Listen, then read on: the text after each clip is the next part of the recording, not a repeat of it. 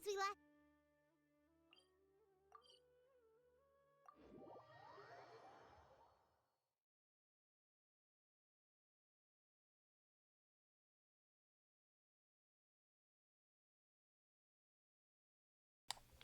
Hi, I'm back. And it's time. Actually, wait, let me tweet about it. It'll be time soon in a second to play some character quests. Let's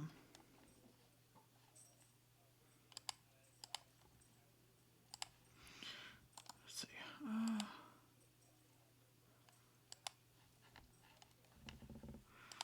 Here I was thinking I was all ready, and then I was like,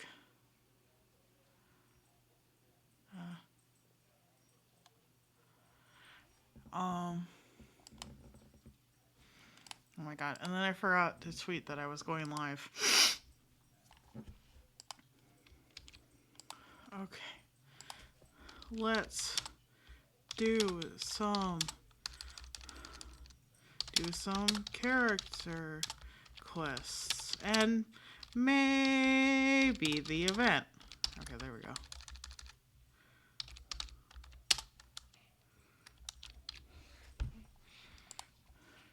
Paimon has so many questions about his true identity. Let's go talk to him and find out. Okay. I kind of teleported in the middle of Paimon talking, but I think she was saying that it's been a while since we've seen Nubilet. We have a lot of questions for him. We want to ask questions. I think that's what we're getting at here. All right. I've sent out the tweet. I finished teleporting. I'm back from my mini hiatus. My dog is pawing at me even though we just went outside. I don't know what she wants. I don't know what you want, Lo. Miss Dog. Little Miss Dog. I can't have you up here today. You're gonna be in my way. I need to use the keyboard. Also, I can't figure out why my cord isn't working for my controller, so we're gonna use a mouse and keyboard. Against my will, the dog is here. Because she was looking sad. You can't have my dog looking sad now, can we? Alright, anyway. Genshin, let's go. You like my Ice Ice Baby team? It originally had Kaya, but then I got Risley because I'm all about that tall man agenda, you know? Anyway. Wait, why I forgot to hit deploy.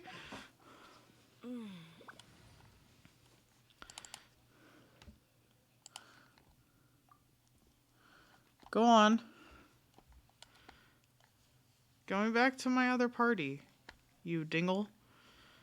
Oh my god, now the game's gonna freeze, right? No! What? Oh my god. Sorry, Lola. Scared you. Scared the dog. She didn't like that. Okay, there we go. Alright, let's go. See Nubilet in Nubilet's office with Nubilet.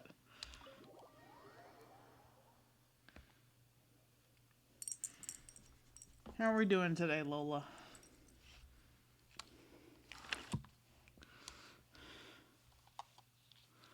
Lola says she's doing better now that I picked her up.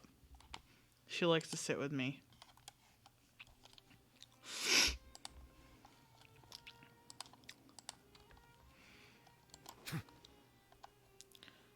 She likes it when she gets to sit with me. It makes her feel tall because she sits on my level. And she is a very tiny dog. A Melazine. Wait, did I hear that right? Monsieur Nervalet, are you sure you'd like to take over the case yourself? Oh my. Now this man is going into action. That's right. No, but why? Technically speaking, cases like this are better left to the guards. Neverlet, Sabine, hey there. What are you two talking about? Obviously something important. Traveler in Paimon, please help me talk our Chief Justice out of this.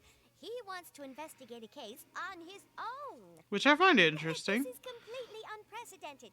How can we have the Udex acting like a private detective? Huh? Starting a new job? I can introduce you to some amazing I detectives. trust that you'd be able to work that out with how well connected you are, but I must apologize. I do not plan on relying on anyone else's help for this matter. So, I wonder what why. is it exactly? It sure sounds serious if it's something you've got to investigate personally. A Melusine named Kiara received a threat letter. Oh, And then? that's his daughter. You don't do that. That is all the information I have acquired at this stage. Paimon, don't you get it? I have no idea why you're so hung up over this. I've checked the schedule in advance, and it seems like there aren't any trials today. So, if you insist, well, I have no objections. No, you seem like you do, but alright. Thank you for understanding. Then I shall return to my post for now. Should anyone visit while you are away, I will be sure to make a record of it. I sincerely hope that you will return soon. Who knows? He's going private detectiving on his own time for some reason. But it's, Judging I understand. from Sadine's reaction, it must be pretty rare for you to investigate stuff personally. What's so special about this case? It's one of his daughters, Paimon. I cannot tell you just yet, but it reminded me of certain past events. There could be complicated conflicts of interest behind all this, so I must eliminate all risks in advance. Care to explain in detail? Come on, stop being so secretive. We still have no idea what's going on. It is not my intention to keep you in the dark, but I need some time to revisit those memories and collect my thoughts. Long story short, a little more than 400 years ago, I became the Iudex of Fontaine and initiated a series of institutional reforms. There were few people I could trust, but I had two subordinates who were exceptionally trustworthy and capable. Carol, a Melusine, and Vautrin, leader of the Special Security and Surveillance Patrol. They must have been amazing people to receive such high praise from you. Good people. Indeed. Unfortunately, I wasn't able to protect them. The reforms damaged the interests of some, and the more conservative faction took advantage of Carol's identity to instigate political unrest. Ultimately, they wanted me to yield more of my power. The incident resulted in Carol taking her own life, and Vautrin being exiled. From then on, I've been especially careful when dealing with cases related to Melusines. You're concerned that you're the perpetrator's real target? It seems like they're using Melusines against you. All Melusines used to live a secluded life away from human society. I Some granted still their do. wishes when some of them, including Carol, asked me to bring them to the court of Fontaine. Oh. Many common folk believe that I share a special bond with the Melusines, and whatever they do can be traced back to me. Some of them, especially those who hold a grudge against me, exploit that belief and stir up conflict over Melusines in an attempt to lay the blame on me. I have nothing against the opinions of others, but the moment a whirlpool of conspiracy forms, it inevitably affects the innocent. It has already happened once, and I want to make sure it does not happen again. That's some pretty serious shit, Even though. so, why do you have to be the one investigating? Because he cares about them a lot. There's the guards, the Marechaussee Phantom, and the Special Security and Surveillance Patrol. Aren't they more than enough to figure out what's going on? Based on prior experience, there is a high chance that those who hold hostility towards me do not belong to the same department. The political system of Fontaine is relatively complex and involves the interests of multiple different factions. I don't even want to know. However, since I am technically an outsider in Fontaine, a lot of trouble could be avoided if I personally took on the case. Outsider? Yeah, because he doesn't Aren't take you the any... Chief Justice of Fontaine? Why would you be an outsider? A, he's a dragon. B, he's the Iudex. He's supposed to remain neutral in all terms of political and law-abiding situations? Circumstances? Anyway, Paimon, he's not somebody who has any political connections to any of these potential interest groups. I understand where you are coming from, but there is not necessarily a connection between my responsibilities and how I perceive myself. You know very well about my true identity, and have even met others of my kind in other nations. The Hydro Dragon Sovereign. Even though I was born with a human form, there is a fundamental difference between dragons and humans. Taking on the You're a role of lizard. Chief Justice does not make me a part of this community. In fact, the status I was granted has prevented me from forming deeper bonds with others. I have lived in Fontaine for a long time, but I do not belong here. That is why I call myself an outsider, a fish out of water. If you put it that way, we're also outsiders to Fontaine. Yeah, we have nothing to do with all those organizations anyway. So how about we come with you on your investigation? Let's team up and round up all the bad guys lurking in the dark. Yeah, let's do it. That does not sound like a bad idea. I rarely investigate cases on my own, but with professionals like you around, I'm sure it will go a lot smoother. High five, Grandpa. I'm starting to get a little embarrassed. Just leave it to us. Let us go. We should visit Kiara first and try to gain a better understanding of the situation. High five, Grandpa. Let's go. So Neuvillette feels like he doesn't truly belong here in Fontaine, but is that really true? Paimon feels like he has a kind of skewed perspective on a lot of things. Anyway, let's catch up with him first. I mean, he doesn't have to consider himself belonging in Fontaine, but that is also very sad. The remains of the past day. Oh, so I got immediately distracted. Paimon's been thinking. You called yourself a fish out of water, right? But since you're the Hydro Dragon, would a dragon out of water suit you better? Thank you for your suggestion. I will consider using the more accurate term in private occasions. Please allow me to rephrase. Has a dragon out of water? Ugh. That sounds kind of weird. Let's stick with the previous version instead. You suggested the man uses it, and then you're like, never mind. Paimon, what the fuck? Actually, that was really cute. Neuvillette's adorable because he's a dragon, and he's like, doesn't really understand people, and that's kind of adorable, just saying. Anyway, you're completely distracted immediately. But yeah, I haven't been doing anything because of holidays. And one of the things that I did get for myself that arrived while I was gone was Streamily, whatever they call it, had advertised a signing for Ray Chase. So I got a print of Neuvillette with an otter on it from Ray Chase, one of the Fontaine otters, and you know. I didn't know what to, like, they were like, you know, if you have any comment, like, have any special requests, leave it here. And then I was like, well, I don't really have a request. But I do have something silly to say. So I'm going to be a silly goober. I knew I was going to miss the live stream because, of course, I'm at fucking work every weekend. You know, during the day when these things are happening. So I don't know if he actually read what I wrote on his stream because he was live signing them live. But... being silly, I was like, do you think Neuvillette would call his partner his significant otter? And here I am cackling my whole way through checkout, right? And I'm like, this guy probably has like heard this before, probably doesn't think it's funny, probably is like, oh my god, another one of these fucking nerds. But when I received the print, it was not only signed with my name, but it said, to my significant otter. And I fucking was smiling, and I'm still smiling right now. I'm smiling so much my face hurts. That was so sweet. 10 out of 10, Ray Chase, thank you. He'll never see this video, I bet, but thank you. I really appreciate it. Really appreciate you took my very silly comment and incorporated it in the signature.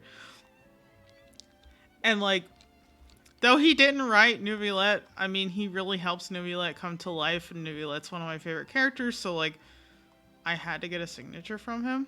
And the fact that he was willing to entertain my stupidity, it's just really nice. So, yeah. I don't know what else to say. It's very sweet of him. This is why I like some of the voice actors for Genshin. I don't know. They feel more human than like voice actors felt in the beginning when I was younger, where they're just these intimidating figures. I don't know. I'm getting older and my perspective on things are changing, and I also really appreciate when voice actors do things like that and are willing to entertain the silliness. So yeah, it made me really happy.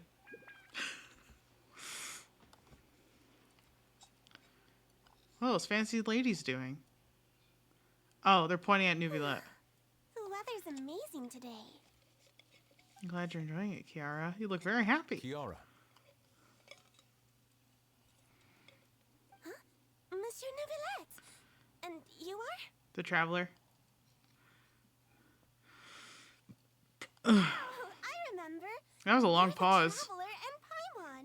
I've heard about you. Aw, she's adorable. Hey there, it's nice to meet you. Thanks for the compliment. Is there anything I can do for you? This voice sounds familiar, I and I heard don't know from why. Sedine that you received a threatening letter. A threatening letter. Oh, right. I I knew- remember now. I didn't even bother her. The letter fell through the crack in my door as I was heading out this morning. It said something about catching me, so I thought someone wanted to play hide and seek. But Sedine told me it was a threatening letter, and that I could be in danger.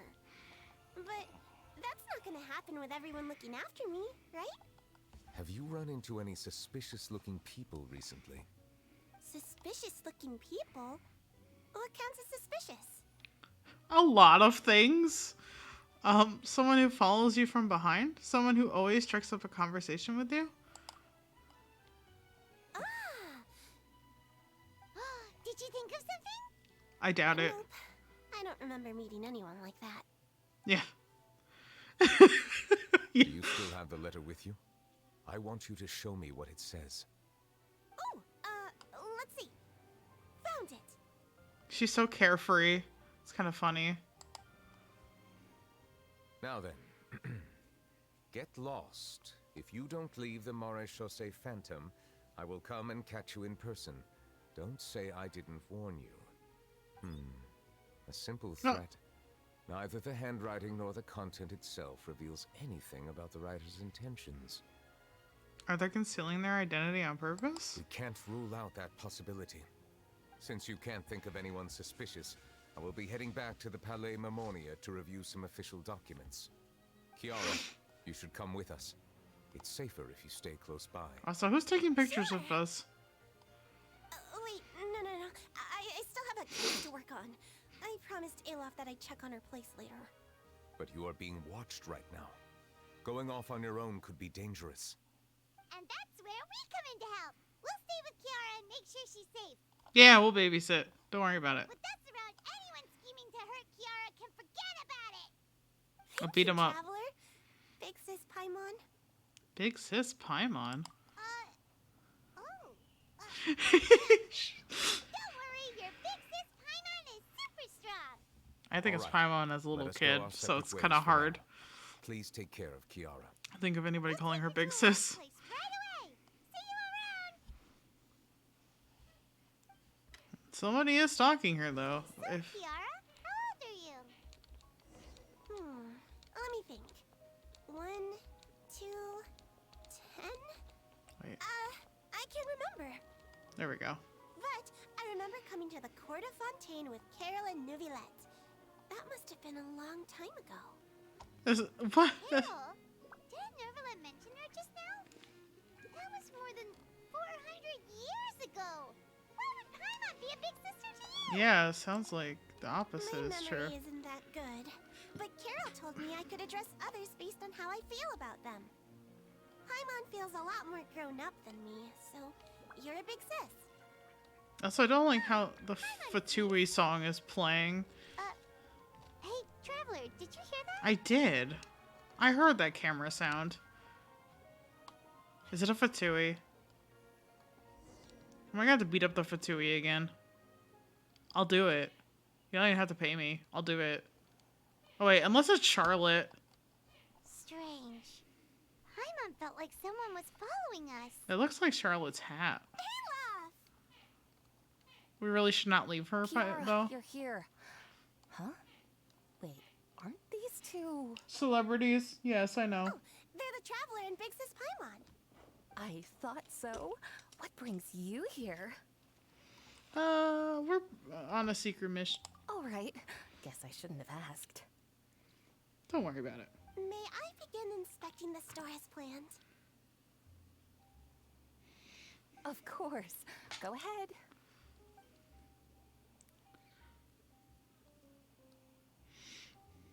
I mean, if it's Charlotte, it's okay, but, like, also, why is she stalking us?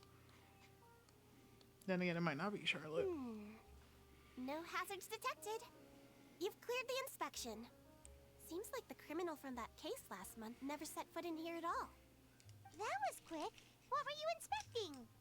I Secret. took a look around the shop. Neuvillette says that us Melazines have special eyes that can see things people can't. Things That's like true. blood stains. Oh, No Jesus. matter how hard you try to clean them up, we Melazines can see their residual stains for some time. Pretty cool, huh? So you're like a blacklight?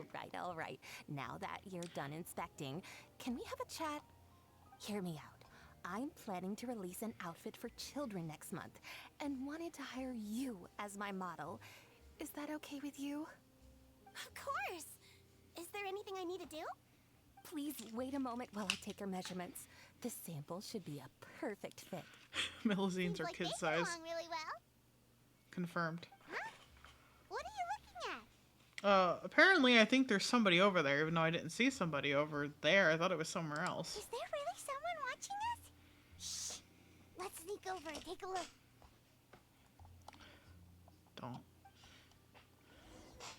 Don't go anywhere, Kiara. I think light and frilly clothes look best on you. You definitely look cute wearing them. I love them too. Especially the soft and fluffy kind. She's doing a little dance. Alright, anyway. We've got to go inspect, I guess. Oh, it is Charlotte. Charlotte's everywhere in this fucking city. Strange. Why isn't he back yet? Gotcha! Hi, Charlotte. Charlotte, what are you doing here? Oh, wait, don't tell Paimon you're the one who sent Kiara that threatening letter. But you don't seem like the type to... Threat letter? What threat letter? Don't get distracted. What are you doing here? This is starting to feel like an interrogation. Okay, I'll be straight with you. I don't know the slightest thing about that threat letter you mentioned.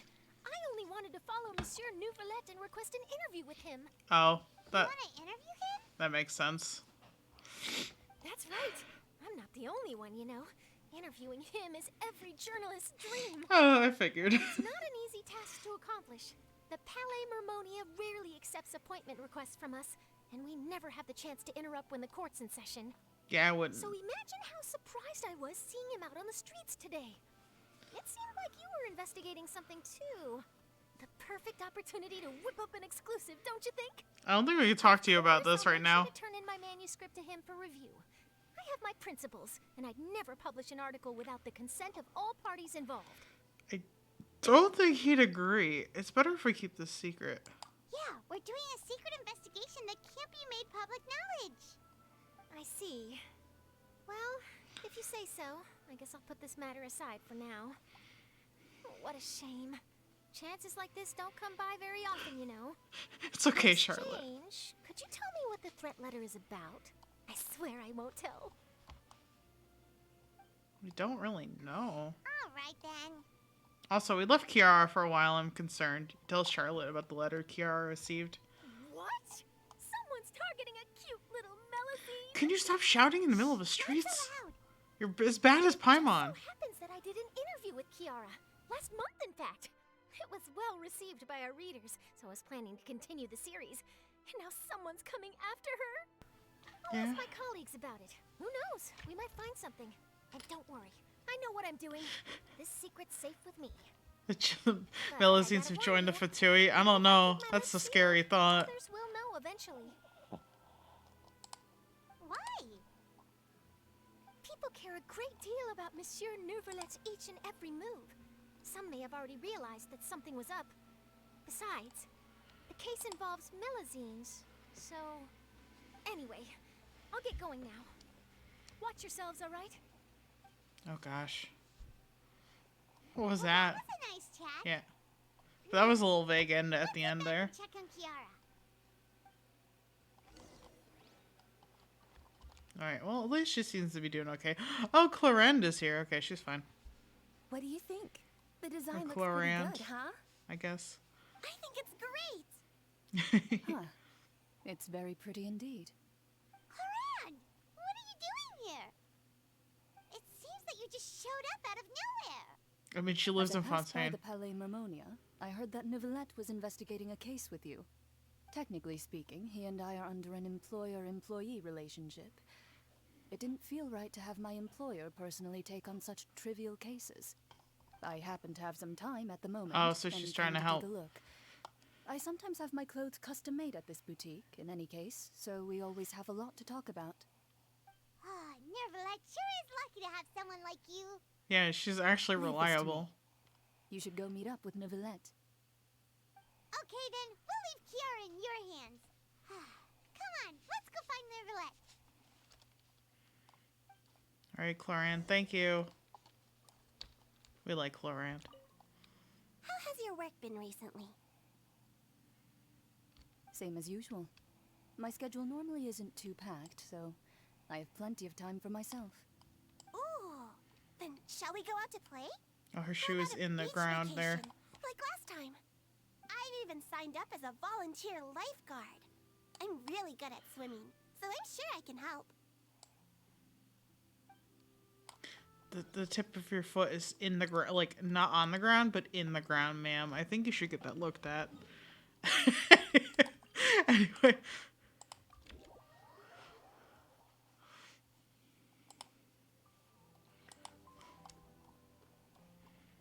I mean, I guess if the Melusines had joined the Fatui, a lot more people would be swimming with the fishes. Literally. I made a stupid joke. Anyway. Back to see Grandpa Neuvillette. Look at him looking looking so perplexed, staring at the windows that aren't actually open. Stained glass for days. You're back. Is everything all right? Yeah, for now. Nothing really weird We happened. ran into Claran. She offered to help us protect Kiara. That is good to hear. I trust her abilities. It looks like Kiara is in good hands. She sure I is. thought so too. Well, did you find any leads? I've been looking over the case records, specifically inspection reports submitted by Kiara and major cases I've judged over the past decade. Okay. I've come up with two plans. On one hand, I could start with Kiara and track down the group behind all this step by step. On the other, I could also analyze the conflicting interests of these major cases and confirm my suspicions if there is indeed a mysterious group that bears a grudge against me. Okay. Sorry, Lola. I bumped your butt. Sound like pretty solid plans. Bumped your dog booty. Finish browsing through all these documents? That's a lot of reading even for Paimon. Can't even Don't seem worry. to notice. I'm a fast reader when it comes to official documents. After all, I have several hundred years of reviewing under my belt. Yeah. Well, you read through them. We have nothing else to do. Yeah, why not? Thank you. I will continue looking through the ones piled up on the desk, but feel free to browse through anything else in this room.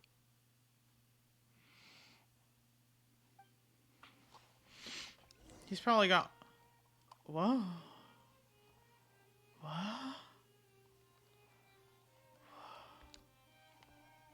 About Risley? Wait, hold on. Do not. Okay. The defendant, Risley, has confessed to his crimes and was declared guilty by Iudex Neuvillette. Wriothesley will be exiled to the fortress of Meripede, where he will be serving his sentence.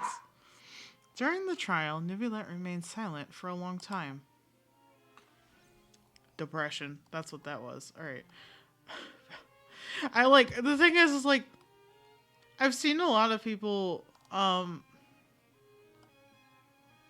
make fan art and stuff about that, so I vaguely knew that at some point, Wriothesley was found guilty of some sort of crime. About the bribery case. There has been a severe bribery scandal with the guards. The Special Security and Surveillance Patrol has investigated the case. All suspects involved have been arrested. The suspects have confessed to their crimes. Okay. That seems cut and dry. About the Representative Council proposal. The Representative Council has filed a request to collaborate with the Marches Phantom on certain public events. I hope I said that wrong. Right. Wrong? Right? I hope I said that right. Excuse me. Based on research, they believe that melazines can enhance the popularity of these events.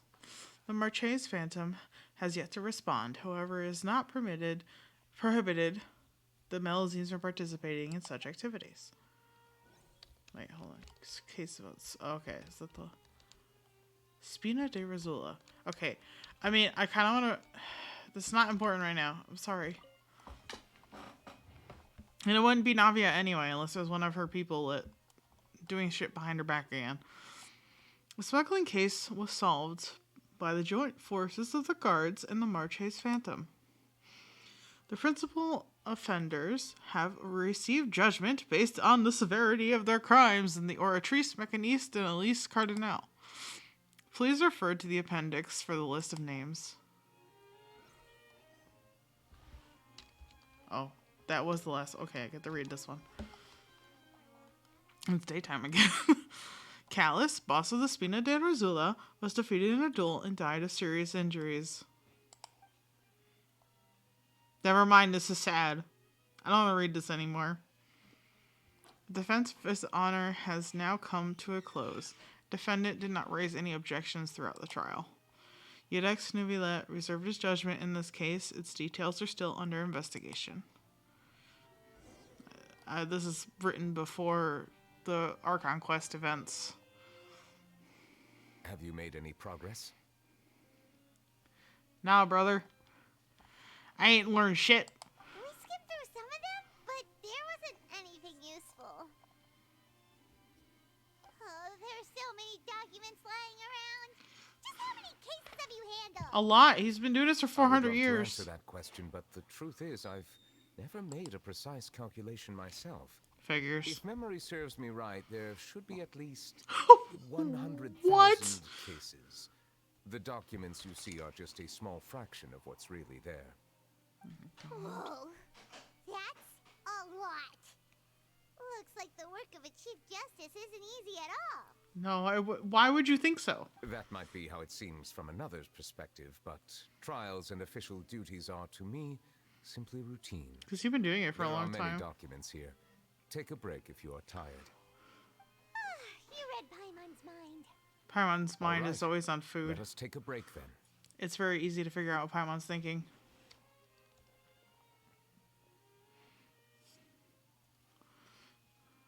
Man. Man. Yes? I heard you clear your throat. What's that? What's up? What do you want? What do you want to talk about? Are we just having a social awkward time? Because honestly, brother, we could sit in silence. I could space out. That's fine. Even though resting is a part of taking a break, shouldn't we at least talk about something? All the silence is making Paimon feel really awkward. That's not making me feel awkward, but I'm used to silence. Please pardon my lack of consideration. People rarely come to the Palais Memonia for matters outside of work. To be quite honest, I am not sure what we should do. He's Would awkward. you like to have some drinks, perhaps? You must be thirsty after all that work. Ooh, drinks! Thank you! That's what we like, a socially awkward man. Paimon wonders what Neuvillette likes to drink. Oh, maybe he's a fan of Oh, really I know. fancy wines. It's water. He seems like the type of person who'd own an entire winery. You know, like D-Luke. No, he doesn't. Nubula momentarily leaves and brings back several exquisite wine glasses. What's inside these glasses? It looks just like water. It is water. An astute observation. It is indeed water. That's all he do, would drink water. My man's a Hydro Dragon Paimon. What do you expect? Plain old water? Girl, what's wrong with What did you that? think it was? Since you're the Chief Justice and all, Paimon thought you'd prefer something more sophisticated. No. This water is indeed very special. It would not be an overstatement to call it sophisticated. This man has unique tastes in water, okay? He buys the Believe Voss. you've already tried Fonta.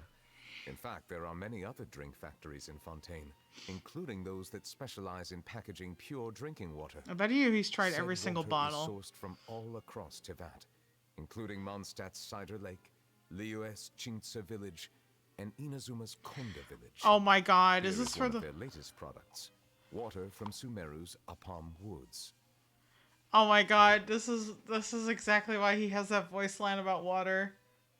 He has sampled all the different kinds of water from this factory. My man. I don't even want to ask because, okay, maybe it's just, you know, my funny little brain and how my funny little brain works. But yes, water does taste different. Water does, in fact, taste different. Sorry, Lola. I was getting emotional. If I were to comment on their mouthfeel, The the waters mouthfeel! of Cider Lake warm the heart. The waters of Chintsa Village have a poignant touch, while one might call the waters of Konda Village placid. Distinct differences exist between the waters of each area. You will appreciate their intricacies once you taste them carefully. Really? Let Paimon try. Paimon's gonna be fucking disappointed. Wait, I gotta send this. I gotta send this screenshot to Mariana real quick.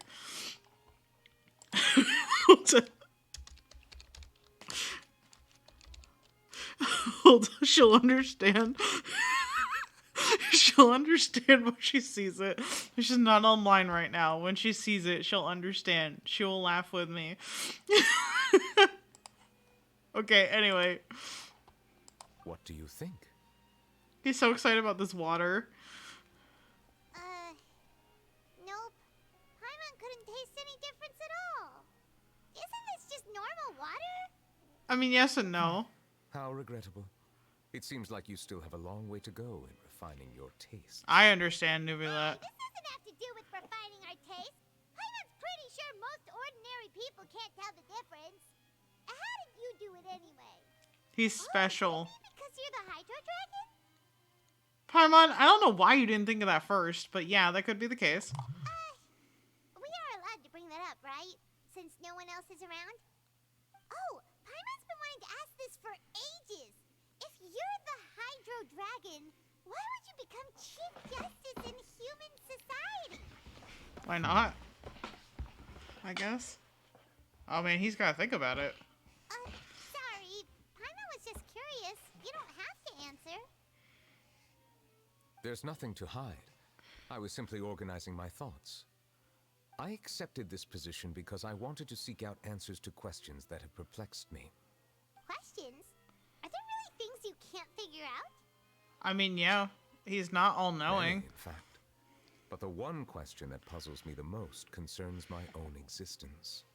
In essence, I neither know why I was born in this form, nor do I understand where my long life should take me. For a long time, my memory was rather incomplete. With regard to the primordial sea, for example, I used to only be able to vaguely recall its connection to me, but I was unaware of what that connection was exactly. Is there anyone who can answer those questions? Perhaps the elemental dragons of other nations may have some form of an answer. However, they are scattered across all of Tevat. Abruptly visiting could very well pose an unpredictable risk. True. Some of them have very unique buddies, too. Like I H-Dog. have been holding on to these unanswered questions for a long time. But there is one thing I've discovered along the way. My emotions easily resonate with those of others. Even I don't have the slightest idea what they mean.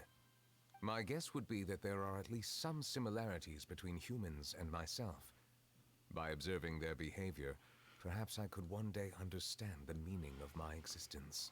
Like, I know you're like, you were thrown out here with like no guidance. But I think it's because you're a living creature with emotions. And you should understand your emotions. That is very important. It has nothing to do with the fact that you are or are not human.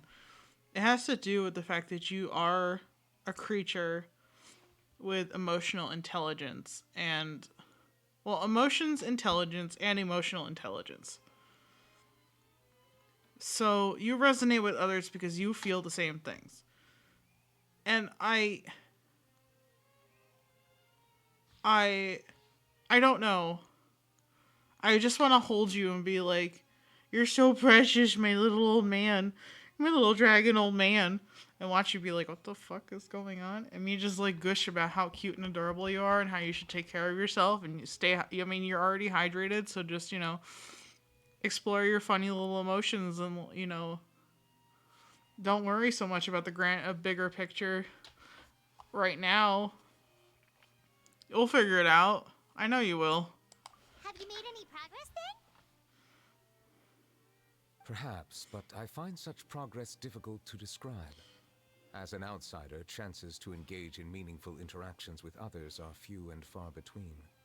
That's why I'm quite thankful for this chat. Such opportunities are rare.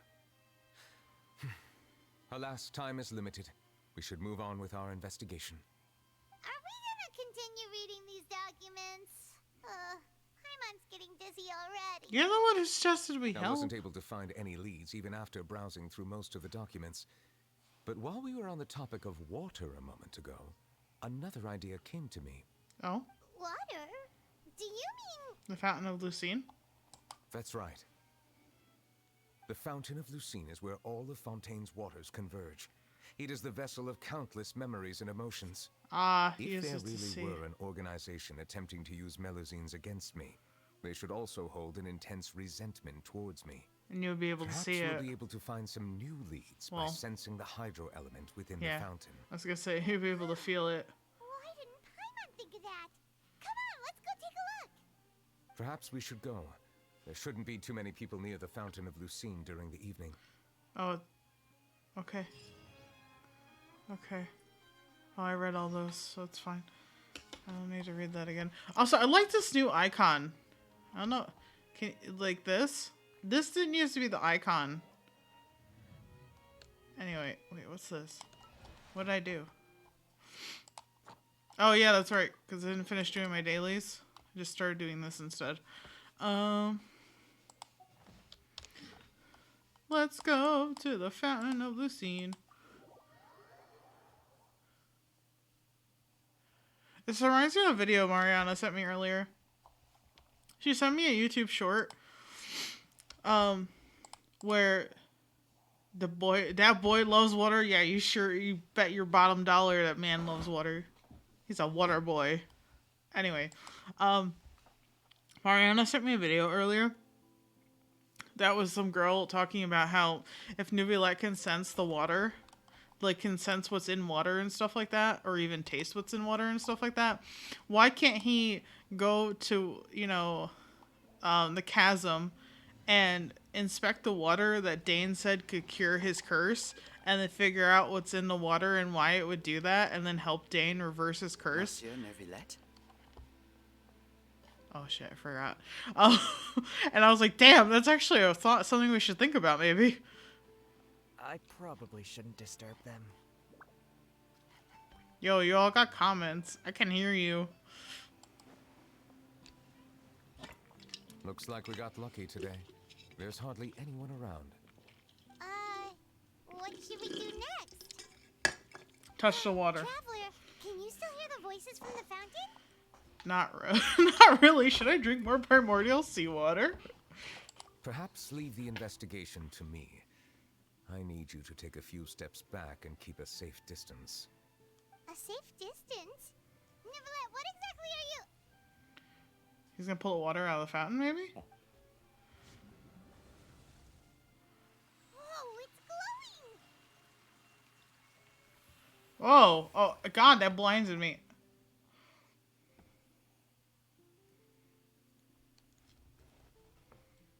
Okay. As the fountain of the scene lights up, a wave of dizziness washes over you. Are you sure a wave of I can't fucking see anything but a white light shouldn't also wash over me? Ow. What just happened? It gave me a headache, whatever just happened. Everything looks a little different than how they are normally. I should continue forward and take a look around. Oh, I'm in the past. Oh, wait. I'm also at that other one. What's that other fountain nearby? The Fountain of Lucine.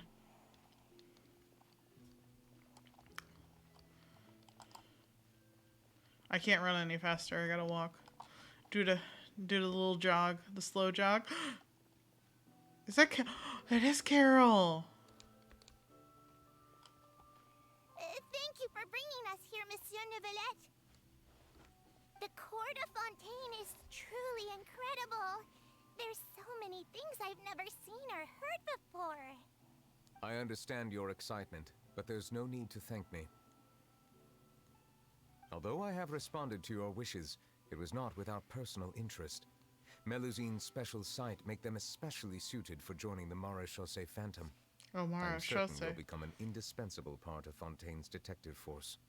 I know, but I'm really glad to be of help.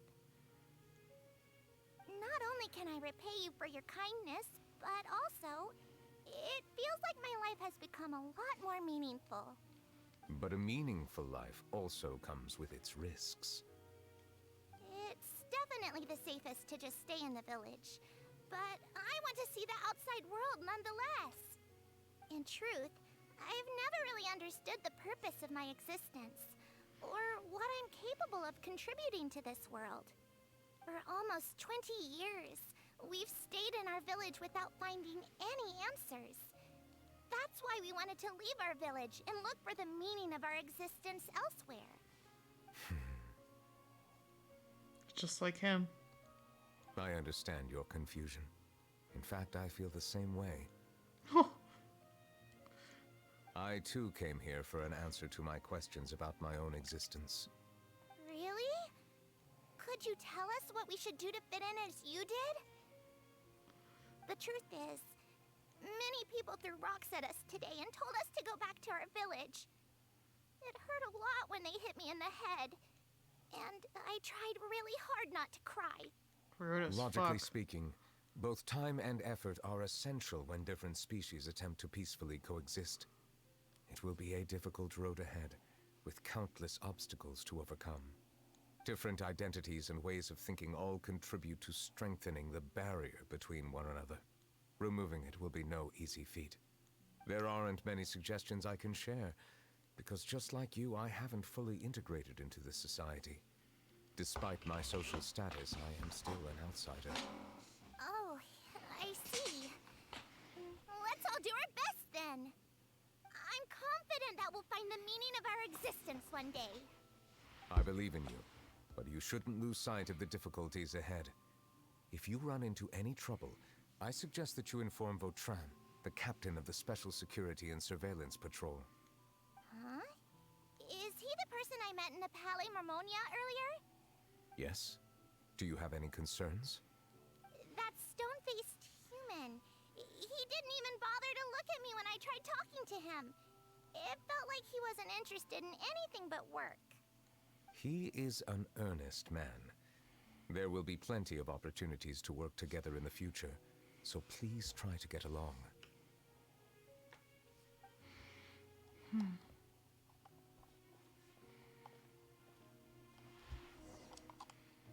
Okay.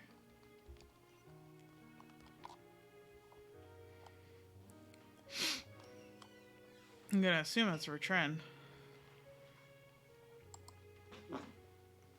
Oops. Oh no, it's not. Hello. Can I help with anything? Thanks, but no need.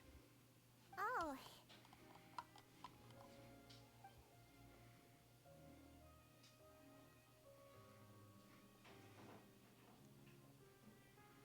Hello, I'm Carol, a Melazine. Is there anything you need help with? Get away from here! I'm calling the guards. Please, calm down. I don't mean to cause any harm. Hard to say. Yeah, we should probably stay away from these monsters. Haven't you realized? Strange incidents have been increasing ever since they came. Why should we trust this species from who knows where anyway? I can't believe Nervilet allowed them into the court of Fontaine just like that. Exactly. That so-called Chief Justice even granted them official positions. Not only that, but they're now responsible for investigating cases as well. I swear, there's some hidden agenda at play here.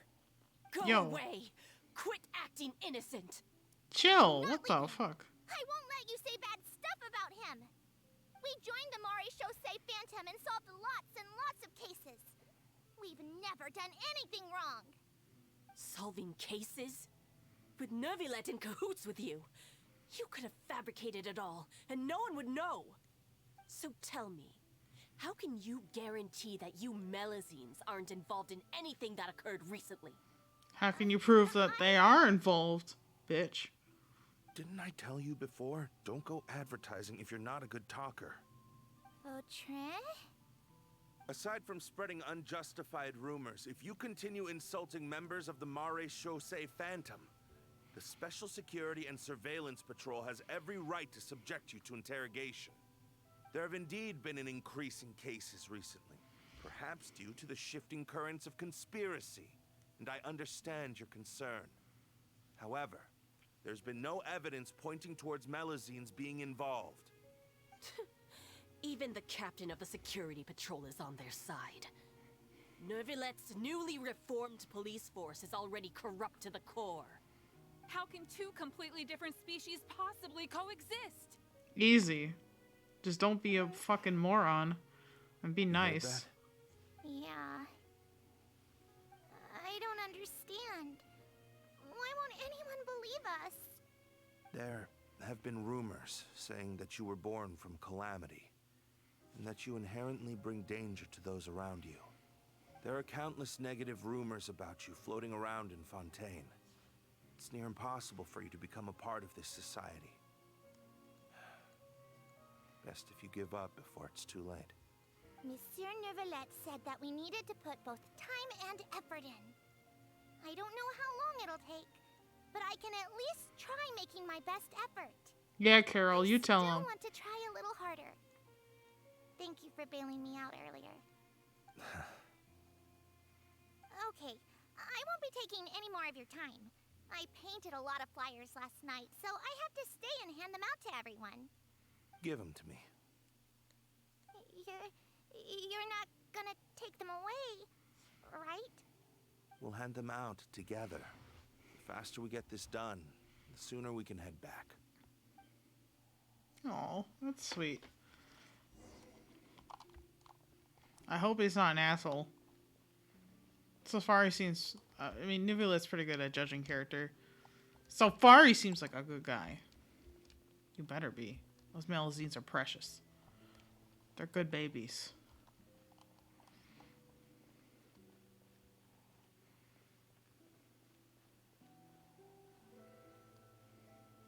Monsieur Nervilet, what's this?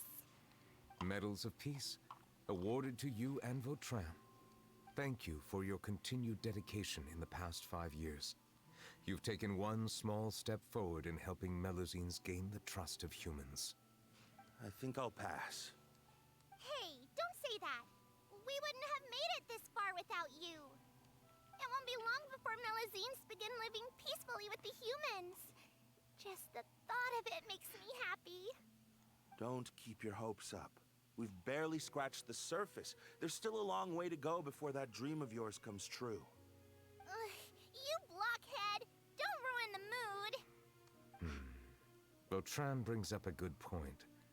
The trust humans have placed in you is still very fragile.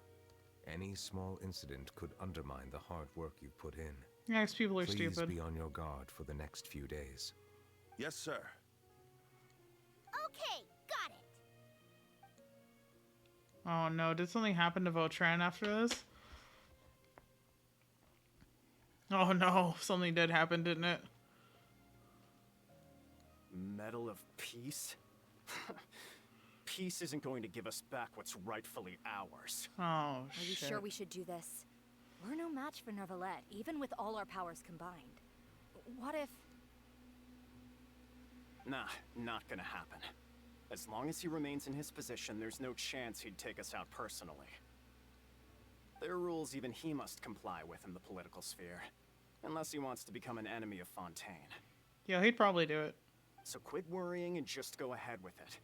I've already planned out the murder. Oh, Once we lay the blame on the Melusines as the person who brought them to the court of Fontaine, Nervilette will be left with no excuse. I guess you're right. Ugh. If he just left things the way they were, it never would have come to this. But he's forced our hand. Time to teach him a lesson. I hope both of you went to jail. Oh boy. Oh no. Turn the murderer in! Votran. They fucking killed him, didn't they? Melusines can't be trusted. That goes for Nervalette too.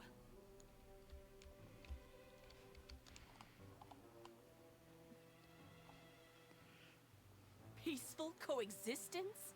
What a joke. Get out of the court of Fontaine and don't ever come back.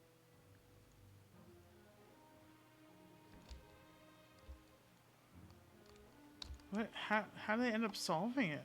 Wait, is that Votran? Okay, he's not dead. Okay, he's good. He's alive. The results of the investigation are in, Captain Vautrin. Go on. There is no direct evidence, but reasonable inference indicates that the ones controlling the situation are supporters of the old regime, whose interests have been undermined by the reform. They tricked Miss Carroll into going to the crime scene and pressed charges against her. After that, they incited panic among the people in order to make Monsieur Nervilette confess to his mistakes and yield up power. The guards were stopped by the enraged mob and couldn't intervene in time. Miss Carroll chose to sacrifice herself to pacify the situation. And she called me a blockhead. A little investigation would have cleared things up. Why didn't she wait until we'd established the truth? She didn't have to prove her innocence like that. The situation had rapidly escalated to a physical altercation between infuriated citizens and the guards. Miss Carroll might have thought there was no better plan. That is indeed something she'd do. Captain Vautrin, should I present these results to Monsieur Nervilette right away? There's no need. Notify the guards to restrict public access to all information. Restrict access to... Wait, are you planning to... There's something I've never told Carol. I had a little sister named Ilaria who passed away when I was very young. Did she remind you of her? She's just like Carol in Yep. every possible way. Innocent, kind, always believing the best of people. People like her are the most vulnerable to deception and betrayal. From the moment I met Carol, I knew that she'd be easily manipulated by others. I kept a cold demeanor and tried lecturing her into giving up. Looks like she was unfazed by that. Yes. In fact, some of her spirit must have rubbed off on me instead. Because I too began working towards that pie-in-the-sky dream of hers. I should have known. Those cowards don't have the guts to confront Neuvillette. They even avoided causing trouble for me. They were after Carol all along. Can you understand how I feel? Right now, there's only one thought on my mind. Only through bloodshed can their debt be repaid. Okay, it's a little extreme I there, buddy. understand, but I'm certain Monsieur Nervilette wouldn't accept that as a solution. definitely wouldn't. Let me read this again. Considering we later learned that Fontanians are just oceanids that successfully. Yeah, no, it's not good. It's not good at all. Not acceptable even. This is disgusting behavior from Fontanians and people in as a whole. Yeah. Fuck these guys. Neuville's gonna make them pay. I know him. I know he will. That's exactly why we need to keep this a secret. Give me the list of suspects. What happens after this? Is he gonna? He's gonna go out of his way to kill him, isn't he? Take responsibility for everything. That's why he said he couldn't help them, either of them. He couldn't save either of them. Oh my god. Neuvillette, no! Oh my god. Hello? The scared, like, the sad as shit, gruesome as shit fucking character quest. They're also beings of calamity if you think of it. I mean, kind of. I mean, they were, I think, born of one of Rhindaughter's creations, I think. If I remember correctly. Oh boy. Did you know? They're hearing a major case today, and the criminal is Captain Vautrin of the Special Security and Surveillance Patrol. Apparently, he resorted to personal measures to seek revenge for Carol, and settled the score with the group that framed his friend. Hey, why aren't you saying anything? I'm thinking... we should try our best to bail him out when the trial commences. Bail him out? Why? Shh, keep it down! Haven't you realized? Both Vautrin and Carol are Nervillette's most trusted subordinates. After everything that happened to Carol, Nervillette's guaranteed to do everything he can to keep Vautrin around. Besides, now that the old regime has been uprooted, Nervillette's status is secure as can be. As long as we redirect public opinion, Nervillette will be able to give Vautrin a reprieve. The benefits are endless. The Rakshas commotion. Vautrin sought vengeance for his friend for a valid cause. This represents the justice he upholds. Please think about it. If the same thing had happened to you, wouldn't you feel the same way he did? Yeah, that's right! This whole thing started because of those despicable cowards who levied false accusations against Carol. How could Vautrin be declared guilty for seeking revenge? Monsieur Neuvillette. Because he did kill people. And I know... Mr. Vautrin is innocent! He's innocent! Order! okay. I acknowledge your arguments. Vautrin, your revenge could be seen as a form of justice. I understand your decision, which is why I cannot help but feel regret. So sad. Even grief about the judgment I must now impose. Personal justice does not equate to justice as defined by the law. To execute your plan for revenge, you abused your authority and conducted informal executions. Your actions have thus violated the law. Therefore, you will be declared guilty. What? That can't be! Monsieur Nervillette, please give this a little more thought. He has done so much for Fontaine. He knows, but he also Vautrin, knows. My friend, is there anything else you want to say? Neuvillette, what have I done to deserve this? I've closely followed every one of your orders. Can't you see? Everyone in this room believes that I'm innocent. Why can't you just let me off? Because if he abused his power like that... justice means to you? Answer me, Neuvillette! Order. Since there have been no further objections, the Oratrice will now deliver the final verdict regarding the charges against Mr. Vautrin. According to the judgment of the Oratrice Mécanique d'Analyse Cardinal, Mr. Vautrin will be declared guilty.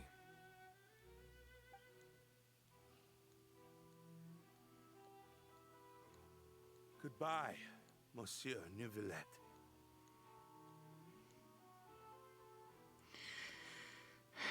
That's such a hard position for him to be in, but he understood better than anybody, I think, that to let him off would be seen as an abuse of power instead of being seen as something good.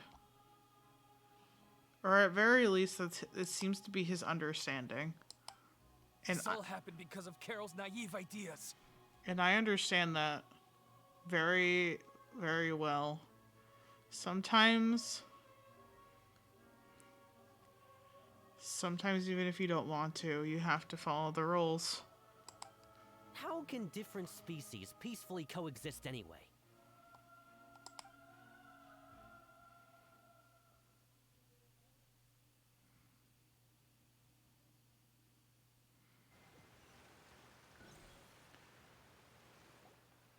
Hey, stop spacing out!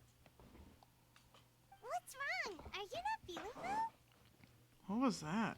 He went back in time and he saw the memories of the water. Apologies, it seems like my memories got the better of me. I tried my best to suppress the power of Hydro within myself, but it seems like it still caused the emotions within the Fountain of Lucine to boil over. Due to my negligence, the overflow of emotions and memories must have affected you as well. Are you all right? I'm fine. Don't worry. God, why is he so good at voice acting? Crying internally. Wow. The Hydro Dragon is more powerful than Paimon thought. Okay. Anyways, the last time we came here, the Traveler only heard voices from the Fountain of Lucine. No emotions boiling over or anything.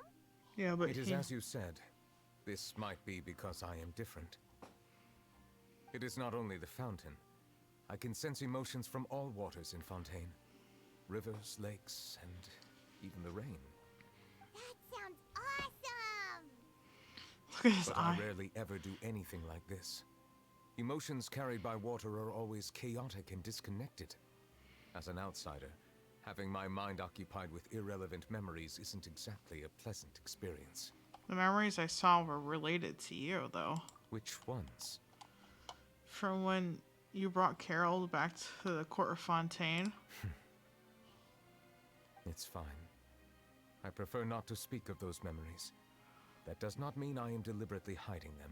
No, because they hurt you. It was a coincidence, but perhaps it is a good thing that you saw everything in that form. You should now understand why I believe there to be a conspiracy behind all this.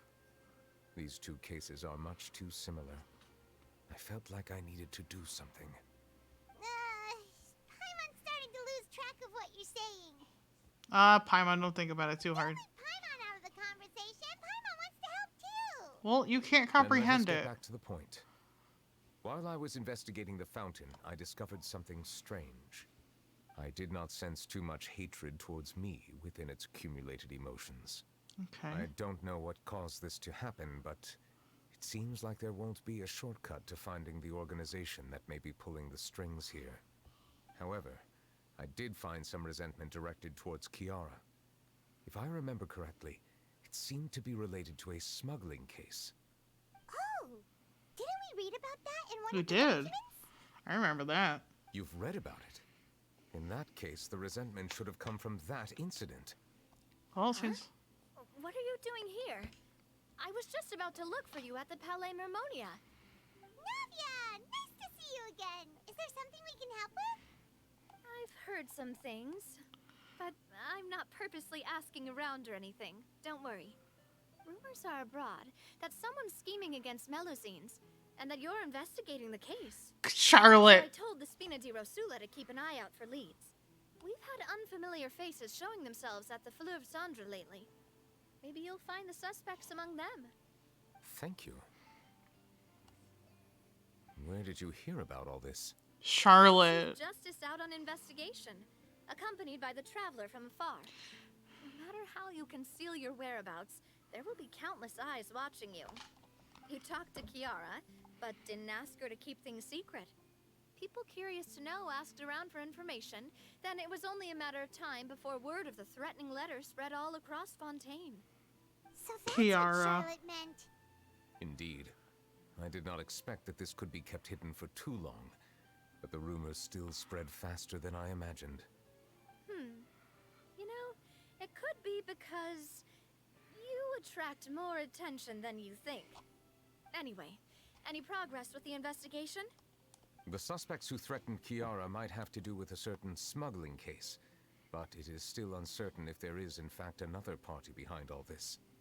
We are planning to return to the Palais Marmonia to revisit some details and identify the senders of that threatening letter. Alright, then I'll round up the Spina di Rosula and follow up on their progress. Wait for my word. Ta-ta! Oh, thanks, Navia. Neverlet, do you think there'll be any problems now that the word is out?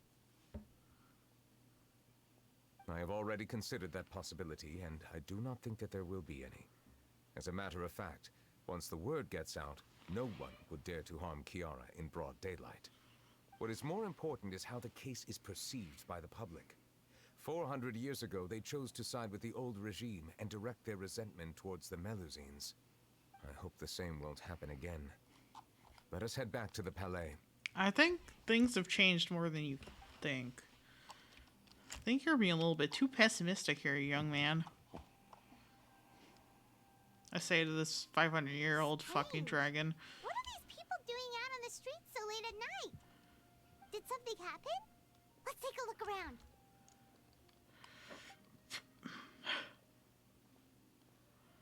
Have you heard? Someone's plotting against a Melusine.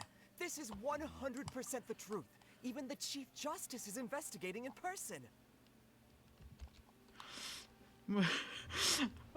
Unfortunately, yeah, I may have to, you know, trying to follow the law here, be a law-abiding citizen, okay?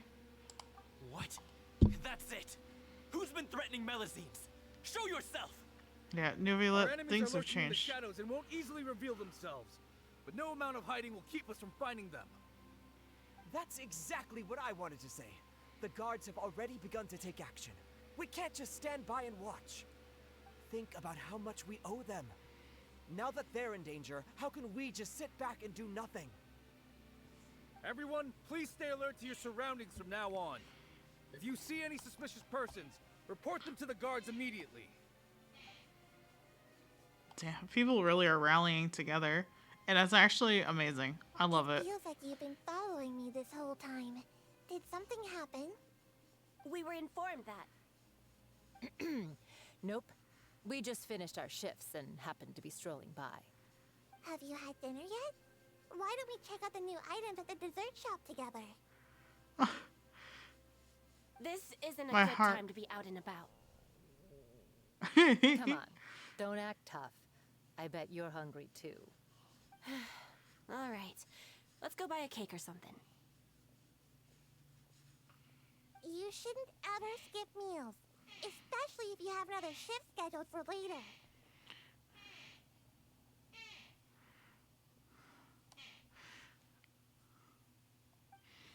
Oh, this is so heartwarming.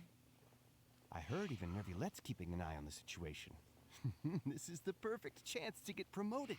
We gotta make sure we give it all we've got. Okay, Cooper. Seriously?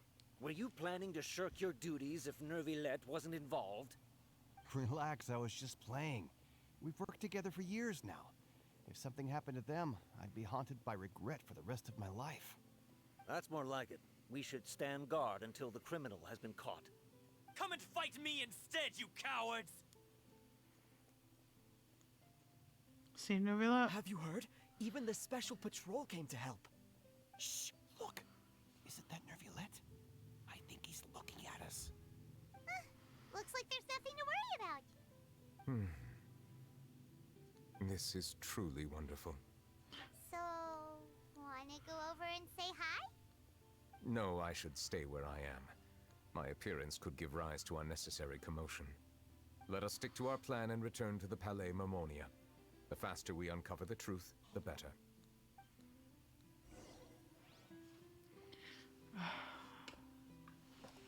I understand, but man, brother, that's gotta be fucking rough.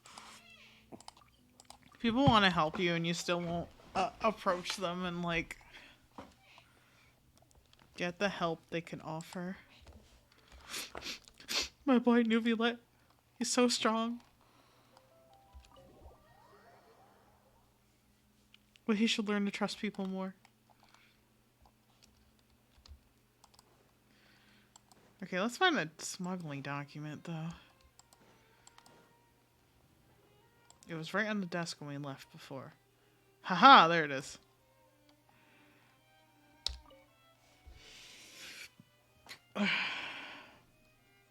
The smuggling case was solved by the joint forces of the guards and the Maréchaussée Phantom. This is the one. Look at the Melusine sticker. The list of involved suspects should be... Ah, found it.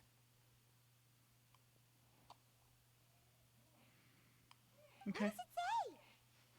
Sometimes these pauses are awkwardly long. Principal offenders Domenico, Inica, Yuna, and others have been caught. They have been sent to the fortress of Meropide following trial.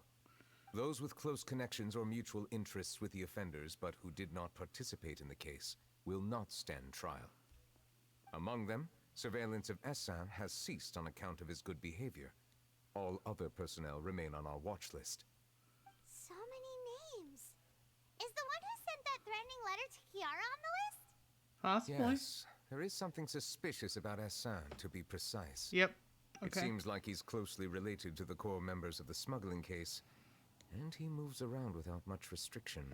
Should we tell Navia about it? Monsieur Neverlet, someone claiming to be from the Spina di Rosula just checked in with us. He said, and I quote, "We have located the suspect. They're chatting at the cafe."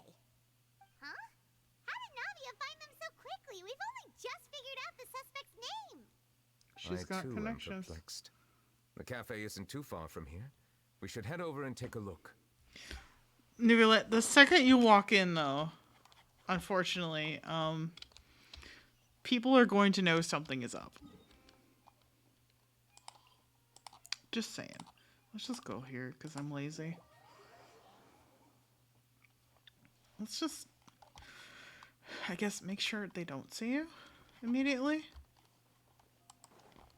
Okay, so this should be down here somewhere.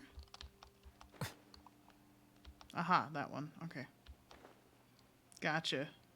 Is that Navia's? Navia's giant bundle of yellow hair? Yeah, that's her. Blonde, I guess. Blonde is the word. Oh. Okay. Hey, Navia, we're here!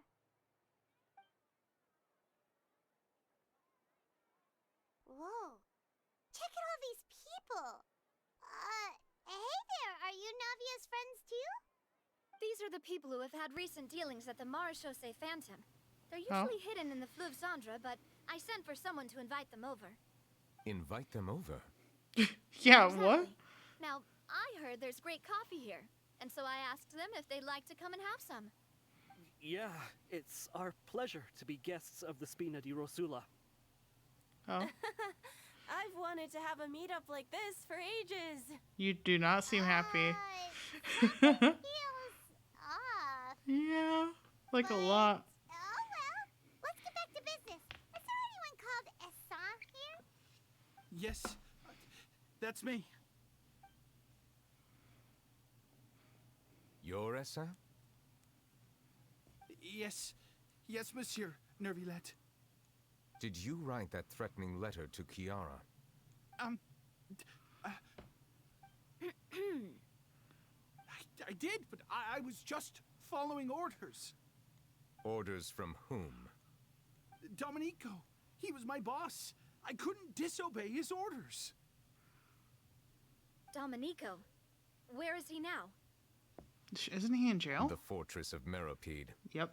Well, I'm afraid even the Spina would have trouble looking into that place. Looks like you'll have to make the trip yourselves. This was as much as I could do. You've done more than enough. I am extremely grateful for your help. Leave the formalities for later. You should find Domenico first. If he really is the one setting up the conspiracy, it'd be best if he's exposed as soon as possible. All right then, let's head to the fortress right now.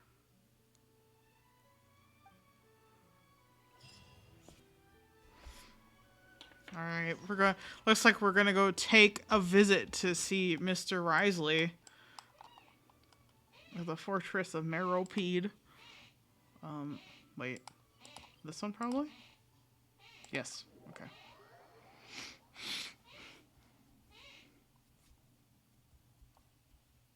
I like the new feature where you can see the different levels. I just don't know why my brain couldn't comprehend. Well, my brain also wasn't sure which level it was on, but you know. Oh look, there's Risley. Monsieur Nervalet? Seriously, dude, you keep yourself at such a distance, people notice when you go places. Yo, it's our boy, the Welcome Riz to Lord. the Fortress of Meripede, dear esteemed guests. Seriously? Oh, and a greeting from none other than the Duke himself. Guess we made a name for ourselves at this place. This isn't anything new. I figured you had important matters to discuss when the two of you, not to mention the Chief Justice, showed up. Let's assume we've gone through the pleasantries and cut right to the chase. You tell Risley about the letter that Kiara received. I do remember a thing or two about Domenico. He once attempted to round up the other inmates and instigate a protest. Oh? Who does this guy think he is? Paimon hopes nothing came of it. I mean, if it... He once attempted to, I said. I was Meaning that gonna it was say. over before it even started. And now he's threatening Melazines, is he? To be honest, Domenico doesn't seem like much of a conspirator. The fact that the three of you bothered to personally investigate raises a flag. Is there something else going on behind the scenes here? He's got the same concerns we do. I'm concerned about this incident because something similar has occurred in the past. I wish to meet Domenico in person and have my questions answered. That's an easy one. Let me think. I think he's at... Did I hear someone say Melazine? What happened? Of course, she showed up. Cedrine! A Melazine named Kiara received a threatening letter, Cedrine. Yeah, and we're investigating. The person who threatened her seems to be imprisoned here. Really? Is Kiara gonna be okay? Yeah. There's no need to worry. Clarand is protecting her as we speak. Well, that's great. But if the criminal's still... Is there anything you can do about this? Ah, head nurse. Do you require me to personally deal with the criminal? Risley. Oh, that was quite a Risley I'll bring there. Domenico to you. That's your only demand, correct? Think of it as more of a humble request. I'm here on my own accord, not to formally transfer a criminal for trial. I urge you to set aside any concerns. Thanks for the trouble. Consider me in your debt. Whoa! If Paimon were the Duke, Paimon would take this chance to ask for something really important. Well, were I still a criminal, I'd probably ask for a lighter sentence. But I'm sure Monsieur Neuvillette would reject that. But enough jokes. I'll look for Domenico and bring him to you. Make yourselves at home. Our dear head nurse has mentioned you quite a few times, so I'm sure she has a lot to say. Yeah, she misses you. And you work too much, apparently. Please go with me to the infirmary. And watch your step. There's some pretty dark areas, so make sure you don't trip over anything. I love Cedrine. Anyway.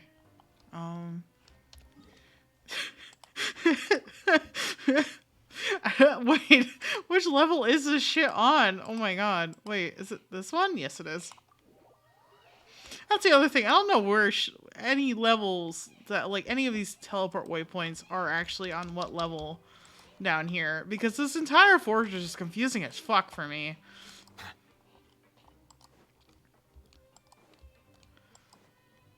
Also, man, that was some like Nuvia, like, don't you fuck around. Now that I think about it, I can leave this place soon. Huh? That really what, like, that command kind of like, don't you fucking dare, boy. Don't you fucking dare. That was just, I don't know. It was powerful. What if Navi is secretly a Fatui? I think we would know at this point.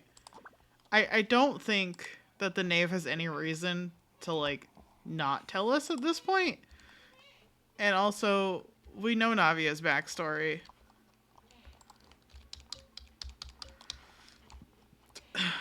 We know about Callus, and he's always run the Spina. So I don't think so. Please rest rest here for a moment. Okie doke. And would anyone like anything to drink?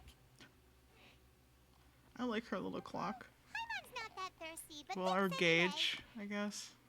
Thirst is a warning sign See. that you're dehydrated, which means you have to drink up even before that. I'll bring you some tea. I'm sure you'll have a lot to talk about. Oh, Risley's rubbing off on you with the tea. Concerned about everyone's health as always. Mm-hmm. Why aren't you two saying anything? The criminals we passed by earlier. You noticed them too. The badges they wore on their chests looked quite familiar. Familiar? Paimon didn't even realize. Yeah, I'm on the same boat as Paimon, but I wasn't looking at them. Say so. Let's go ask them about it. You're not exactly a sight for sore eyes around here. Paimon and I will go. That's not a bad idea. I will stay here and wait for news from you. I bet you those are the others involved in the smuggling case. Hey! Hey, Snoopylet. I place great trust in Wriothesley, so I rarely visit the fortress of Meripede. However, exceptional circumstances call for exceptional measures. I hope I didn't cause him too much trouble. He'd let you know. He's not the kind of guy that would, like, pull his punches. Like, if you're bothering him, he'd let you know. Get it? Pull his punches and he boxes. Okay.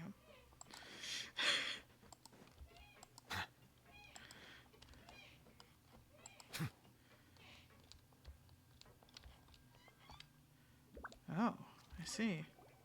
Anything you need? The badge you're wearing. Oh, this? Are you interested in joining the Mutual Aid Network? What's that? We have a very long history, going back as far as 400 years ago. What? We have never had many members throughout our history, nor do we have much of a reputation, but everyone treats each other like family. Well, that's nice. Helping each other is our purpose. At the same time, we seek to maintain just dealings as much as possible. Sounds like a pretty neat organization. There's something wrong with it. It has to be. All we want is to defend ourselves. None of us have ever committed serious crimes, and we're not especially powerful either. We're at a natural disadvantage here in the fortress. I see. But people won't give us a hard time if we stick together. So for the mutual aid of not getting fucking bullied. Okay. Still seems suspicious. What about you? Interested in joining the Mutual Aid Network? If you'd like to learn more, here's our flyer. Okay. Oh, God. Help each other. Do all you can to further justice. Do not detest the just judgment. The above are the 3 principles of the Mutual Aid Network. All are welcome to join and membership is free. There are no compulsory group events. The Mutual Aid Network encourages members to do what they are able, including, but not limited to, cleaning, exercising, tutoring, and studying. It is hoped that all Mutual Aid Network members will, during their time in the Fortress of Meripede, face up to the crimes that they have committed, encourage each other, support each other, and welcome the future together. Sounds good, but almost too good. There's something wrong with it. Our slogan may have evolved over the centuries, but our goal has remained unchanged. Here, this book is for you. You're welcome to come and sign up anytime. There's something crooked going on, because it sounds too good to be true.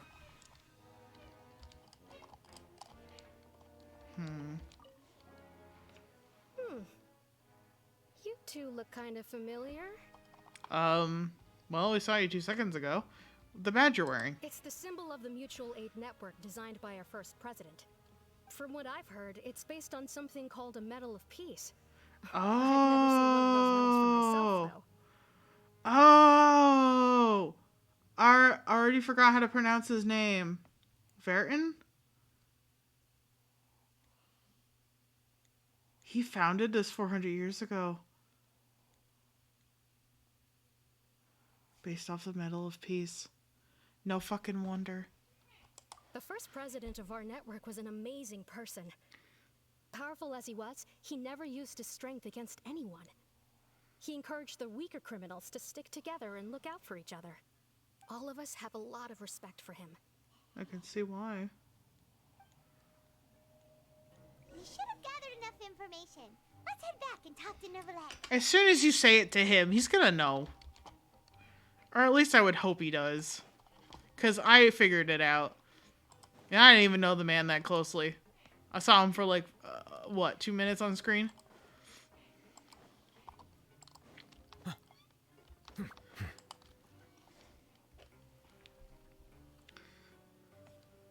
Did you manage to gather any intel? Yeah, actually a lot. The people who wore the badges belong to an organization called the Mutual Aid Network. According to them, the badge's design was inspired by the Medal of Peace. Have you seen any of those before? Yes, I saw it in his memories. I personally crafted 2 of them myself. They were awarded to Carol and Vautrin. Vautrin. Carol's medal was destroyed in a fire. The only one that remained should belong to Vautrin. Oh. So the network was inspired by... Vautrin.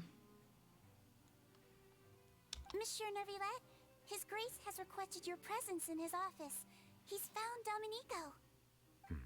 All right. Let us talk to him first and get to the bottom of this situation. Oh my god. Is Domenico part of this? Are we gonna find out that Domenico is trying to take revenge for Vautrin? Even though Vautrin literally inspired an organization that is supposed to accept the punishment they were given. It's all fucking coming together. Look at that. I connected the dots. Unlike the meme, I actually did connect shit. Okay? I actually think I know where this is going.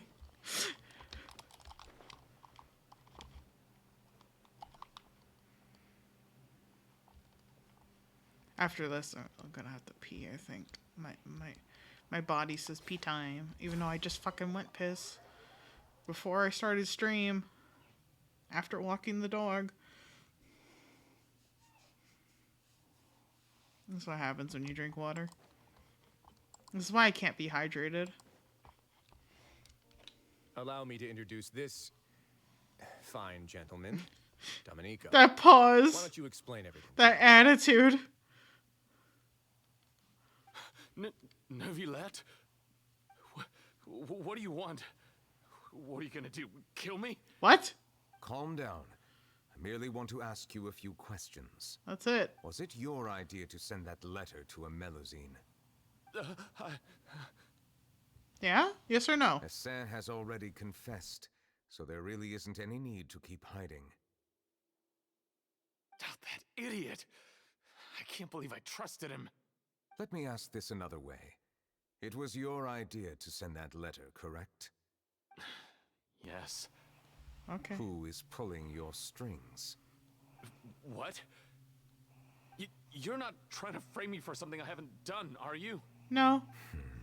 He's trying to make sure. It's best if you realize the gravity of your situation. The Chief Justice of Fontaine has been personally investigating your case. I assume your previous attempt to incite unrest at the Fortress of Meripede has something to do with this as well. I admit I acted on impulse. I'll tell you the truth. But before that, you must ensure my safety. I can do that. You see, we're all reasonable people here. I only intended to do some small business at first.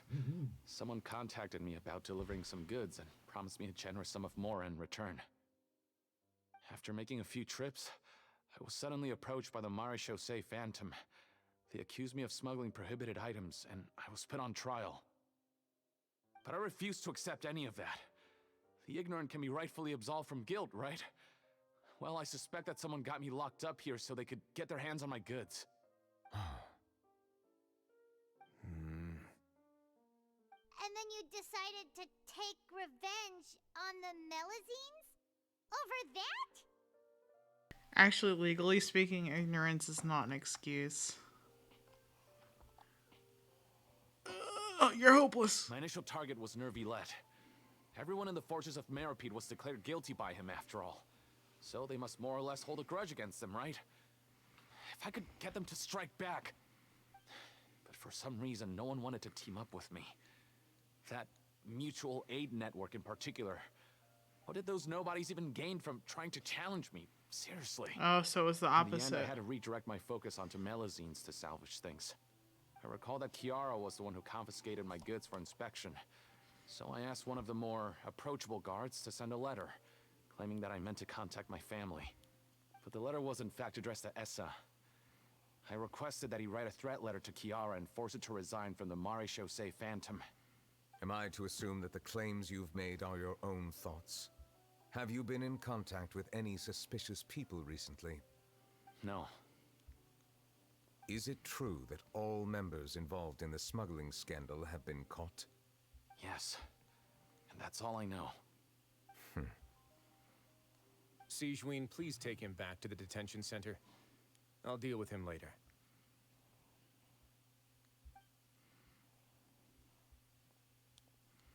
She didn't even say anything. She's like, So, follow me. Monsieur Neuvillette, you were concerned that there might be a shadowy faction looking to capitalize on the delicate situation with the Melazines to stir up greater chaos?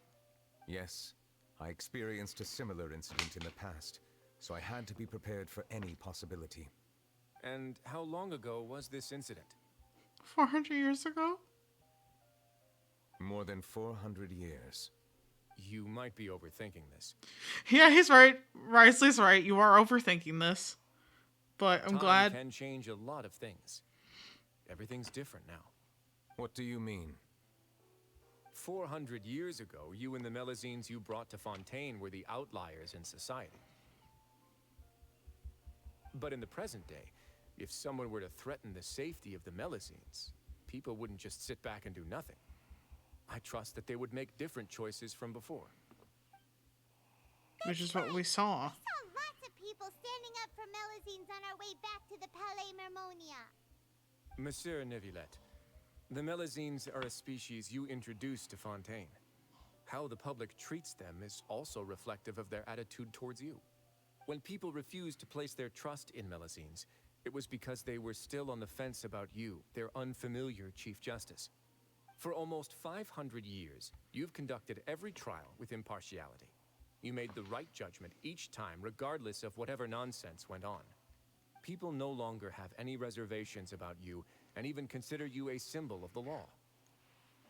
Right now, your every decision will impact all of Fontaine. In other words, you've gradually transformed the whole nation. Paimon gets it now. No wonder no one wanted to join forces with Domenico. Tragedies like that won't ever happen again.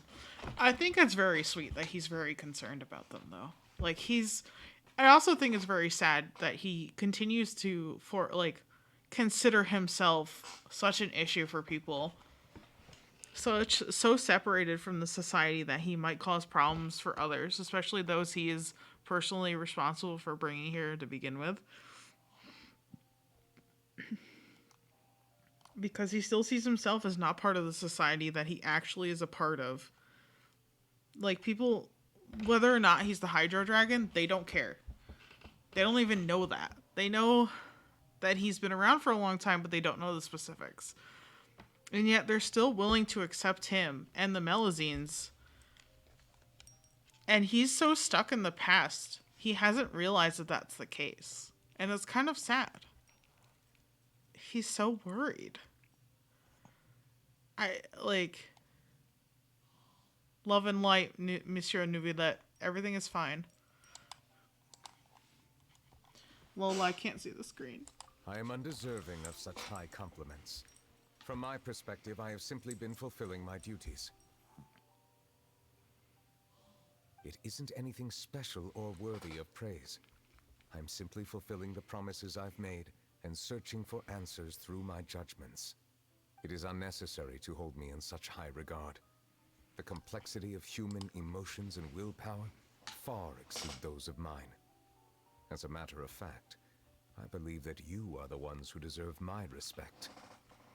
I think your denial of the fact you were just as complicated and just as intricate as a human in general puts you at a disadvantage for a lot of things. And that includes your interpersonal relationships with people. You have set yourself apart from society based on not understanding yourself or the people and saying this is my duty, but you've chosen to do this. Just because. There's no need to Oh be shit. so modest. The current state of affairs says it all. Well, that's out my keyboard. Like, you didn't have to do it just because somebody told you to, but you did, thinking that you would find answers to yourself and other things. And in doing your job and doing it so well, you've not only like done things the right way to the point where you're willing to even send somebody you trusted, somebody you cared about, to jail, as we saw. You're willing to ignore all personal emotions to make sure that things are done correctly. And people now respect you because of it. People now understand you are impartial. You are the embodiment of justice. You would ignore your own emotions to make sure you make the right decisions. I think you should give yourself more credit and realize how much you've not only done for Fontaine, but like how much of a part of Fontaine you are. You aren't just a man in a position. You've kind of taken on the role of somebody like, I guess kind of like, some of the other Archons that really adore their, like, people that other Archons of other nations where the people adore their Archons because their Archons have done so much for them. I think in particular, I know he's like, if he was here, if he could hear this right now and be like, oh, how dare you compare me to the Archons? But I think his story and how much he's done for the people does very much mirror Zhongli and Liyue, because Zhongli gave up everything to protect the people of Liyue, and though he seems to still see himself as separate from the people of Liyue, he very much is the basis of their of the way things are now. And I think it's important for Neuvillette to realize, Zhongli stepped down because maybe he was tired, but Neuvillette should realize that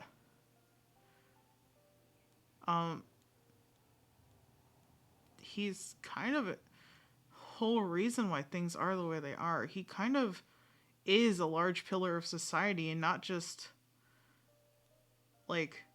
as an ideal, but as a person that shaped society and changed people's perspectives for the better. You're no longer that outsider you were before. Even if you wished to investigate something on your own, many would take the initiative to lend you a hand. I must say that you've made a fair point. Thank you for clearing my doubts. Now that the case has been settled, I should get going. Huh? You're leaving? And so soon, too? Why not stay for a cup of tea? Thank you for the offer, but I know how this place works all too well. While some are here to redeem themselves, there will inevitably be those who harbor resentment towards me. The less time I spend here, the better. My presence could very well result in an unwanted disturbance. In that case, I'll have to insist. I still have 2 more things to say. Please, go ahead. The first is about the guard who helped Domenico send that letter. I know of what you speak. The guard was indeed deployed from the Palais Memornia's staff. However, as I mentioned earlier, I visited today on personal business. Therefore, I leave that matter in your hands. Well, that makes things a lot easier. Are you gonna beat him up, Risley? Are you gonna give him the hands? Are you gonna give him the hands? Hey now, don't let your imagination run wild. Those from up there have a tendency to sympathize with others. However, down here, such thoughts will put you at high risk. I'll have a chat with the guard and remind him to take precautions in the future. I see no issues with that. Okay, no hands. That's one thing out of the way. What's the other thing you wanted to say? The other thing was born from my own sense of curiosity. Now, I've heard that you investigated the Mutual Aid Network. Is that right? We just asked what they were. Neuvillette thought their badges looked familiar. Yeah, we know I why. noticed the small gang as well when I first took over the Fortress of Meripede. They were not great in number, but every member always made sure to stand up for what was right. I've looked into their founder, Vautrin, who once stood trial and was sentenced to imprisonment in the fortress. According to existing documentation, Vautrin remained disciplined throughout his imprisonment. He had never once engaged in physical or verbal aggression. In other words, how he presented himself in prison was very different from his behavior in court. What? Doesn't he hate Neuvillette? I don't think so. I think he was very upset about it, and then he realized that what Neuvillette did was correct. But just based on what we talked with the other guys about, like the way that the other members that we met spoke. During his trial, I could sense that his feelings were complicated. He appeared to be full of resentment, and I believe he had every right to feel that way. Perhaps he had been putting on an act. An act? Neuvillette and Vautrin had a close relationship as superior and subordinate. Vautrin must have known that the Chief Justice would make an impartial judgment. Thus, the more resentment he displayed, the clearer it would be to those present that you were upholding justice. And to those who had been sitting on the fence, Vautrin's act was a very meaningful one. He did it for you. That's all from me. Does anyone else have anything to say? Now's your chance. I don't have anything to say. Apart from expressing my gratitude, that is. Well then, let us head back. No need to see us off. Wait, no, I just realized something. He did that whole thing to make Neuvillette... He did all that to make Neuvillette look better in the eyes of the people. Oh my god.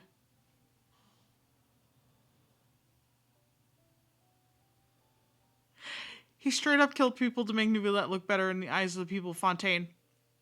I want you to realize that this man was willing to give up everything for Carol and Neuvillette.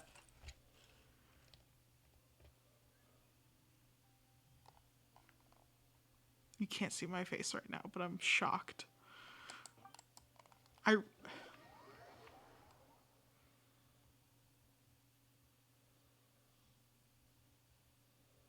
They know how to write characters.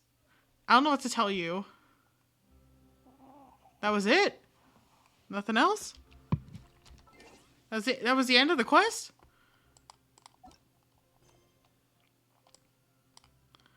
I guess that was.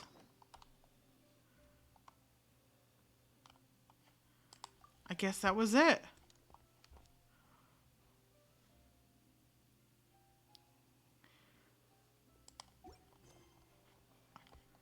There's no way.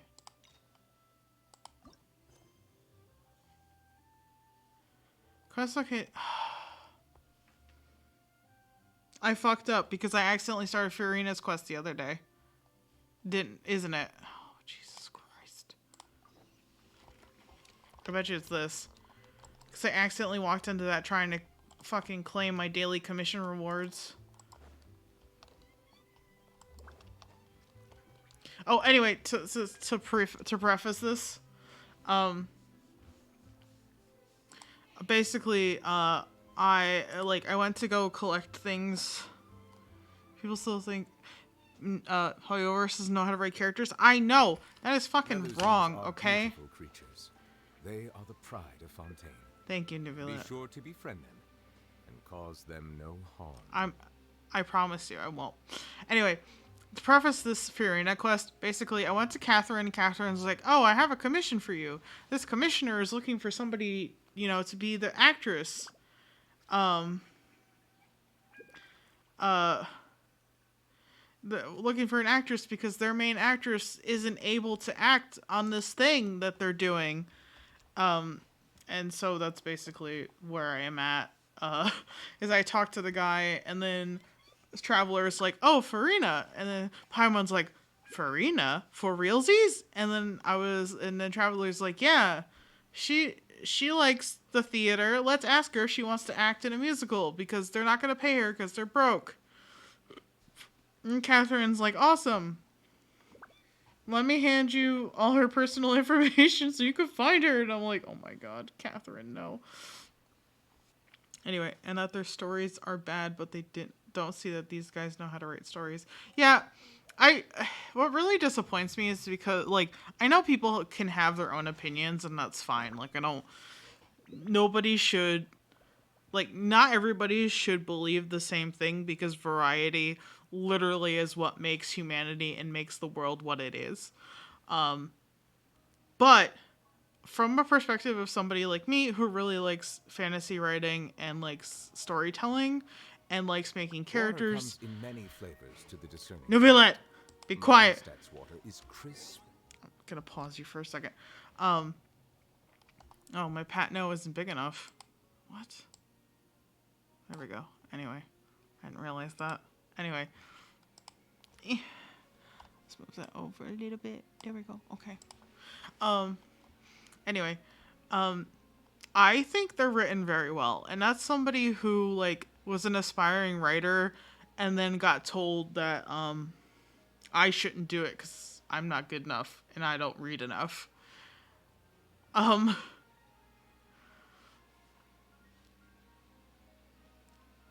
don't know. I don't want to say that people that don't know shouldn't say anything, because it doesn't really matter what my opinion is. I'm a tiny streamer and I'm also, like, not known on the internet.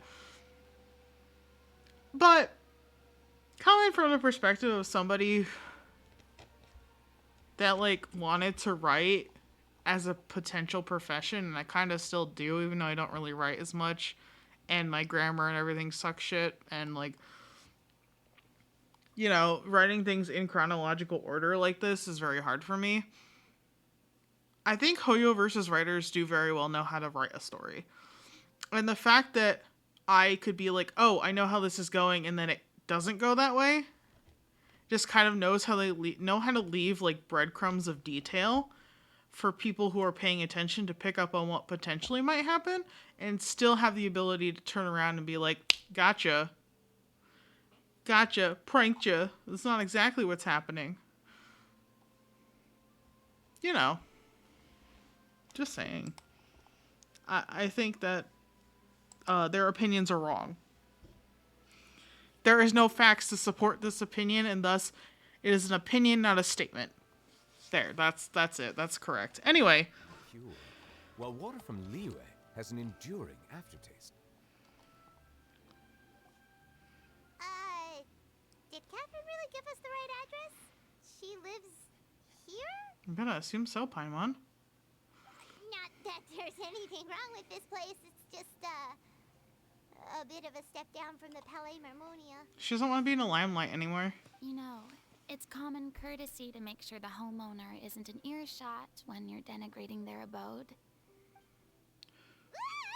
Okay, when did popping out of thin air become all the rage? First Catherine and now you? I was just out on a shopping trip. I ran out of macaroni, so I went to grab a few more bags. I used to have a much wider range of choices when it came to food, but now I'm finding that simple, traditional home cooking can be quite delicious too. Don't you get sick of macaroni every day? Not at all. As long as you have different kinds of sauces in, you can have macaroni and tomato sauce one week, macaroni and bolognese the next. Oh, sounds like you're really struggling to cope. Is it because you have to do all your own cooking now? How rude. Questioning my cooking skills. The audacity. Girl, you've never had to do it before. I have a very eventful life these days.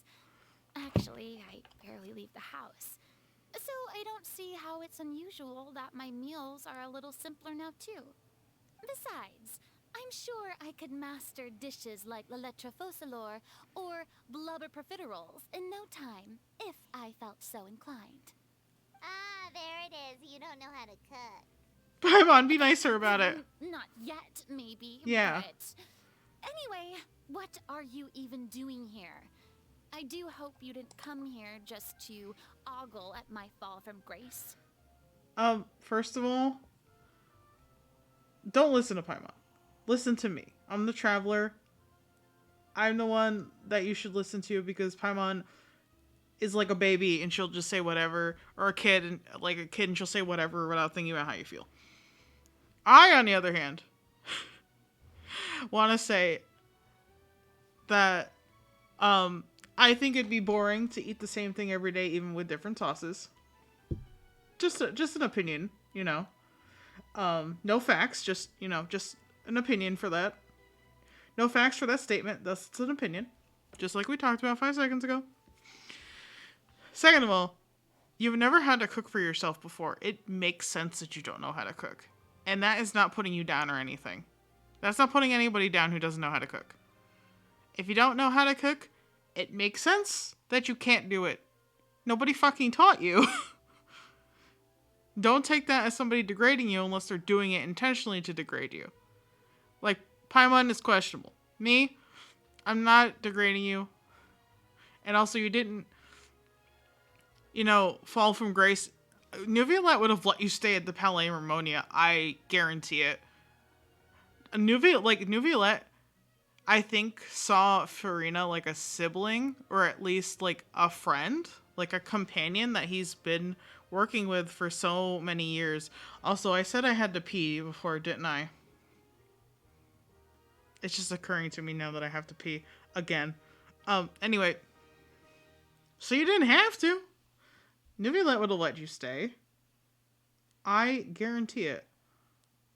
You decided to leave from what he told us.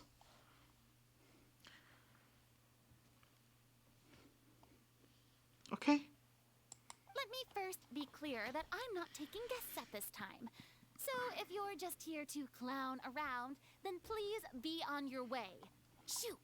No, we're here to invite you to act in a musical. Sorry! We're sorry! Please don't be mad! Paimon was just showing concern for your well-being and just doing it poorly because Paimon is like a kid and doesn't know how to articulate very well. Yeah, exactly! What the Traveler said! Paimon wasn't trying to make fun of you. I know, but Paimon, you also need to learn, how to express your feelings, rather, like, articulate your feelings rather than just say whatever the fuck you want.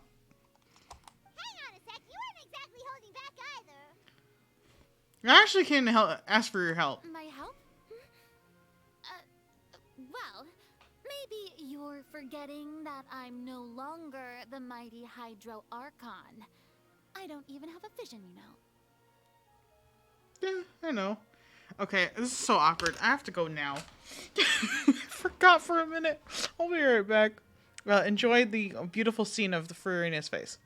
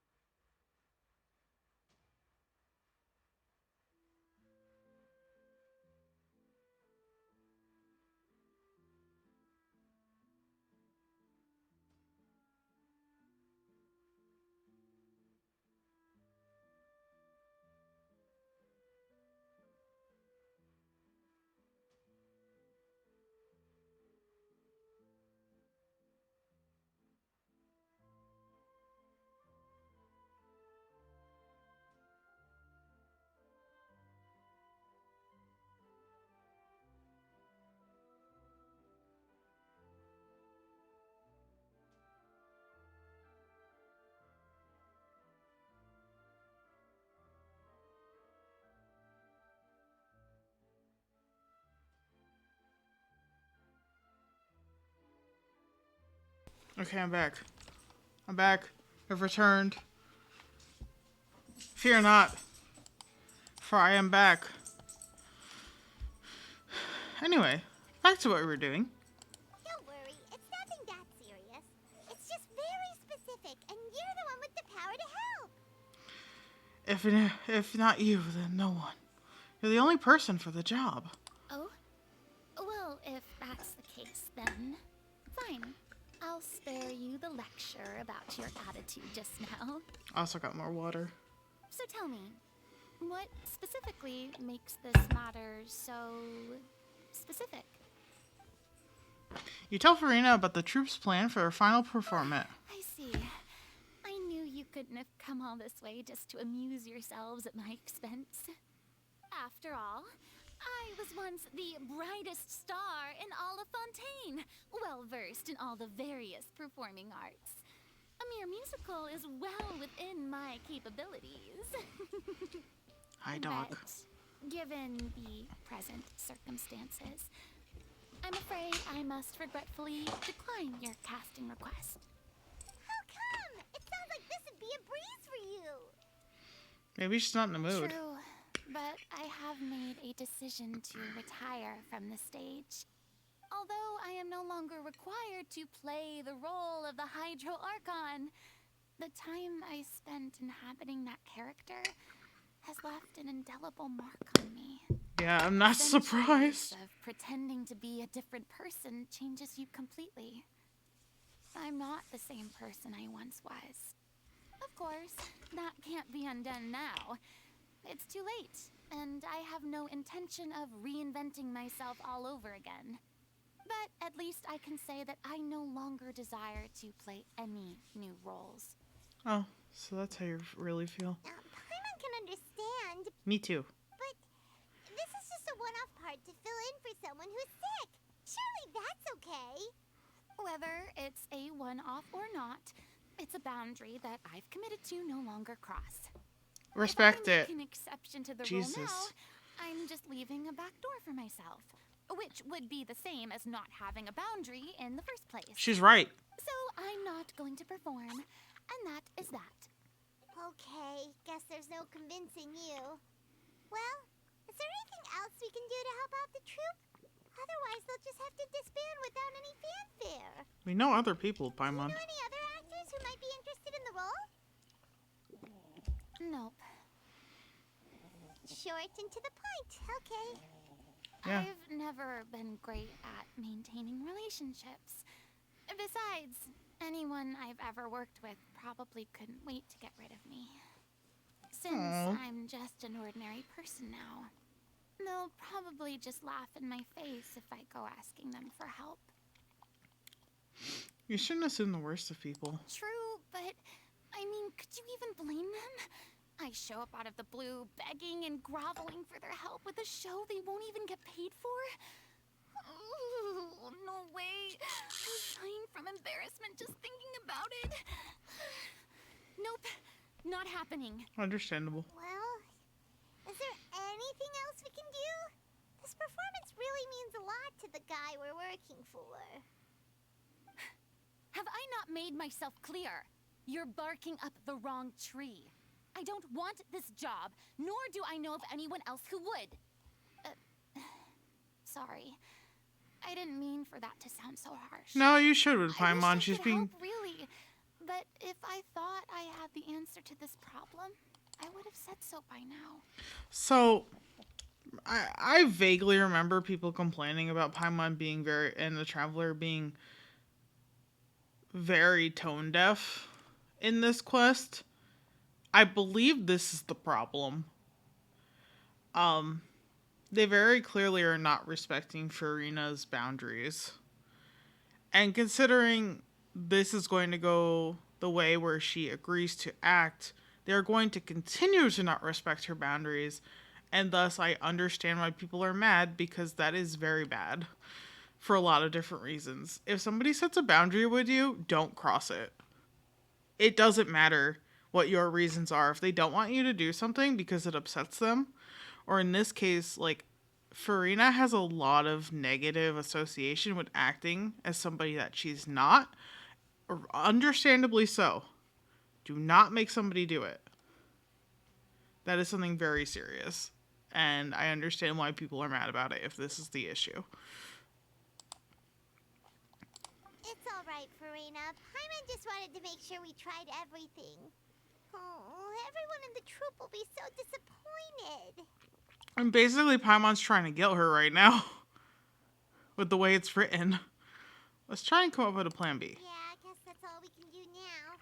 Alright then, we'll see you around, Farina. Toodaloo to you too. I'm going home to take a rest now. Go take a nap. You deserve it.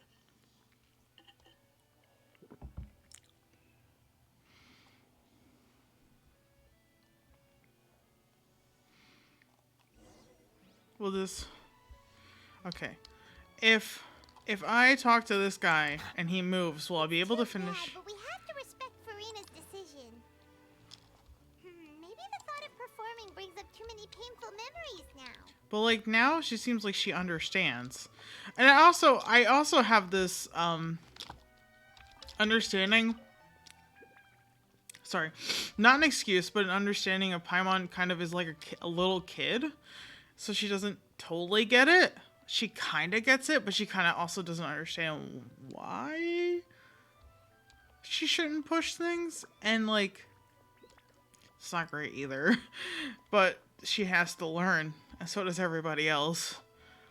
Also, if I clear this, can I finish Nuvilet's quest?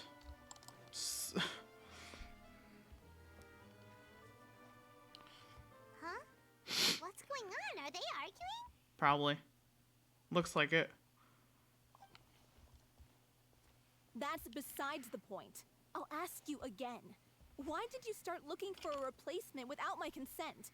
When did I tell you I'm going to take a step back? You didn't need to say it. We've known each other for how long now? We know the signs. But you never tell us about your illness, even when it's clearly flaring up. And that gives you the right to make a decision on my behalf? Oh, here's another one. Shortly after you left, the troop's lead actress came to the Adventurers Guild. She believes that she's healthy enough to perform.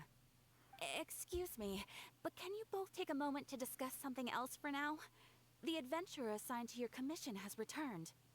Sorry, I was just dealing with a little misunderstanding. So, how did your conversation with Farina go? Sadly, it's a no from her. We tried to persuade her, but she wasn't having it. She doesn't want to play the role for personal reasons.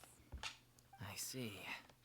Well, circumstances have changed a little, so maybe that's not such bad news after all. You see, our leading lady has just informed me that she's well enough to make it to the show after all. Staging the musical with the full original cast was always the dream, of course. Oh, right! Sounds like everything worked itself out then. Imagine if we had managed to convince Farina to join only for her to find out she's no longer needed. Yeah, she'd be livid. We'd get the scolding of a lifetime. You would deserve it. Jeez, is Lady Farina really so harsh with people? Only joking, calm down.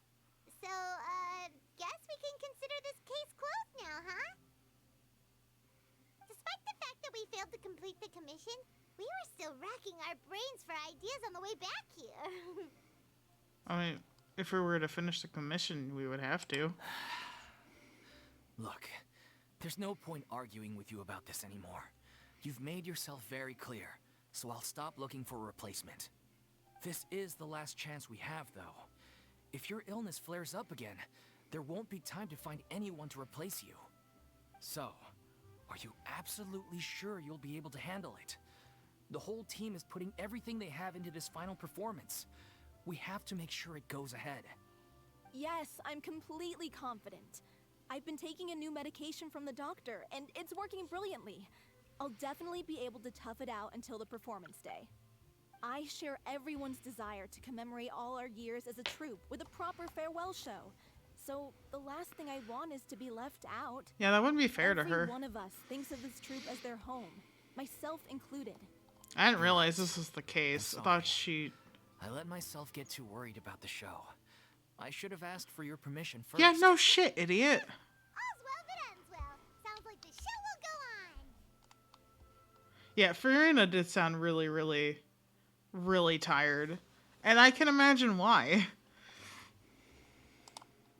Paimon, wait here a second. Sure. Oh. She's here. Wait, when'd she show up? Hey, how did you... I was just passing by because I realized I forgot a couple of items on my shopping list.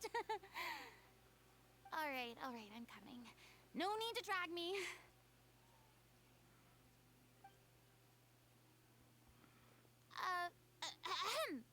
Hello, one and all. I couldn't help but overhear your conversation just now. Farina? Didn't you say you were gonna take a rest at home? What are you doing here? I was just ever so slightly concerned about the situation you mentioned. Yes, a teensy bit concerned, that's all. You can be honest, When you Farina. came to talk with me earlier, I jumped right to explaining my position and said some strongly worded things. Yeah, And you all had every before I right even to. had a full grasp of the situation. Anyway, I just feel a bit bad about how it went down. I'm sorry, Paimon. No, Paimon was trying to guilt you into it. I think you have every right to be upset. I didn't take any of that personally.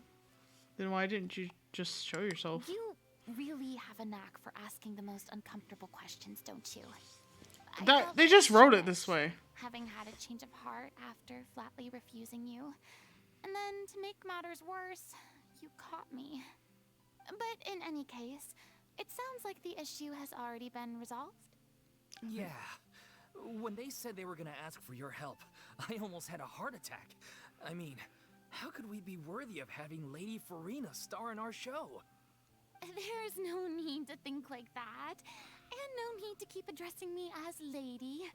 Just Farina is fine. I was wondering, if this troupe is so important to all of you, why does it have to disband? If the difficulties are purely financial, then there must be a solution. You could put the shows on pause while you look for a sponsor, for instance. Everyone seems so devoted to the troupe. I'm sure if you keep chipping away, you'll find a way through. We all want to believe that, but some things are just beyond our control. Everything's been going downhill ever since we lost our director. She was the heart and soul of our troupe. She kept us going.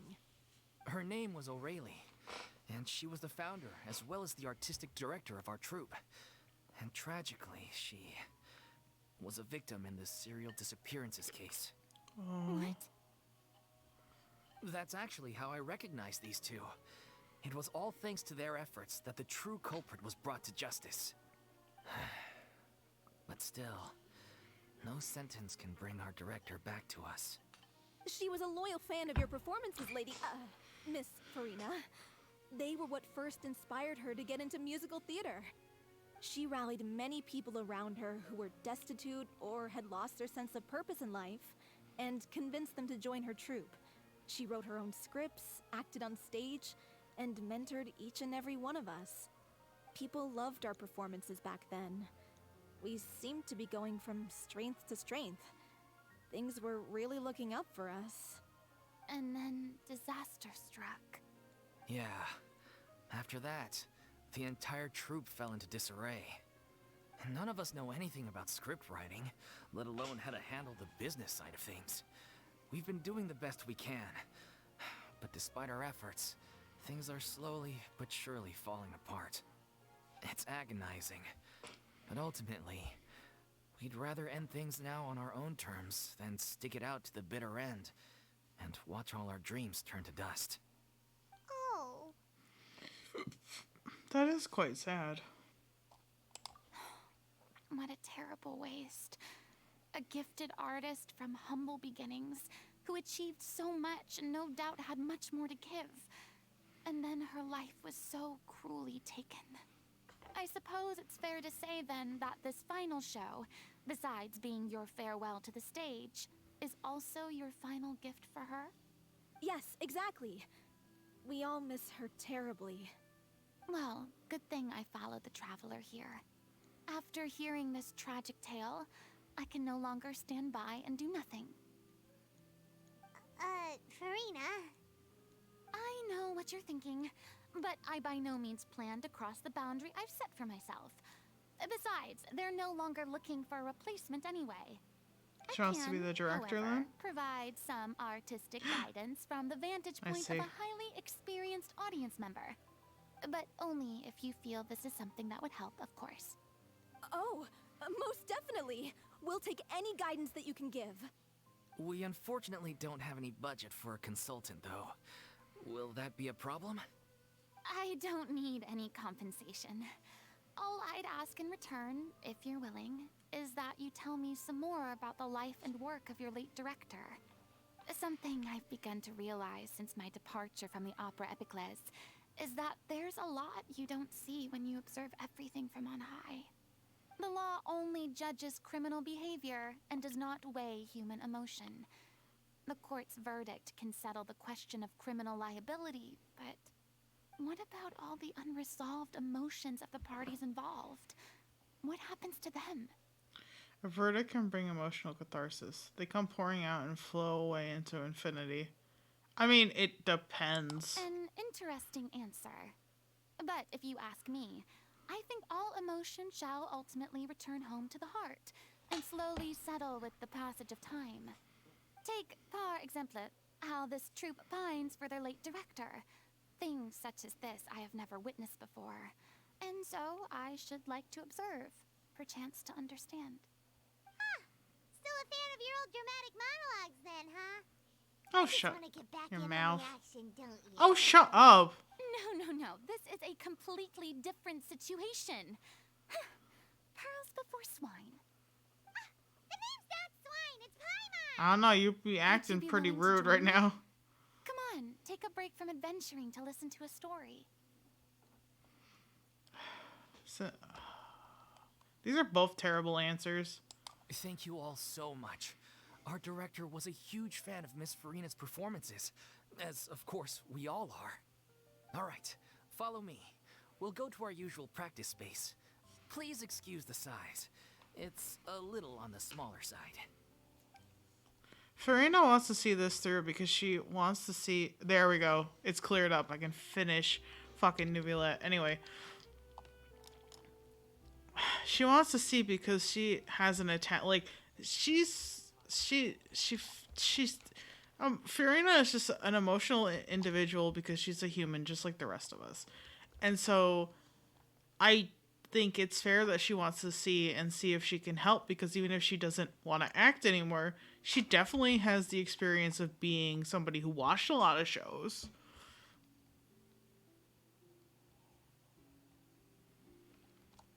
Yeah, she wanted, like, this drove her to be a director because she wanted to, like, she's emotionally attached to the situation because of the fact that it happened under her watch and she wasn't able to do anything.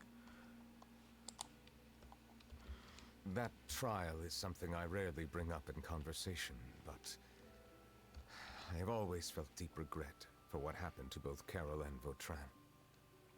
The words he spoke in court often replay in my mind, as if urging me on to do something. But Risley said he never resented you, right? Isn't that a good thing? I believe I now understand what he wanted to tell me. I feel conflicted about those words. How should I describe it? Surprise, relief, fear, and regret. But this blend of emotions has led me to finally understand some things. He did it for you. I would like to hear your thoughts, too. What do He you believed think of in you. Oh. Paimon agrees with everything Risley said. Me too. As Chief Justice, every single one of your trials makes an impact on Fontaine. What do you think, Traveler? Hey, any comments? What I really think is, Yeah? every trial you've ever judged has left its impression on you. And that's what makes you who you are today. Zach talking for realsies. Zach talking for realsies. As the Hydro Dragon Sovereign, Neuvillette still thinks of himself as an outsider due to his identity. But so much time has passed since then. Perhaps the lines between him and humans have long since blurred. They have. They definitely have. He is a part of this society. He needs to realize this. That is indeed a reasonable assumption. As I said, I find it difficult to express my emotions because I cannot fully understand myself. I don't think But I trust your judgment. Since some time ago, I have begun to notice the changes that have occurred upon my person. I mean, I know I'm not really talking to you, like, person to person. You are a fictional character, and I am an individual represented by a motherfucking trash can on the screen. But I think it's fair to say that nobody really understands their emotions and why they have those emotions. They just come to understand that that things make them feel a certain way. And that's how they form their whole life. But I get it. These changes were not due to any specific occurrence, but emerged as a result of time itself. I will try to contemplate this further. Thank you both. Hey, no problem, dude. We're here for you, my friend. Oh. Yes! It's raining! Oh no, Paimon forgot to bring an umbrella! Come on, let's hurry before it rains harder!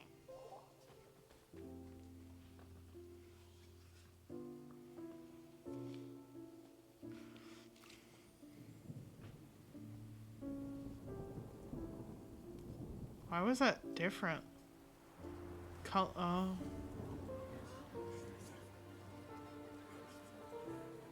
It's raining again? I've had enough of this weather. There go my travel plans. Did you read the news this morning? Quick, put away everything on the clothesline. When is this rain going to stop? Hydro Dragon, don't cry!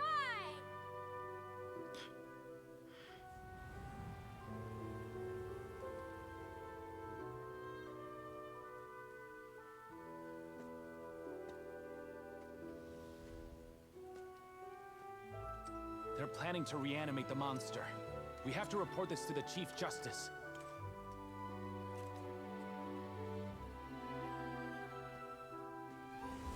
The Fortress of Meripede. It's a good place for me.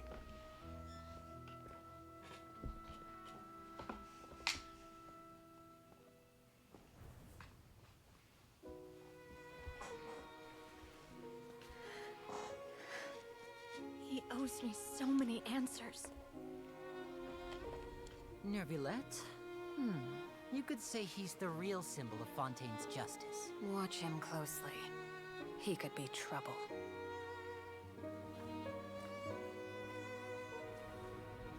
How can two completely different species possibly coexist? Who's been threatening Melusines? Show yourself!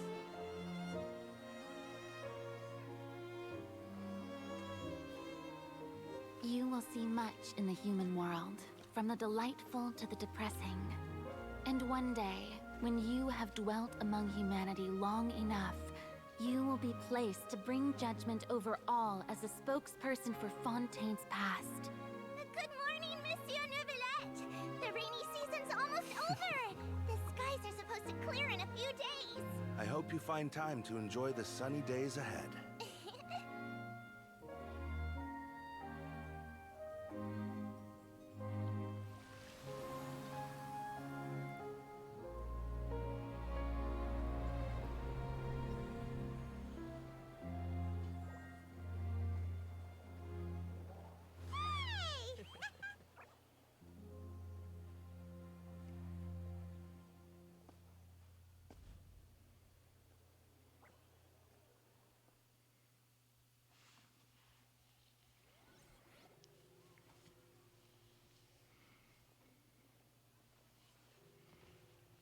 I'm not crying, you're crying. Yep, we found the person who sent that threatening letter. Risley said he'd keep a close eye on him, so the Melusines should be safe now. Oh, that's wonderful. Sorry for dragging you all into this. There's no need to apologize. Yeah, you didn't drag us in. We got involved of our own accord. By the way, where's Kiara? At the Palais Mermonia, more than 50 people offered to protect her. Some even hid within the bushes to look out for danger. I was worried that the excess of protection would make her feel uneasy, so I asked her to stay inside the Palais. It's very safe in there.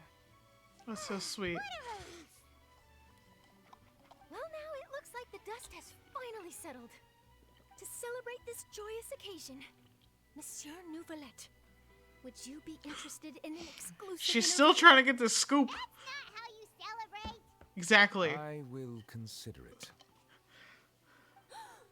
Really? He just said Of consider. course. My schedule is full for the following weeks, but I should be available next month. Come up with questions during the intervening days, and I will answer them to the best of my ability. You're getting it, Charlotte. You're getting your exclusive scoop. Thank you so much, Monsieur. Now, if you'll excuse me, I must head back to the Palais and issue a communique to publicize our investigation results. I hope it will assuage the concerns of all.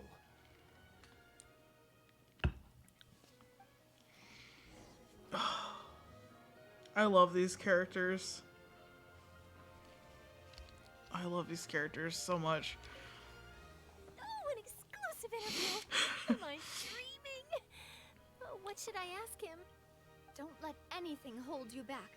Make the most of this opportunity and ask away. I'll admit, he'll decline any question he can't answer anyway, so you might as well give all of them a shot. Yeah, it's so funny because Cloren knows him well enough because they work together. And Nouvelette really is honest about everything.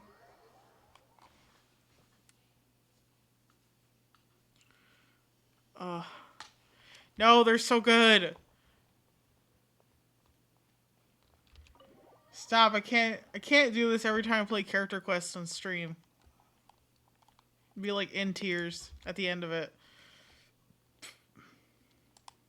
It's embarrassing. To have emotions is embarrassing.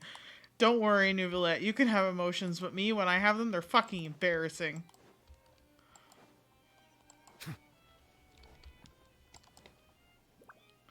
How you doing, Kiara? Oh, she's sleeping, apparently.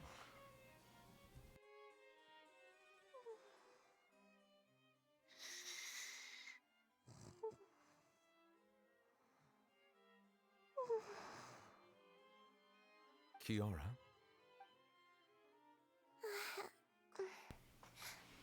Monsieur Nouvelette? Sorry, I accidentally fell asleep. Oh, It's quite all right. she's so cute. I'm here to tell you that we have caught the sender of that threatening letter. You're safe now. Thank you, Monsieur. Actually, is that... Thank you too, Traveler and Big Sis Paimon. Everyone's been so nice to me, so I've always felt really safe. It sounds like Sigewinne's voice, actually. It might be the same voice actor. Do you remember Domenico? He was the sender of that letter. Let me think. I can't remember. My memory isn't that good, so I easily forget things. By the way, I saw Carol in my dreams just now. Where's she gone, by the way? Oh. I haven't seen her. Oh, no, Kiara! In my dream, she looked really happy. She held my hand and said, "Kiara, our dreams have finally come true." I can't remember what our dreams were anymore, and I don't know why. But I felt really happy too. I can sense your joy. It is indeed a delightful moment. Monsieur Nouvelette, are you happy too? Oh, I almost forgot. Am I allowed to go out now? I promised to model for Alov. Of course. Off you go. See you next time, Monsieur, Traveler, and Big Sis Paimon.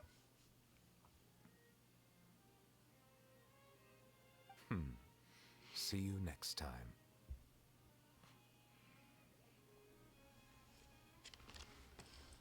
Don't sit on my keyboard, please. Please. Please, little dog. Please. Oh, man. Oh, man. Oh, man.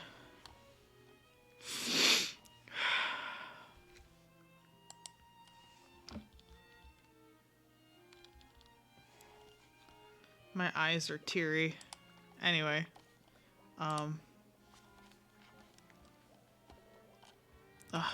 I was gonna try and do them all, but I think what I'm gonna do is do Farina's and then start the event because I want to play this event. Kind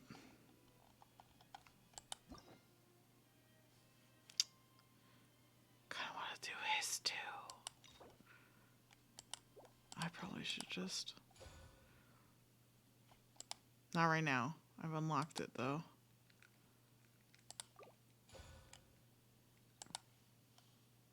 I've unlocked them. Okay, how about that? Let's do this one.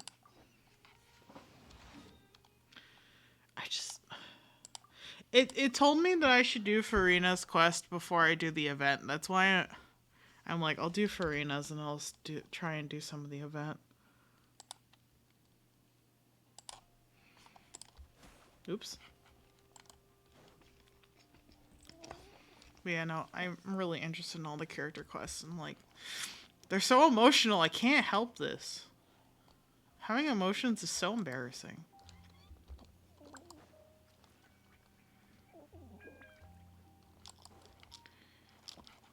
Can't believe this. I'm too tsundere for this. I admit it, okay? Self-labeling as tsundere. Just slap that bad boy on me. We're good. I'll accept it. I'll accept my dere label.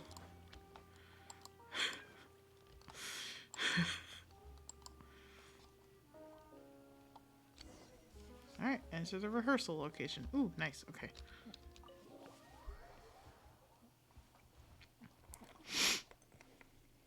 Oh, Miss Lola. Hi, dog. You relaxing? Oh, it's such a cute little place, though. Huh? Lady Farina? What's Lady Farina doing here? Hello, all. Allow me to explain. As of today, Miss Farina will be supporting our production of The Little Oceanid in the role of artistic consultant. These two over here are the ones that made it possible. They kindly reached out to Miss Farina on our behalf. I'm sure they need no introduction. You bet! That was the trial of the century! You helped bring our director's murderer to justice. We can't thank you enough. Oh, please don't mention it. We're just here to join in on the fun. Yeah, just doing our job. So, you were saying The Little Oceanid? Yeah, that's the name of our final show. It's an unfinished script left behind by our director. One of our greatest regrets is that she never got to complete it. So, if we can bring it to the stage and make it a successful show, we can all take some solace in that. Aww. Wait, but if it's not finished, then... Finding an actress was the least of your problems. Yeah, we've been battling issues on every front, trying to realize this dream. Anyway, let me give you a quick summary of what the story's all about. The protagonist of the story is a young Oceanid who transforms herself into human form, despite the protests of her family. She longed to live just like any other human. And sure enough, she found friendship and even love. Everything seemed perfect. But one day, her true identity was exposed, and her world came crashing down around her. It's so sad. So far, so good. A classic tale. What happened after that? That's one of the issues we've been trying to deal with. Unfortunately, this was as far as the director got with her script. We need a proper ending so we can bring this musical to the stage. But people have different opinions on which direction to take it in. Is that a bed over there? We still haven't decided between a happy ending or a true-to-life tragedy. I think happy ending. By true to life, you mean the director's sudden disappearance? Yeah, like they say, truth is stranger than fiction. But Then there's the question of whether we really want to use the stage to pass our raw pain onto the audience. Exactly. A lot of the time, people come to watch a show just hoping for some light entertainment. That's why I say a happy We ending. have to consider their emotional stake in this, not just our own. And one last thing. We're still waiting on confirmation from 2 of our main actors. The first is Paulo, who plays the protagonist's lover. He's locked himself away to focus on writing an ending for the script. But the deadline's passed, and we still haven't heard from him. The other is Villemont, who plays the main antagonist.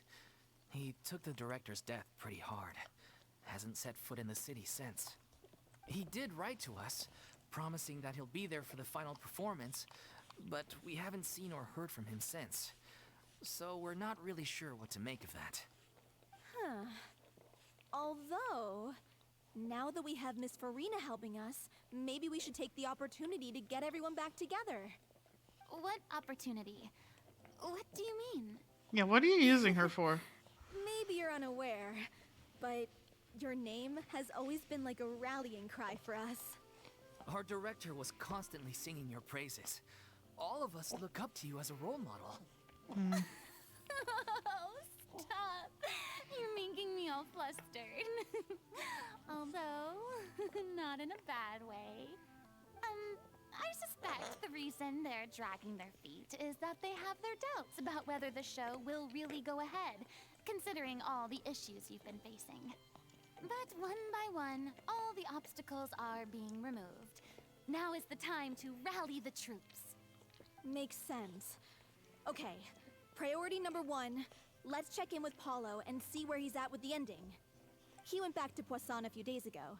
Said that staying in a friend's home might help him to relax and escape the feeling of isolation. I thought the last thing his friend would want right now would be to take visitors, given that Poisson was flooded not too long ago. But I guess it's the opposite. A friend in need and all that. Yeah, maybe you could use Poisson. Oh, the dog sat on the keyboard. Don't I... Is there something wrong? I don't know, fucking Traveler. Don't you remember the whole thing we went through at the end of the Archon quest? Nothing. I suppose my presence will be indispensable if we are to restore his faith in the show. So, allons-y. To Poisson! She probably doesn't want to go back. But she also wants to help.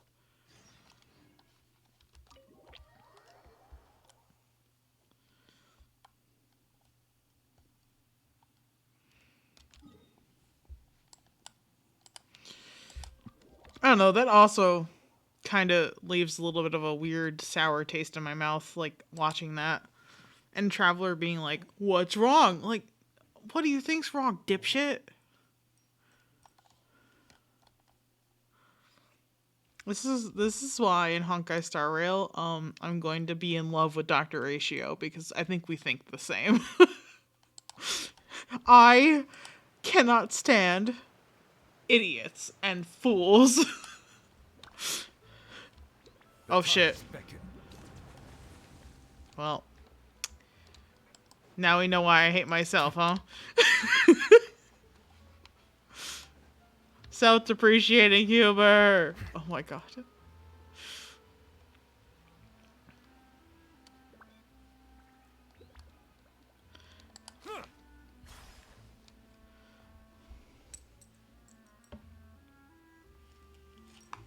If I remember correctly, this is where he's staying. Who is it? It's me. Is the script ready? You came all the way here for that? Alright. Forget that for now. Just come on out. We've got some great news. Nice try. Look, just give me some time, okay? I'm just wrapping up this last part of the script. I'll be out once I'm done. Okay then. Looking forward to your masterpiece. Bro, what? So, as expected, he's missed the deadline. The ending is one of the most important parts of the show. Even once he's done, it isn't final until we've all had the chance to read through and make sure we agree on it. Someone told me they'd just seen you in Poisson. I assumed it was a case of mistaken identity, but Sure enough, here you are. And Farina, too. I was wondering if we might run into her. So, you're here for Paolo? Looks like he could be a while, so feel free to take a stroll around town in the meantime. I've made all the arrangements already. Oh, it's okay. We can just wait here. Thank you for being so considerate, Miss Navia. That sounds wonderful. We'll take that stroll. Get over here, you! How oblivious are you? How are things in Poisson now? Any better? Things are on the mend, but it's a slow process. Some people may never recover from the trauma they experienced. I'm sorry to hear that. I wish there was something I could do. Please, must our conversations take such a depressing turn every time we meet? We all have painful memories, but we don't have to let them cloud everything we do. And if you're trying to make a new start, perhaps it's best if you don't bring up the past all the time. Thank you for your words of comfort. You make a very good point. But for now, at least, I think I should stay with the way I'm feeling for a while longer. It's okay. These things take time. Moving on from a painful experience is easier said than done. Which brings me to why I'm here. I thought you should probably know that not everyone here is ready to forgive and forget after the Hydro Archon's inaction in the face of catastrophe. To avoid upsetting the peace, I told the townspeople that everyone here is a member of the theater troupe, and that you are just an actress playing the role of Farina. It's not a perfect solution, but hopefully it means you won't have to lie low while you're here. That's so thoughtful of you, Navia. Well, what Navia do you tries her expect? best. I am the courageous and considerate president of Spina di Rosula, after all. Like my father before me. Anyway, that was all. Look after her now. Got it, Navia. Thank you. Off we go then. Let's take a look up there. I don't have any friends that I can be frank and honest with, so maybe she's right. You're the closest thing to friends that I have. Girl, you didn't even talk to Nubilet before you took off, did you?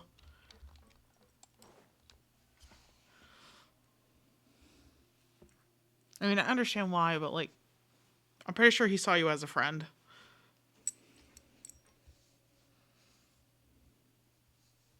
I'm so grateful that Miss Navia was so understanding.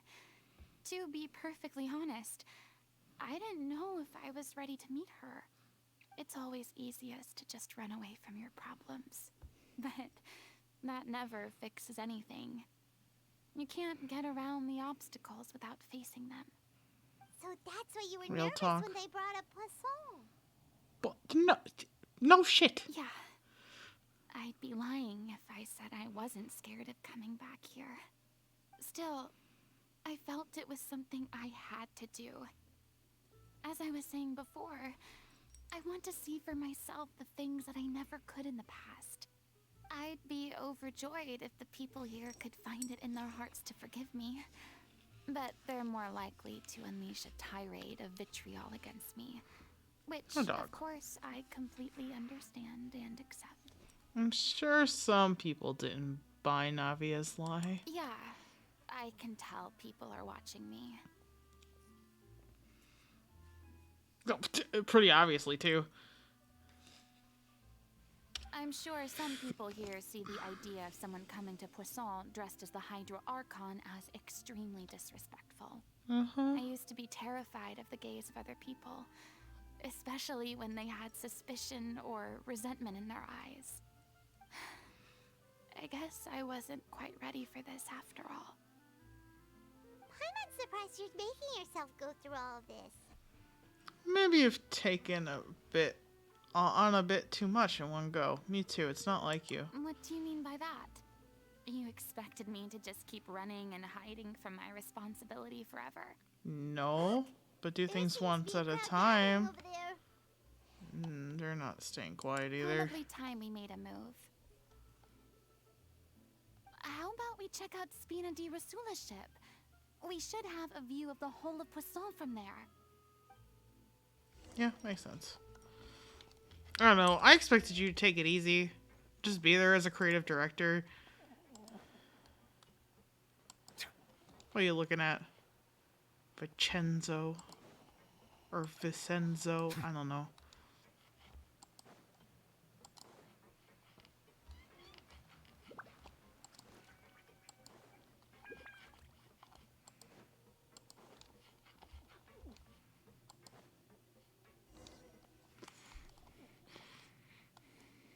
I'm sorry. You probably just wanted a relaxing stroll. And here I am dumping all this heavy stuff on you. Well, the traveler deserves We it. don't mind.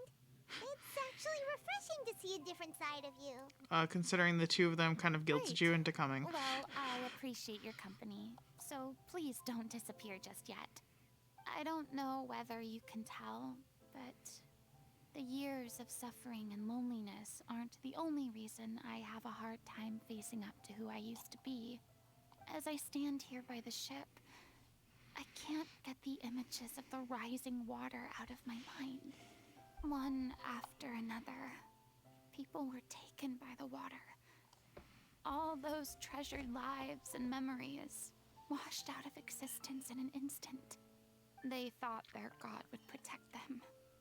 They had absolute faith that when disaster struck, a divine power would save them from harm.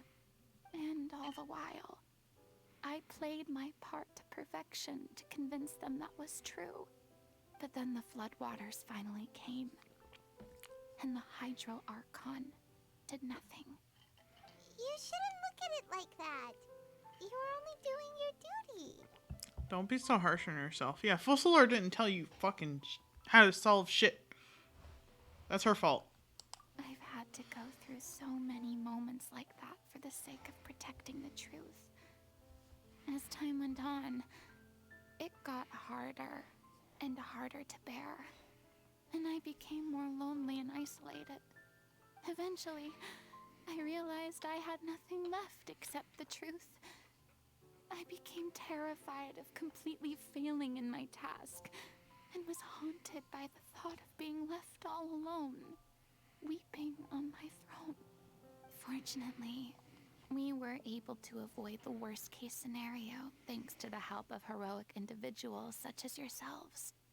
Everyone rose to their responsibilities, and I finally regained my freedom. But on some level, freedom also means no longer being needed. I have no further use to people. Paimon would have never imagined you'd see it that way. Think of this freedom as your reward. A reward? I mean, you sacrificed 500 years.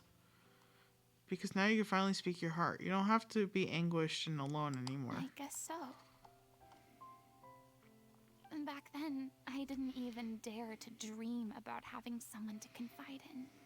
I was scared of someone recognizing me for who I truly was, and exposing a secret I swore to protect. Believe in the Farina you see on stage. She is the one you can trust.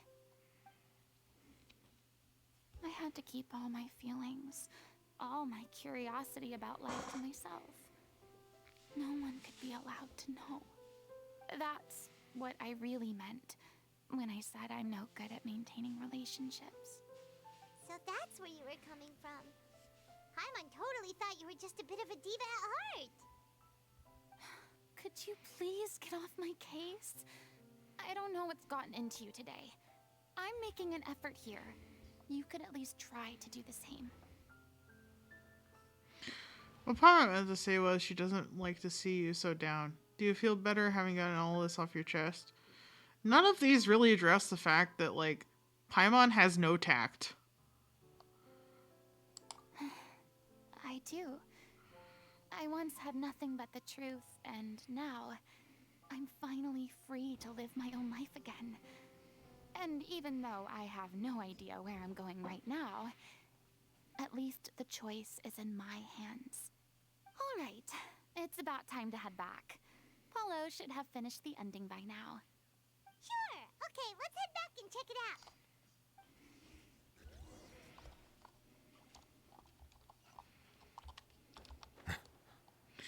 Yeah, I playing this, I understand why people are so mad about this now.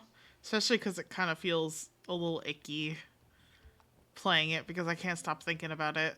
Didn't you say you needed to watch what you eat? You're supposed to be cutting down on fried foods, not wolfing down copious quantities of fish and chips, you know?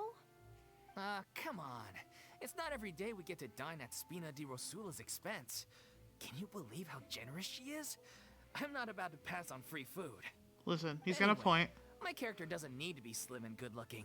That's your job. Are you kidding me right now? It's not your character's health I'm worried about, it's yours.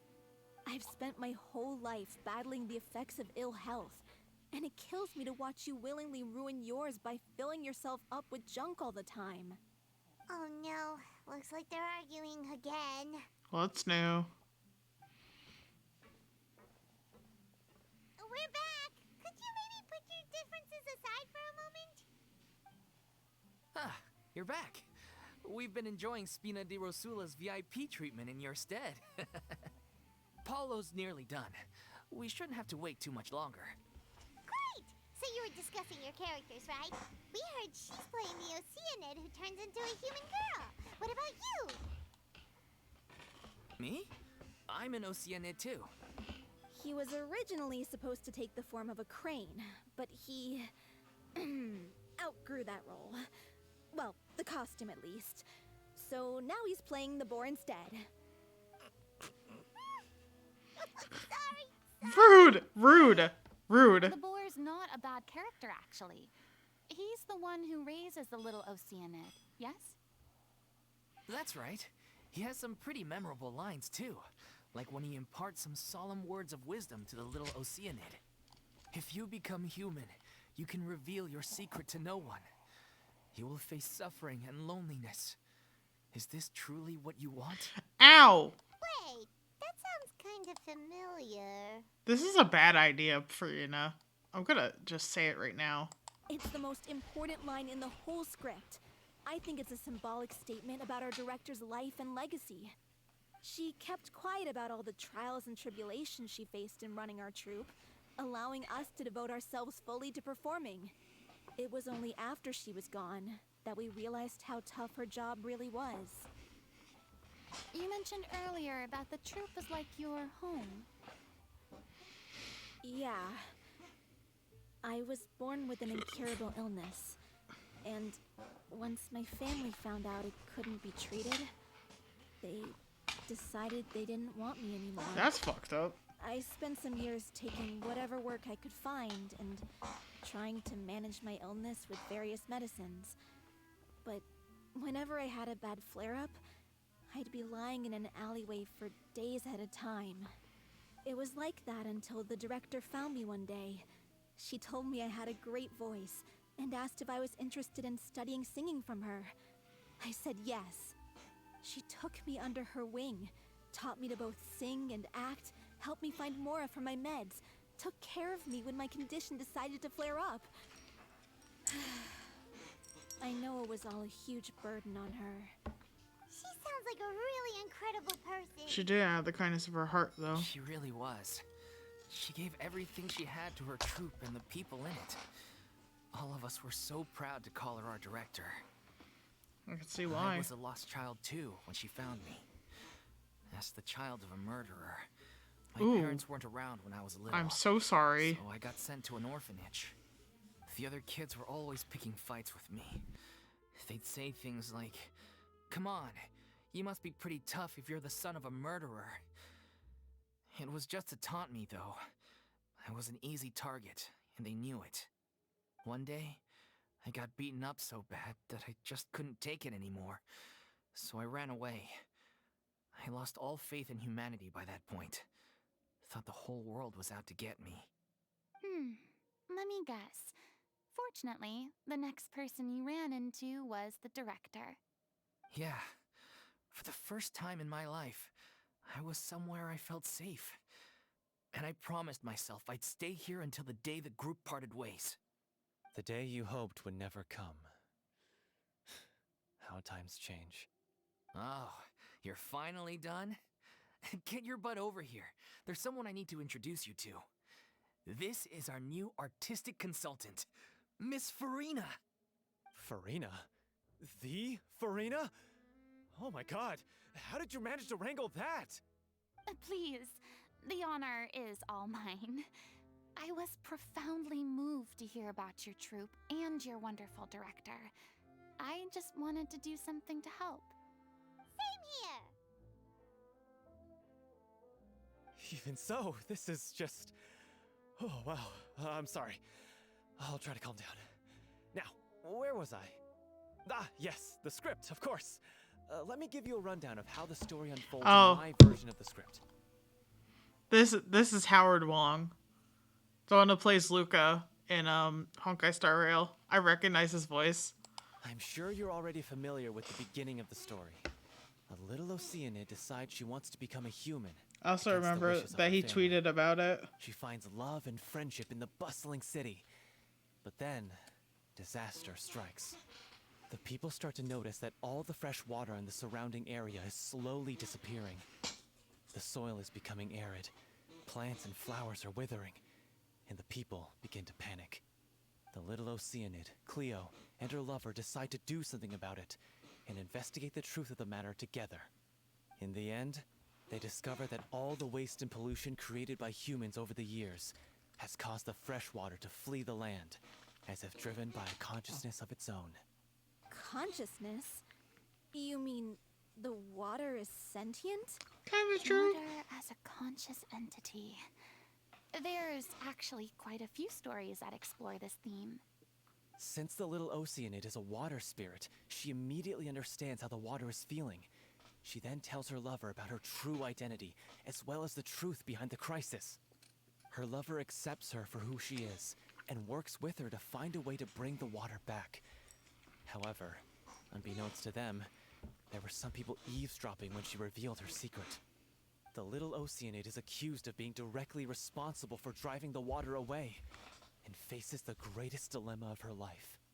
And then? In the end, she makes the brave decision to sacrifice herself to save her lover, and the rest of humanity. Huh? But didn't they all treat Cleo like a villain? Why would she want to save them after that? Well, she mainly wanted to save her lover, plus everyone who'd stood up for her. Through her love for her human partner, she was able to find an even greater love, one that extended to all of humanity. Surely the biggest strength of Cleo's character. There's actually something else that bothers me. You know the protagonist is supposed to represent the director, right? And she never had the chance to become a hero in our world. If we're serious about dedicating this show to her memory, we should make the ending as true to life as possible. What about if the little Oceanid is hounded to death by people who hate her, her lover makes sure her secret never gets out, and humanity continues down the path— That sounds like too cool of an ending to me. Can she sit on the keyboard? I can only half see what she's doing. To present to the audience. That ending would be a perfect mirror to Director Aureli's death, both arbitrary and meaningless. On the day when she went missing, Director Aureli had instructed us all, somewhat out of the blue, to leave the court of Fontaine and wait for her outside the city. We waited and waited at the rendezvous point, but she never came. She was trying to run from him. By the time we returned to the city, she disappeared without a trace. We looked for her. The Gardamex looked for her, but she was nowhere to be found. Increasingly, all the signs seemed to point to her being the latest victim in the serial disappearances case. Unfortunately, the that was the director truth. was the kindest soul in the world. Yet she was senselessly sacrificed for the sake of a so-called experiment by someone who had nothing to do with her at all. But doesn't the way she suddenly told you to leave the city suggest that maybe she had some sense of what was about to happen? It almost seems as if she was moving you to safety. Yeah, she was trying to I've been keep trying you, to follow protect up on you that ever guys. since, but all my efforts so far have turned up nothing. Villemont might know something, but he won't open up to me. Villemont? The one who's playing the role of the villain? Yeah. He's been overwhelmed by grief. I think the director's death hit him hardest of all. Grief? Guilt, more like. Also, I have a hard time imagining that anyone took it harder than me. Because, well, speaking of the play being true to life, I was deeply, madly in love with O'Reilly. What? You kept that one quiet. It's time to be upfront with you all. No more keeping secrets from each other. We'll never be able to agree on the ending if we can't be honest about how we feel. I did tell her how I felt once, but she turned me down pretty much straight away. She said that we were all like brothers and sisters to her, and she never considered us as potential romantic partners. That makes sense. Not that it came as a shock or anything. It was what I was expecting to hear. Okay, well, as So I long told as her you're, I'd you know, always be there real for the about it. troop, and I'd always be there for her. I said, maybe one day in the future, when everyone's settled into their own lives and on the up and up, and managing the troop no longer required her constant attention, well, maybe then she could reconsider what she really wanted in her life. Yeah, And not you. that day will never come. Hollow. So if I'm the one writing this ending, then I'm gonna make sure it does right by O'Reilly. I won't let anyone get in the way of that. In that case, you have to straighten things out with Vilmont once and for all, face to face. We've all had our differences of opinion over the ending, but those two have never seen eye to eye on anything. One of them has to compromise if we're ever going to reach a final decision. Mm-hmm. Well, if that's where we're at, looks like it's time to go visit Vilmont. Are you ready to face the truth? Honestly, I'm slightly terrified. But for the sake of our final performance, I'll do whatever it takes. Funny you should ask, though. You really do get what I'm going through right now. Of course she does. Come on, everyone. Allons-y. Okay, yes, I know. I tortured you by cutting the knots out of your hair that I felt. I'm so sorry. I'm so sorry. Okay. My dog hates it. Like, I'm not pulling on her skin, I promise you. She just hates it because she thinks I'm gonna pull on her skin. Because I try to pull the fur that's knotted away from her skin so I don't hurt her. And maybe once or twice I have pulled it because she almost always moves away from me. The fact that she hasn't, you know, she doesn't when I do it when I'm sitting at my desk is because I'm sitting at my desk. She has nowhere to go. This is tough going. Delphi, are you sure you can manage in your condition? Oh, boy. I could ask you the same question. Try to keep up. Anyway. Sorry, I had a moment where I felt a couple knots in her fur because she's been wearing her Christmas costume. This journey wasn't tough enough already without a roadblock. Well, anyway, her fur Don't worry. got a little we should knotted. all be fine with the traveler here. We don't need to take a detour.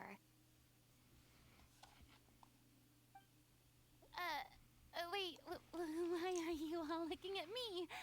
You're not seriously expecting me to fight, are you? Mostly in her armpits. We're just curious, that's all. I don't think anyone's ever seen Farina in a fight before. Because she can't. Yeah, but don't you remember why? The Hydro Archon willingly gave up all her power so it could be converted into indemnitium. What is this face Farina for? said so herself. Precisely. And I'm not even the Hydro Archon anymore, so all my power is gone anyway. As much as it pains me, unfortunately, I should just stay put. I'm more like a damsel in Oh, distress. get more that fucking than look off your face, jerk. It sounded so smug. Ugh, secondhand embarrassment is unbearable. Yes, say, Livy. Doesn't require god level power. Oh my god. C'est la vie, indeed. Alas, I am forced to watch on helplessly as a more brave and seasoned adventurer than I swoops in to save the day. Aww, too bad. I was so pumped to feast my eyes on fight mode Farina. Sorry to leave all the heavy lifting to you. That's alright. I'm used to it. Anyway, as I was saying, she's got some like knots in her armpits? I don't know what you would call them. her, like, underneath where her front paws are. In the pit area. I don't know, leg pits. Anyway, from wearing the Christmas outfit, so I'm trying to cut them out because they're driving me crazy, and I'm pretty sure she doesn't like it either. I know that is very delicate skin, so I do not dare try and comb those out. I just cut them. Solidify. Dog life. Rise. With your favorite trash can. I know it's not going to do anything, but... There we go. This is order. Anyway, my tall man agenda often leaves me with some problemos because, this. Silence. Oh, why more? Why more? Stabilize. Because, unfortunately, my favorite tall men are never the ones that I need at the time that I'm playing. Oh my god. Except for Alhaitham. Like, somehow Alhaitham has, like, tall man privileges because he's Dendro. Or he doesn't conflict with a lot of elements.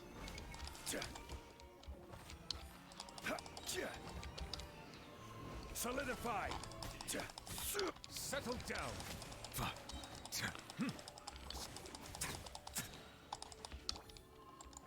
Let the mighty be humbled. Dog, I want you to know that I can't really see the screen. Because you have, in fact, taken up the entirety of this area. Order guide you. Like, the bottom right half of my screen. Good show. You certainly live up to your reputation. Yeah, thank you. Oops. Anyway, she's literally sitting in a way where I can't see the, like, bottom right half of my fucking screen. Oh, now she's laid down on top of my keyboard. Oh my god, dog. Can you please stop doing that? If I don't have you up here, you sit there and you bother me because you want to be held. And then when you are up here, you do what I ask you not to. And I know what you're about to say. That's a dog. They can't understand what you're saying. And let me tell you, you're absolutely correct. But I'm still going to complain about it for comedic value. That being said, let's continue this quest. Vilma, are you there? Huh? Oh, it's you guys. Wait, what's Lady Farina doing here?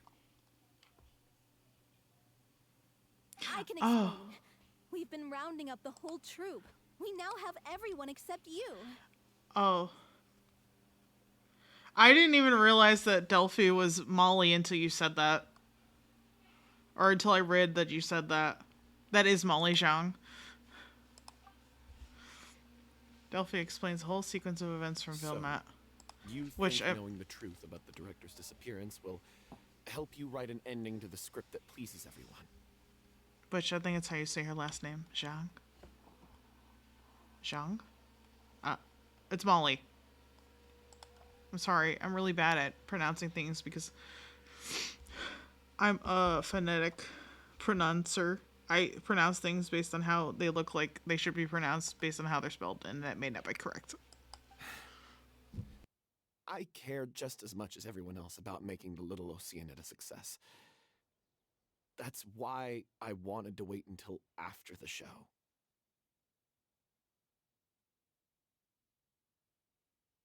If I open this can of worms now, I just don't want to make things difficult between us.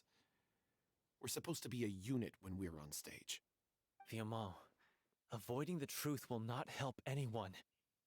Unless you mean to suggest that Aurelie's death had something to do with you. I don't want to talk about it. Listen, Vilma. I used to think that my love for Aurelie was a point of shame. I never brought it up to anyone. But now, I've made up my mind to put it all on the table. I'm prepared to face everything, to sacrifice everything for the sake of the show. The Little Oceanid cannot be complete unless we do justice to Aurelie on an emotional level. This is why people think of you as not being the smart one. As you all know already, the troupe was kept afloat not from ticket sales, but donations from the audience. Of course, that was nowhere near enough. We took on side jobs when we weren't performing, but even then, the troupe's financial situation was pretty dire. So, anyway, one day after a show, a merchant came to me and offered us a huge sponsorship. In return, we just had to provide the audience with their drinks during performances. It seemed like a win-win, so I said yes to it on the spot without consulting the director.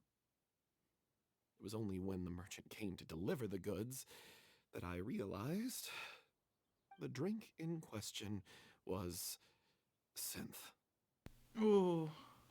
Well, he didn't know, though. Isn't that the drink peddled by the culprit behind the serial disappearances case? I remember that it induces a state of euphoria, but also causes significant harm to the body. I freaked out when I saw the boxes, and I told the director everything right away. She was completely shocked as well. But she didn't reprimand me for making the decision without consulting her. Instead, she contacted the merchant and stated that the troupe could not agree to this collaboration. The merchant was furious, berated us for going back on our word, and threatened to sue us for damages. The amount was astronomical. There was no way we'd be able to pay. And then she I was disappeared. going to sort it on my own, but the director stopped me. She said that this was an issue for the whole troupe, and it wasn't my fault. But things only got worse from there. The synth merchant just wouldn't let up, and suddenly the director told us all to leave the city one day. I knew then that things must have reached a boiling point. I admit this whole thing was my mistake. I didn't dare to tell any of you the truth back then, and after the director disappeared, I was even more afraid to say anything. You brought the director to the attention of the synth dealers. Your mistake gave them the motive to kidnap and murder her. These are both bad, because he had no idea that that was going to be the result. But also he should have asked. But that doesn't mean you blame him for everything. Yeah, I got Aurelie killed. There, I said it. Happy now? I don't like the Hey, don't Traveler's say that. dialogue options. You traitor! You knew Aurelie was in danger. Why in God's name didn't you tell us? What do you mean? You were afraid. This was a life and death situation. We could have saved her. I How know. could you be so stupid? You're stupid too, brother. Please, try not to get too worked up. Yeah, listen to him. You need to stay calm. Stay calm? How can I stay calm? This guy got Aurelie murdered. She was the love of my life. And he has the gall to try and high road us, claiming that he kept his mouth shut for the sake of the show. How about taking some responsibility for what he's done? All I can say is I'm sorry. Truly. I wanted to apologize to everyone in the troupe, but that won't bring back the director. I'm just a coward who made an awful, terrible mistake that I can never take back. You're sleeping on my Beat me up mouse, if you kitty. want. Kill me if you prefer. It's what I deserve. I mean, you're not a in cat, my life. but I meant to So say I can meet the kitty like director kiddo. and apologize to her in person. Get out of my sight. Go, get lost. I don't ever want to see your face again. Hello. That's enough! You've screamed and shouted at each other for long enough. Now pipe down, both of you! Can you stop conflating the show on stage with your real-life relationships in the troupe? You keep saying that you want to use this final performance to pay tribute to your director and celebrate her life. How can you do that if you're just using it as an excuse to vent your own emotions? You're right. Yeah, listen to Farina. Bitch.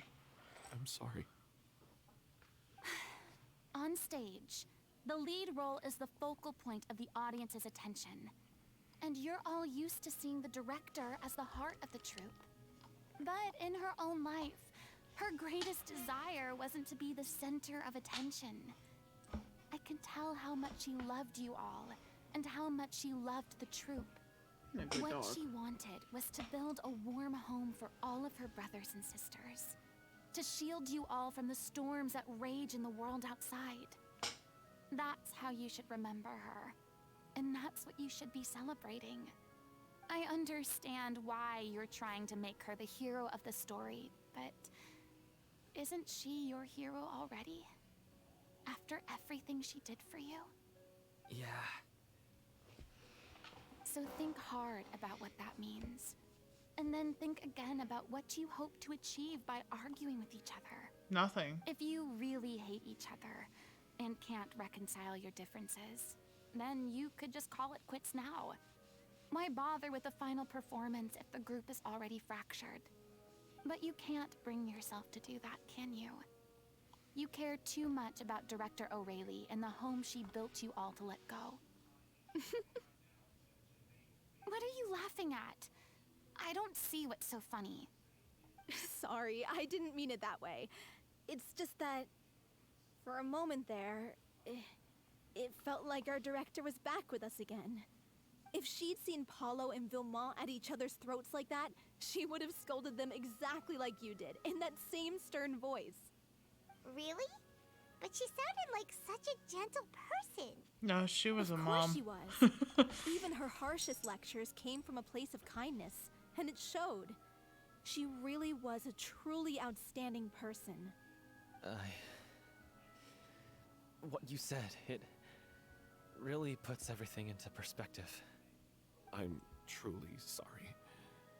I really meant for this to be a genuine apology, but I ended up making it all about me and my self-pity. It's all right. Let's save all this for after the performance. So, the ending. What are we gonna do about it? Clearly, everyone needs to take a step back for now and reflect on what really matters. When emotions are running high, things get lost in the fray.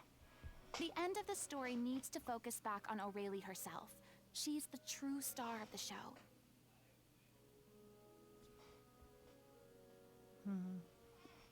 I can't see the screen, baby. Yeah, baby dog. Hi.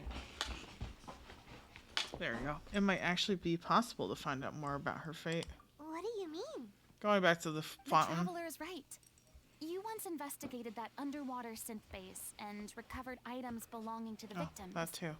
If you could find anything that O'Reilly left behind, perhaps we can get a better sense of what she went through in her final days. You really think that's possible? Yeah. I trust that nobody would object to the ending of the story being based on O'Reilly's true feelings. No. Well, we'll leave this in your capable hands. Thank you. Come, let's pay a visit to the Palais Mermonia. The rest of you, head back to the rehearsal location for now, and wait for our good news. Are we gonna see him? We're gonna see my boy? We're gonna see Nuvilet? We're gonna see my boy? We're gonna see my boy? I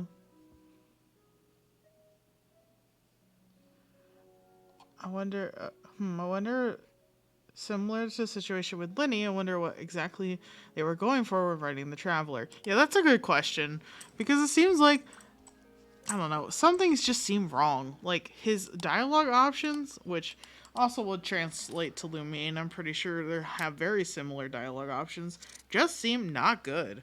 Like, I also know that for somebody who is all about, like, justice and doing the right thing, I do have some pretty, like, gray area thoughts sometimes, and sometimes this kind of, like, I don't know, determining that something is right without emotion, like, this way, or without considering, I guess, the fact that nobody's at fault or whatever. I don't know, it just doesn't seem emotionally intelligent, I guess, or doesn't seem to take into consideration the fluctuation and differences and possibilities that happen with situations like this. Oh my god, she's too short! You want to review some recovered items connected to victims of the serial disappearances case? But, that case has been closed for quite a while now. Still, since you were the ones who discovered and submitted the evidence in the first place, you don't actually have to submit an application. Okay, please hold on. I'll have someone dig them out. Satine sends a staff member with a So, box. This is all O'Reilly left behind. Just whatever she was carrying on her person and this tattered old notebook. Hey! Oh, It's Lola. full of script lines! And sketches too! Your Looks butt like they sat hear on the where keyboard different again. parts should be placed on stage. Let me take a look. Maybe there's something in here from after she was kidnapped. Aha! I found something. To whoever discovers this diary. Let's see. Looks like she kept a detailed record of her captor's actions. She even mentions the truth behind the experiments on dissolving young women. If we'd had the chance to examine this notebook carefully back then, it would have been a conclusive piece of evidence proving Vacher's guilt. Vacher took so many lives. It's still so unthinkable how many victims he had. I guess Yeah, that was O'Reilly really must have fucked written all up. this down in the hope that her records would one day be of use to investigators.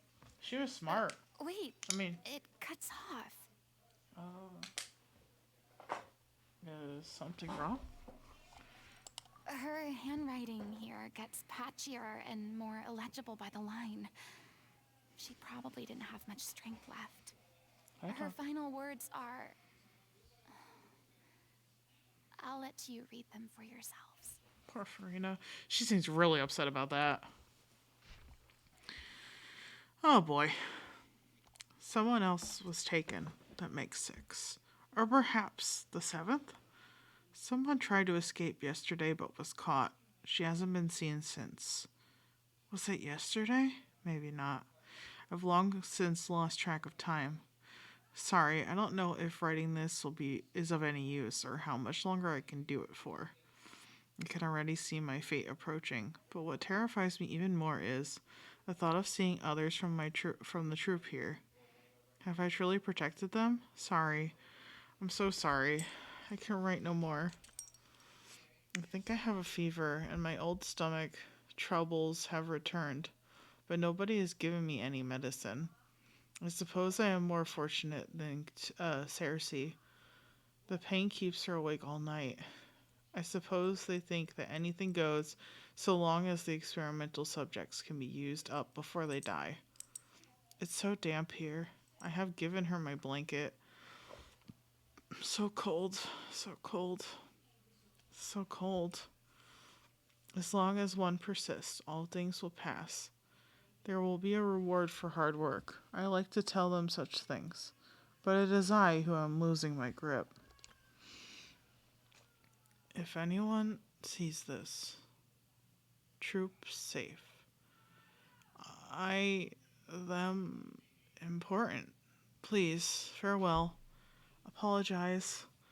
Life, perform, future, regret, Cleo.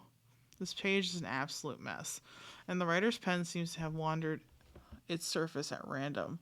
Only some words can be made out, and barely at that. From this page onward, the diary stops, to be replaced with lyrics from musicals. Some are in the form of newspaper clippings, and others are handwritten with many crossing out and changes. It is apparent that the pages have been referenced often, and that this was a personal notebook of artistic director O'Reilly. She was so terrified. She watched a girl get dissolved right in front of her, and had to wait for her own death in silence. She may have been a mighty hero in the eyes of her troop, but at the end of the day, she was only human.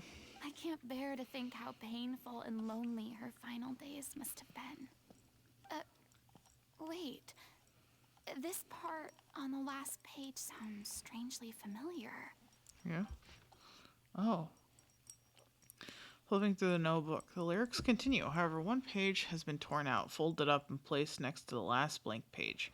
At the bottom of the folded note, there are 2 new lines O'Reilly has written, in handwriting much more legible than before. But it seems that they took her both great effort and great deal of time to write. If you become human, you can reveal your secrets to no one.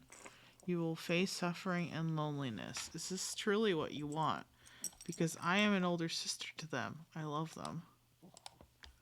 That's the lines of the boar. If you become human, You can reveal your secret to no one. You will face suffering and loneliness. Is this truly what you want? Isn't that the most important line in the Little Oceanid? Because I am an older sister to them. Oh. So she didn't regret her decision, even as she sat in silence, waiting for death to come. I'm sure this is what the troupe would have hoped to hear as well. She had their utmost trust, admiration, and love, and she truly deserved it. Let's go. It's time for them to learn Director O'Reilly's final thoughts. Damn, some heavy ass fucking shit.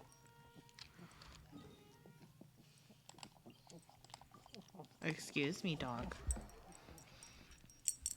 You're very kissy. Yes, you're giving me lots of kisses. Why? She's like, I don't know, your hands taste good. Why do my hands taste good?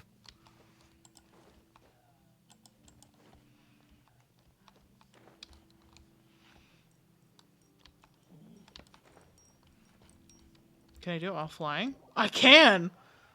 Sorry.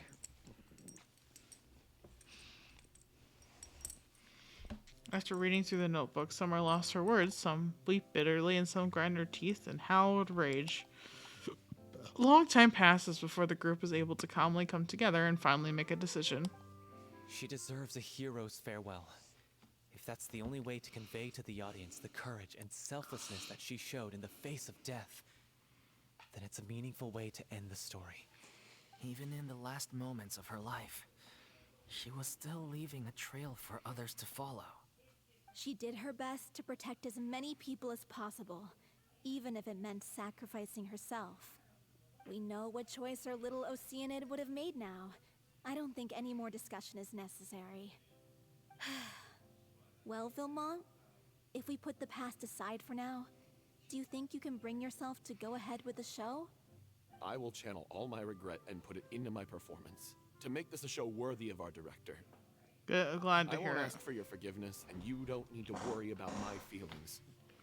This final farewell show should be about Director O'Reilly and her alone. Then it seems like we've reached a consensus. I have a feeling that this will turn out to be the most mesmerizing performance of your lives. Really?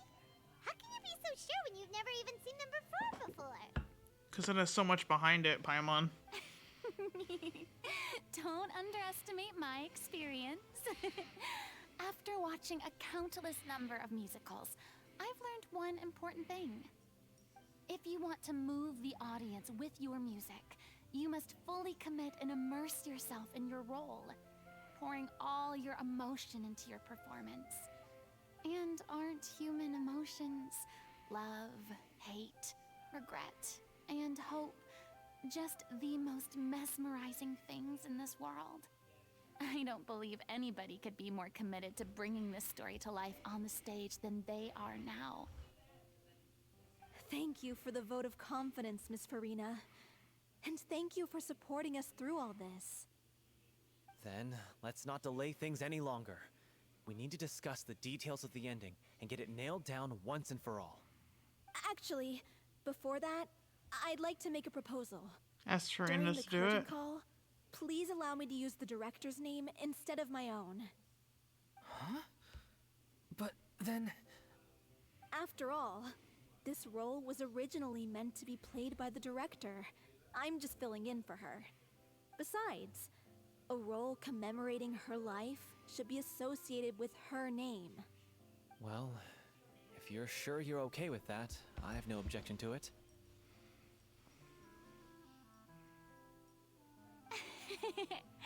Now we're talking like a serious acting troupe.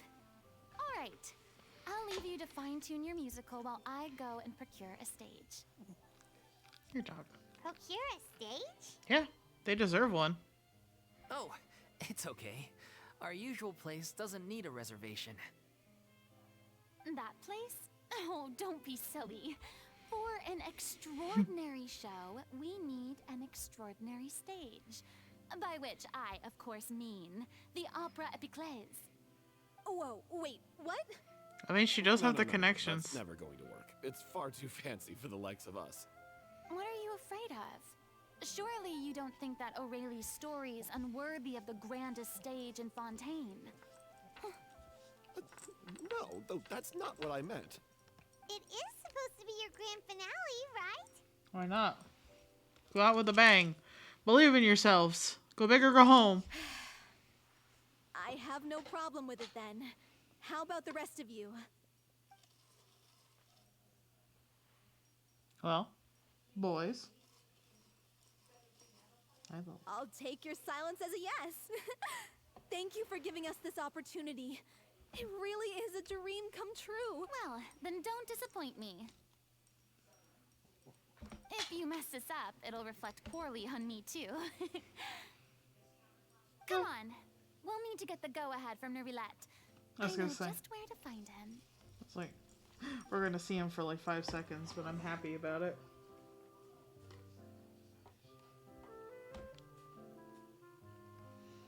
Listen, we're gonna go see my boy. We're gonna go see Grandpa. How do you feel about that, Lo? She has no idea. Sorry, I also was painting. I took a moment to dabble some stars onto the painting I started, inspired by Blade. I don't know. I'm doing that weird thing where I start doing multiple things at once.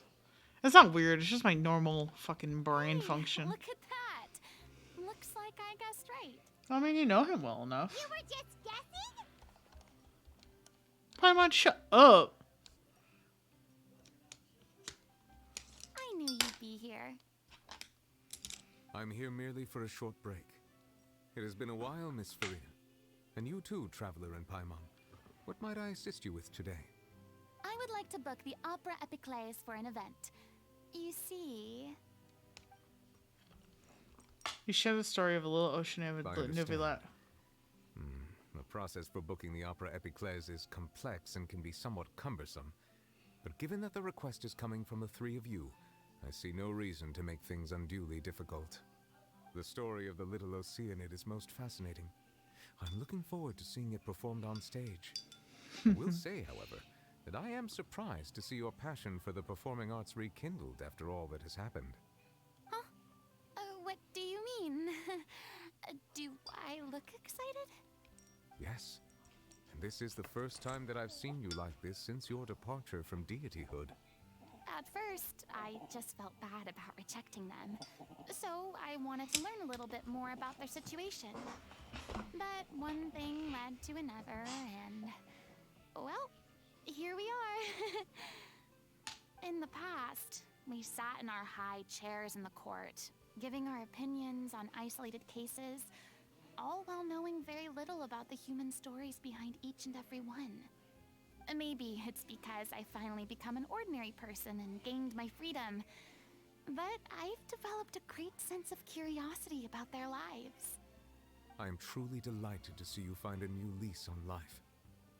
Now that you've regained some confidence, told you. Have you had any thoughts regarding a return to the stage? Why would you suddenly ask a question like that? He's so used to seeing you on If the stage. Little Oceanid turns out to be a great success, it will no doubt become a classic. Many theater companies are certain to add it to their repertoire. The experiences and decisions of the protagonist, Cleo, are all modeled after your own. Naturally, this makes you eminently suited to playing the leading role. It would truly be a shame if you did not take this opportunity to allow audiences to enjoy your outstanding acting talents once more.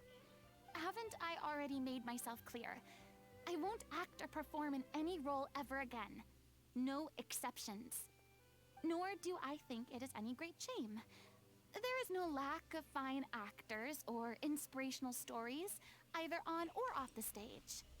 This experience is a case in point. I feel like I've learned a lot, and it has already been well worth the price of admission. I must admit, though, I'm a little envious. They're quite fortunate to be able to bid farewell to their past in such a magnificent manner. I see. Well, I'm glad to learn that you have found a role to play that you enjoy, be it on the stage or not. I sincerely hope the show will serve as the grandest of finales. I will have my staff book the date and mail the relevant paperwork to the troupe once the details are confirmed. Thanks, Nervalet. Thanks, Gramps. You are very welcome. Look at how happy he is to see that Furina's doing something. Many people were once enthralled by Lady Farina's performances, myself included. I hope that one day she'll be able to understand that our appreciation was always sincere. He's so proud of her. They're like this. They're like, you know, the same age, but he feels like her, like he's her dad, and like I'm so proud of my little daughter. Look at her.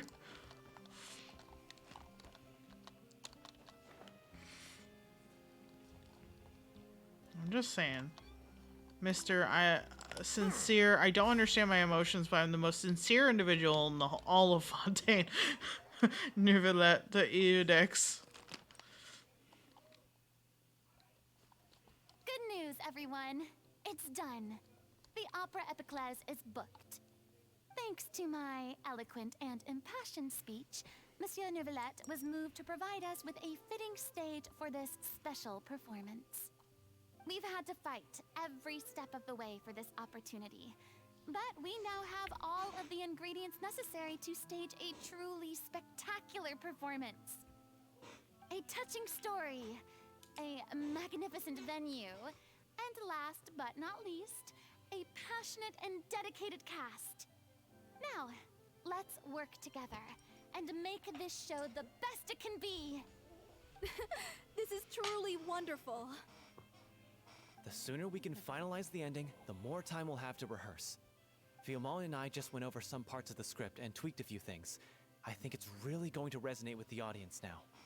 Wow, you two had a constructive conversation? That's great! I'm so proud of them. Communication is vital to any good performance. Look at us. We've come so far. I never could have pictured this scene a few days ago. It's amazing! Even though Farina's still being a bit of a drama queen about it all, she's really fired everyone up! I'm really looking forward to the final production. Please feel free to give us any comments or suggestions you have. We really value your input. Hey, Loic, get over here. Time to practice the opening number.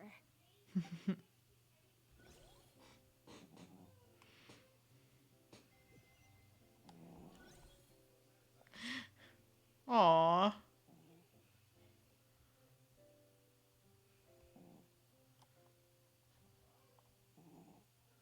Look at them practicing. They work so Cursed hard. Cleo. She stole the waters of life from us. She's a fraud, and she must pay for her crimes. This has nothing to do with her. The ignorance and hatred of our people is to blame.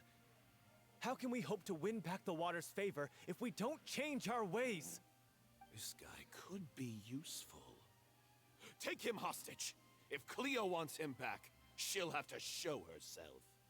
Leave this place, oh little Oceanid, and never, ever look back!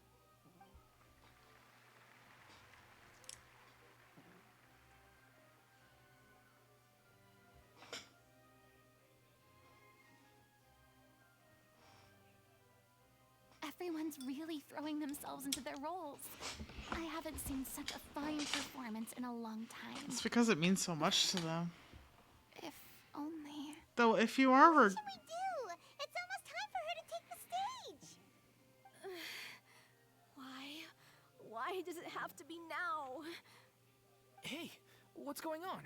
You're due on stage any second now. Oh no, not again. But why? What about your new meds? Did they stop working? They've been getting less and less effective over time. I've had to keep increasing my dose. What? I thought they cure it. So they were only managing your symptoms? That's what most medications I do. figured whatever it took to get me through this final performance. How could you do this to yourself? And after that lecture you gave me about not looking after my health. I'm sorry. I've let everyone down. You... This is a Who the conversation fuck for are you? another time. Leave me alone. How can the show go on without its star performer? Miss Farina, I'd like to make a request of you. She's gonna ask Say her to no do more. it. If you're sick, you need to rest. I know what you're going to ask. Loic, your character has no more scenes, correct? Oh, yeah. I think my scenes are all done. Although, I do have one more line. But I guess another guy in the troupe with a similar voice register could take it. Why? Please take Delphi back to her place to rest. I'll sing the finale. From the sublime to the ridiculous. After all that, everything's come full circle. Thank you, Miss Farina. I'm so sorry to put you in this position after everything you said. Never mind. What's done is done. It's really my own fault for getting in too deep. No one likes regrets, myself included. Leave it to me. I've watched you rehearse so many times that I've learned Cleo's part by heart. I do not doubt your acting skills, but please allow me to ask just one more question. After all, this show is dedicated to the life and legacy of our director. What, in your opinion, is the reason Cleo shines so brightly? It's her pure heart. Despite all the pain and loneliness she had to endure, she never once stopped believing in the beauty in this world. Well said. I leave Director O'Reilly in your hands.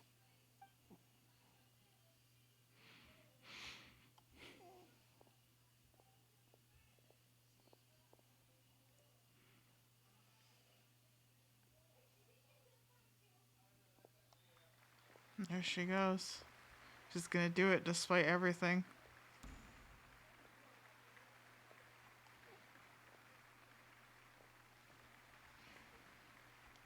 And I guess I understand why, but it still feels bad.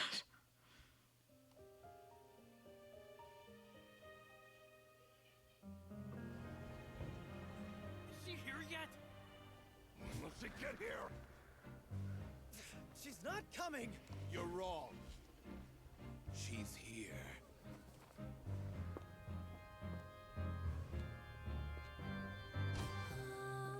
Si je pouvais vivre dans l'eau, le monde serait-il plus beau? Me pardonneras-tu, ô chère mère?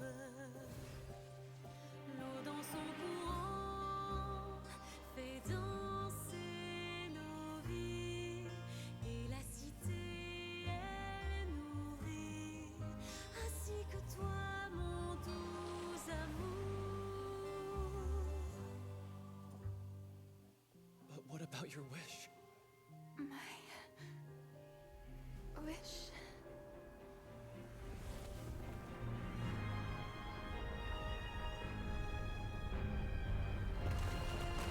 If you become human, you can reveal your secret to no one. You will face suffering and loneliness. Is this truly what you want? Le grand amour ne suffit pas, seul un adieu fleurira. C'est notre histoire de vie, douce et amère. Moi, je suis seule et toujours là, à voir le monde et sa beauté.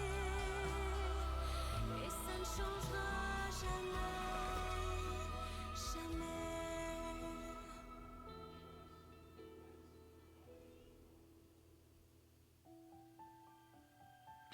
And there it is. Her vision.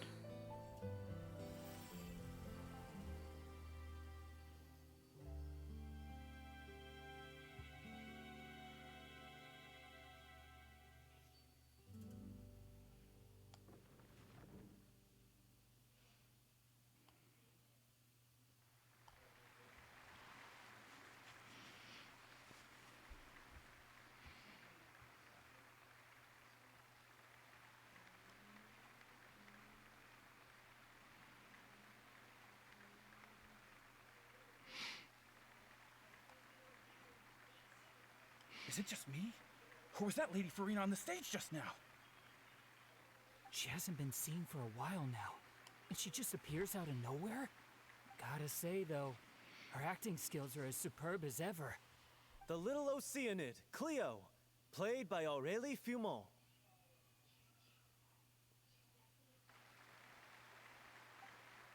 Wait, that's not her name. What's going on? I don't know. Maybe it's just a doppelganger. I've spent a lot of time out of the spotlight, and they didn't use my name during the curtain call either.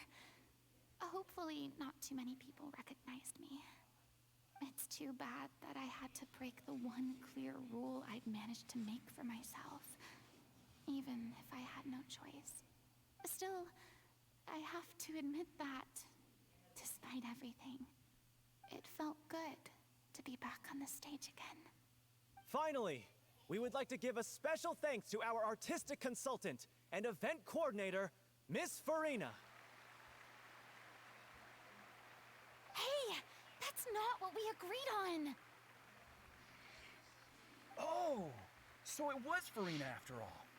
She's back. Honestly, what is he doing? He should have run that by me first. Oof, that's a big violation. All right, calm down. Don't be mad. This was a group decision. We just didn't want your contributions to go unacknowledged. After all, it's been the rule in Fontaine since ancient times that everyone's work, visible or invisible, is equally deserving of recognition. Yes, I know the rule, but it should still be applied on a case-by-case basis. I wasn't ready for this yet. It's no big deal. What's the worst that could happen? It kind of is a big deal. Oh, yeah? Well, since you think it's so easy, you can sign them for me. Give him the attitude, Farina. But can we talk about that crazy thing that happened during the show? It nearly gave Paimon a heart attack. Paimon flew over to where she was supposed to be and was about to drop the prop vision, and then suddenly, a real one popped out of thin air! Oh, that. I've got no idea what happened there either. I like how it has both, But, hey, kind of both it went designs pretty on well, it. didn't it? I'll bet the audience has never seen such a realistic prop. Wait, what about Dolphy? I wonder how she's doing. Oh, let's go check on her as soon as we finish clearing the stage. Yes. Plus, she'll definitely want to hear how the end of the show went. If nothing else, we can safely say that we accomplished what we set out to do.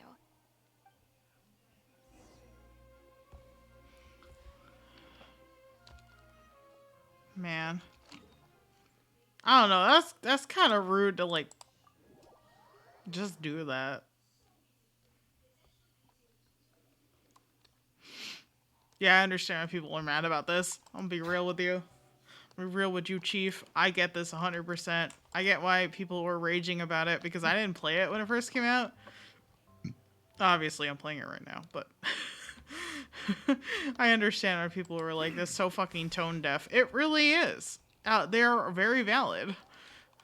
This was a couple of poor decisions, I'll be honest with you.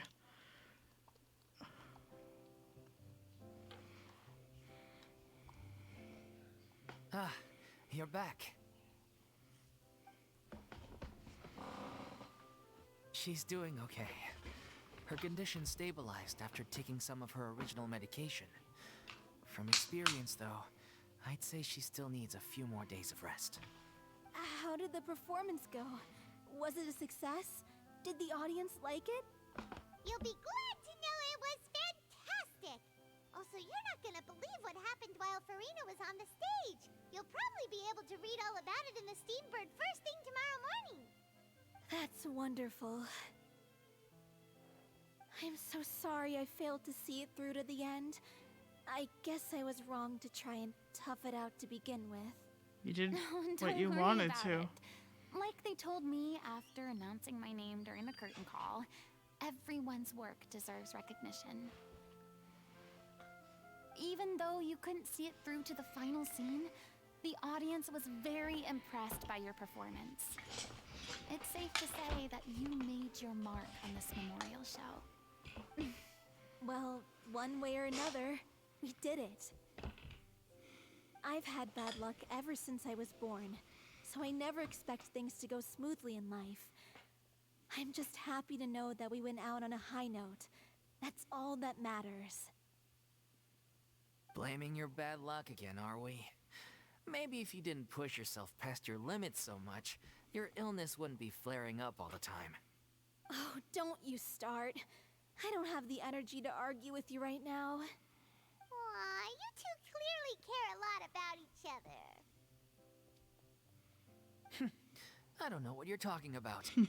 You mean we never stop arguing with each other? Yeah, people who care about each other do that. So, any plans for the next step? After the brilliant performance you put on, the reputation of your troupe is sure to spread through Fontaine like wildfire. You won't have to disband if you don't want to. You could capitalize on the rave reviews and license out the Little Oceanid to the bigger theater troupes out there. That would do wonders for your financial situation. No, we should still disband. Yeah, it's what we all agreed to. After all that's happened, I should give you guys some space. But maybe our paths will cross again one day. Hey, don't just walk off!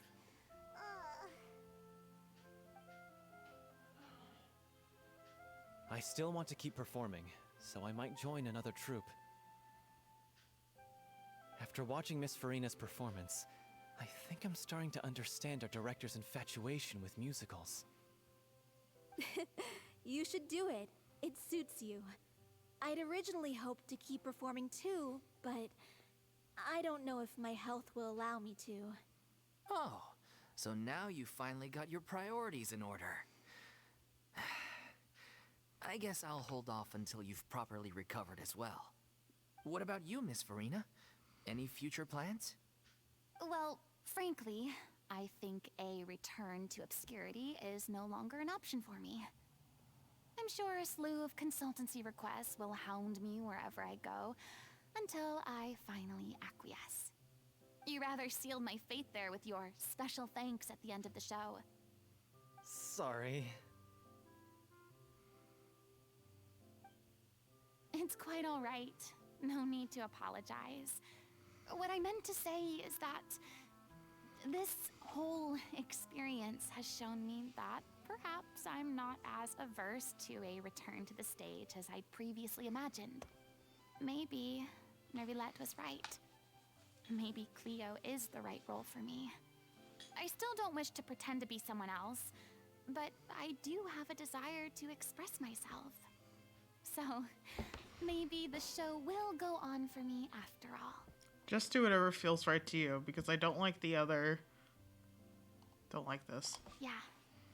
There was once a time when I was an actress in a masquerade, seeking only to hide the truth. But from now on, I want to spend my time learning real stories about real people and how they touch the lives of others around them. I want to watch them blossom and wither, see them refined on the page, retold on the stage, and remembered long into the future. I'm sure this is what captivated director O'Reilly as well. Sounds like you're ready to stop running from your true calling. The more you get out into the world, the more you'll discover what a fascinating place it is.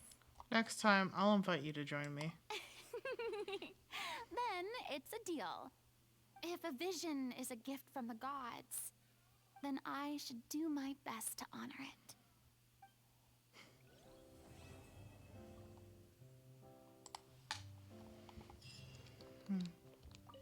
It's ironic to think that in my whole time as a god, I could only ever dream of receiving this kind of power. And now that the gods have given me their blessing, it actually feels more like I'm finally able to take my fate in my own hands. Is that how humans feel about it as well? I think so, based on who we've talked to. But I can't believe it just ends like that, because to my knowledge, That is not the case.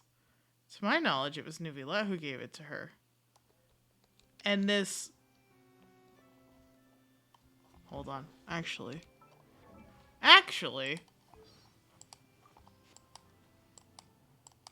No? Okay. Now the curtain has finally fallen on her performance. The character she portrayed was an imaginary one, yet in playing that role, she fulfilled her duties. Though she is meek and full of doubt by nature, she was able to use madness to stiffen her resolve and see her duty through to its conclusion. The work that she has done over the centuries is truly immense. If she were to ever make a return to the stage, I should personally attend the performance and give her my heartfelt applause. Yes, I must do so when the opportunity arises. Which is kind of what we saw. And I haven't read any of these.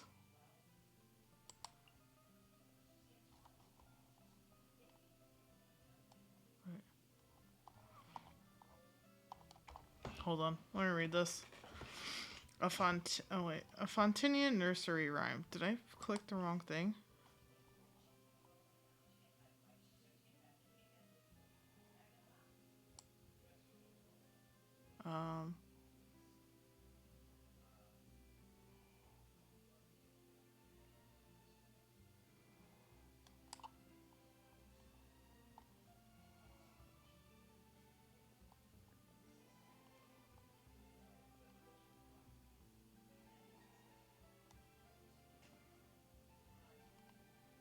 Oh, there it is. This right here. Hold on, I'll read this one. Neuvillette does not need a vision to manipulate the elements. However, there were some things he learned only after regaining his complete form. Severely wounded in the Great War of Vengeance, the usurper had their functions ruined, and could no longer use their absolute authority to suppress the original order of this world. To continue to subdue and control the resentments and loathing of the world, the usurper and one who came after created the Gnosis together. So it came to be that an order was made to be upheld, and thus did humans come to only possess these 7 remembrances, and all fragments of the primordial were driven to devour each other. From that day on, whenever a person's wishes reached the heavens, the 7 overseers of the material realm were duty-bound to grant them a gift. Though they might know nothing of who or what wish had stepped into the threshold of the sacred, the 7 archons still had to impart a shattered shard of their mastery to that person. When one so gifted completed their duty, the gift the gods would receive in return would be more abundant still. Neuvillette obeys no edict from the heavens, but he does acknowledge human will, so he too set aside parts of himself, as like unto the dragon treasure hoards of the old, awaiting valiant humans to come and claim them.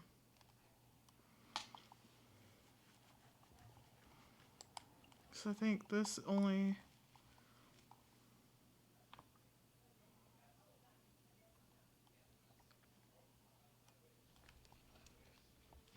Yeah, because this is only about the nursery rhyme.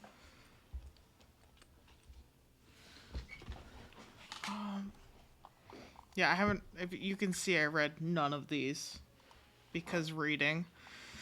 I read, it's just like it takes me a while to get the motivation to actually read.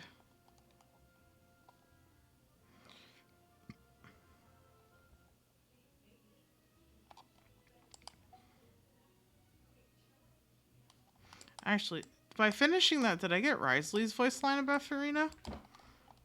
Or is it still locked behind his quest? Oh, yeah, it's still locked behind his. Okay. Damn. Oh, I sure got something from Neuvillette, and her vision has little dragon claws on it. I did not notice that. And I don't have her. Melusines are beautiful creatures. They are the pride of Fontaine. Be sure to befriend them. That's cute. And cause them no harm. Damn. Well. Let's see. Let me do the first 10 days and 4 hours. Shit. Okay, let me start this. And I might finish it on my own and record it. And record my reaction to it. Alright, let's see.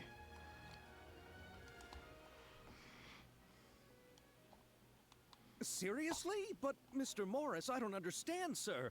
How could you only be telling me this now? I'm afraid that there's nothing really I can do.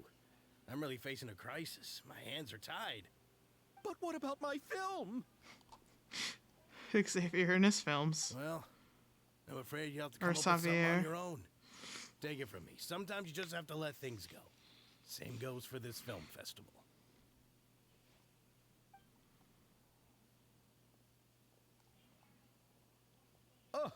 Oh. He's so sad. Isn't that Xavier?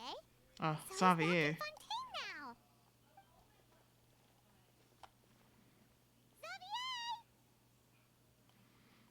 Oh, why, if it isn't the dear traveler and Paimon. I really didn't expect to bump into you here at this time. It's been a while. Well, I was doing just fine until I Oh. received some Oh. terrible news just now. The investor I was working with for my upcoming film has fallen upon some hard times and is no longer able to provide the promised amount of funds. Can't you just find a different investor? Unfortunately, that's not how it works. We had signed an agreement specific to the Fontanalia Film Festival, stipulating that I cannot work with any other investors until the festival is finished. The Fontanalia Film Festival? What's that? That's what we call trapping you Is in a this contract. your first time participating in Fontaine's Fontanalia Film Festival? Then allow me to fill you in. The Fontanalia Festival was established to commemorate the legendary Loch Knights, who went on a quest to search for the Oceanids, and eventually welcomed the Hydro Arconageria. The holiday is deeply connected to the founding of Fontaine, as well as its unique laws and trials. It's one of the most important festivals for this nation. Interesting. But what's with that weird expression on your face? It's like you're trying really hard to remember something.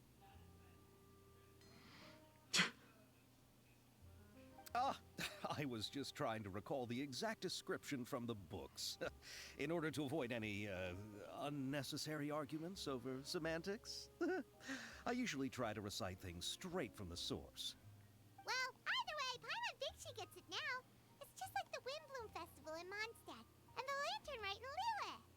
Yes, those are festivals of a similar variety. Who doesn't like a good festival? And just like those of other nations, Fontaine will hold a plethora of events around this time each year. To commemorate the Loch Knights, people will imitate them by putting on special costumes, raising golden cups, and going door to door asking for pure water.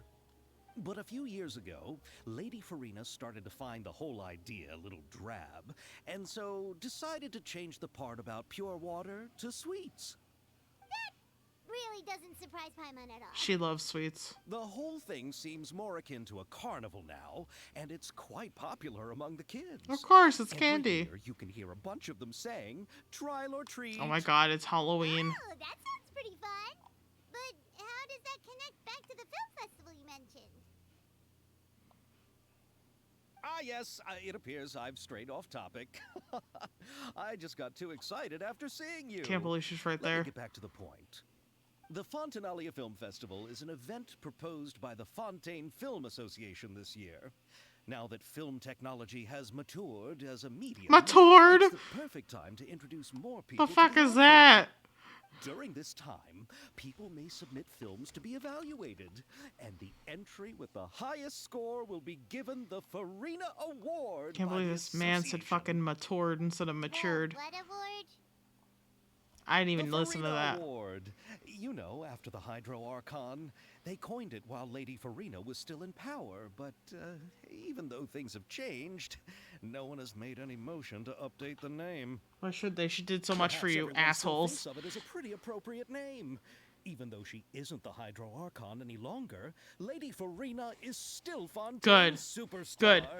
Anyone Appreciate with eyes her. can see the way she shines on the stage. Alright, guess the name does work pretty well when you put it that way. Oh, but who would have guessed there'd be an issue with the funding? How will I ever explain this to Miss Chiori? Not to say all the other actors who traveled all the way here from Inazuma. Chiori? Sounds familiar. She runs a clothing store and a... Oh. Wait, she does? Yes, that's her.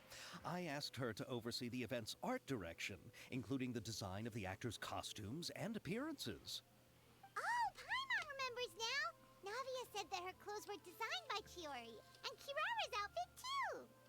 How to describe her? Well, she tends to be pretty direct and can be very forceful when it comes to dealing with people. The fashion world in Fontaine has dubbed her the Thundering Seamstress. Her remarkable designs have led many Fontainians to become very interested in Inazuma. Anyway, Chiori is acquainted with all the actors I've invited from Inazuma. Without her help, I don't think I would have been able to get such an international cast for the film. She really is a kind soul. Who are the actors from Inazuma? Do we know them? I don't know, do we? Why don't the two of you accompany me to the Aquabus station to welcome them? This is exciting. Judging from the time, the Aquabus should be arriving shortly. Chiori will be waiting to meet me there as well. Crack of muskets breaking the silence. Oh my god, the purple-haired captain. I don't even know how to say her name. Oh my goodness.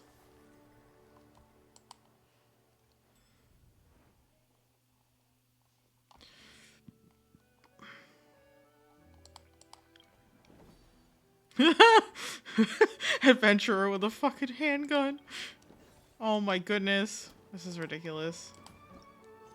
Oh, that's this kind of quest. No, I don't care about that right now. This one is the one I care about. I'll do the rest of it on my own.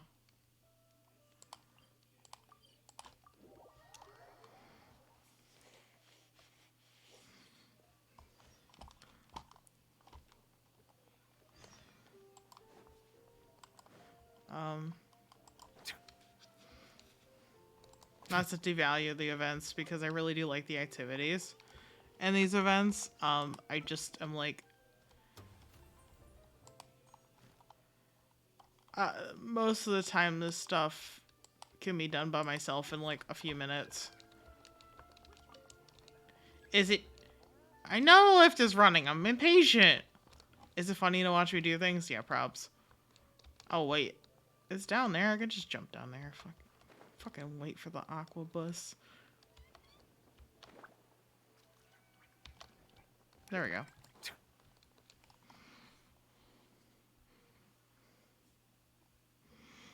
Oh my god, I love her clothes. Her outfit's fantastic. Miss Chiori? Your talk with the investor sure went fast. The Aquabus hasn't even arrived yet. Oh? And who are they? Allow me to introduce you. This is the Traveler and Paimon. Sup? Pleased to meet you. Nice to meet you too. Likewise. We've heard the owner of Chioriya Boutique is a skilled seamstress, so it's a real pleasure to finally meet you in person. The way Navia's wardrobe comes together is really exceptional. The concept design behind Kirara's outfit is really original. I'll talk. Why, thank you. I strove to create an outfit that matched her high social station as the demoiselle. So tell me, what happened? I can tell the conversation didn't go quite as expected. Well, it's like this.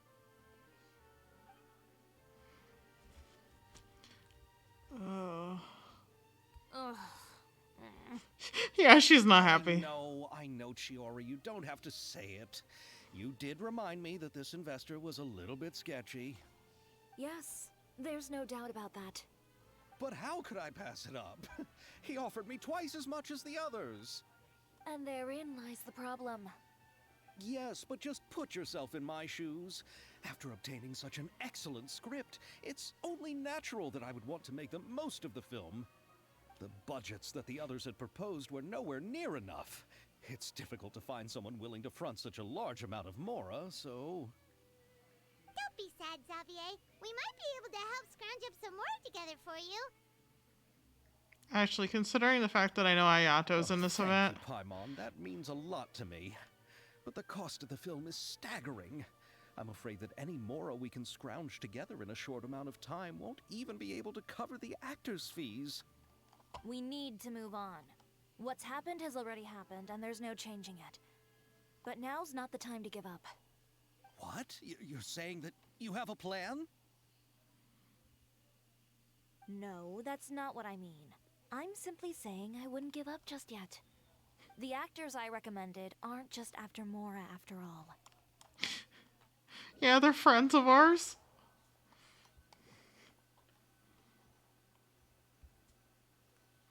Also, Ayato's probably fucking loaded. I'm gonna be honest with you. Yeah, there he is. There's my boy. Oh, Ayaka's still wearing that outfit. So cute. Really? Then where do you live? We Melusines live in Mercy Village. The only way to enter is from underwater. Oh, you must be pretty tired after work every day, right? I mean, you have to swim all that way just to go home. You're so thoughtful. But some Melusines choose to live in the Court of Fontaine because it's so much more convenient. This is our stop. Oh, we've arrived. But I haven't even finished chatting with Abel yet. Oh, you and I Mia. also enjoyed Abel's introductions to Fontaine along the way.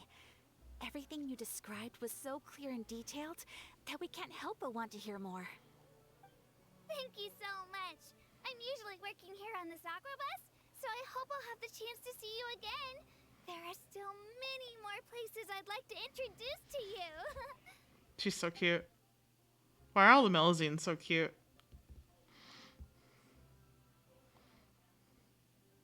Welcome to the Court of Fontaine. Chiori, you sure have changed a lot. This is the first time we've seen you since you left Inazuma. I haven't realized it's been so long. I was in such a rush when I left that I didn't even get to say goodbye. Thank you for extending the invitation, Mr. Xavier. I'm looking forward to a fruitful trip here in Fontaine. So that look Paimon gave me. It's an honor to have the head of the Kamisato clan visit us. So they're who you meant when you said you had actors coming from Inazuma? Oh? It's the Traveler and Paimon. Wow, what a coincidence! Ayaka and I were just talking about you on the way here. Are you also here for the film? We just ran into Xavier earlier and came over with him. Mm-hmm. We know him. But I'm not an actress. Sir Kamisato and Lady Ayaka are the real actors here. I'm just tagging along with Ayaka to have a good time together. I thought I would always get the lead role. About that, I mean, how was I supposed to contact you when I was making preparations for the film? I figured you were probably busy, and I didn't want to disturb you. So I could only keep you in the back of my mind while I sought other actors to play the lead roles in the film. I had been thinking about a surprise reunion with you during our trip here, but you still managed to surprise me first. Yeah, coincidence, honestly. Oh, so you all know each other already. My, what a coincidence. What are the chances everyone could be brought together here like this? Crazy. Why don't we go to Hotel No idea. Decor and catch up over a meal? I've already made a reservation. Huh? Did you reserve 2 spots for us too? Yes, of course, of course. I'll be sure to tell the boss to serve a few more delicious dishes just to make sure there'll be enough food. Very well. Then please, kindly lead the way, Mr. Xavier. Oh, as elegant and princely as ever, Ayato.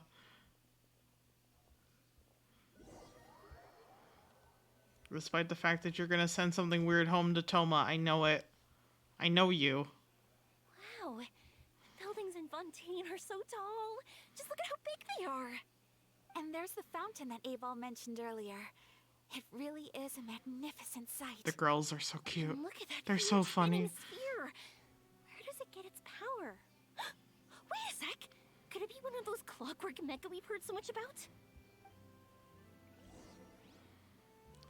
They're having a good time, and Ayato's like, oh, I'm so glad that my little sister is having fun. He hasn't really said much. I wonder what he's waiting for. I wonder if he's just like, I can't believe they dragged me here. And now I have to do this. In another country.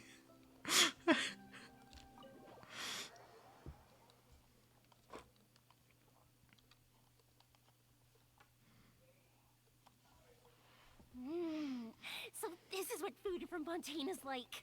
It sure is different from what we have in Inazuma. How should I describe it? It seems like you have to go through a lot more steps to make them. And the flavor has many layers too. More steps, more layers. Yes. When I first went to Inazuma, I actually thought the food there tasted a little too bland. It took some time for me to get used to it. Let's get back to the purpose of this trip for a moment, shall we? How have preparations for the film been coming along, Mr. Xavier? I think it's really funny that Ayato's like, I don't want to talk about the fucking food. I am here for one thing and one thing only. Acting in your stupid fucking movie. Let's talk about the fucking movie.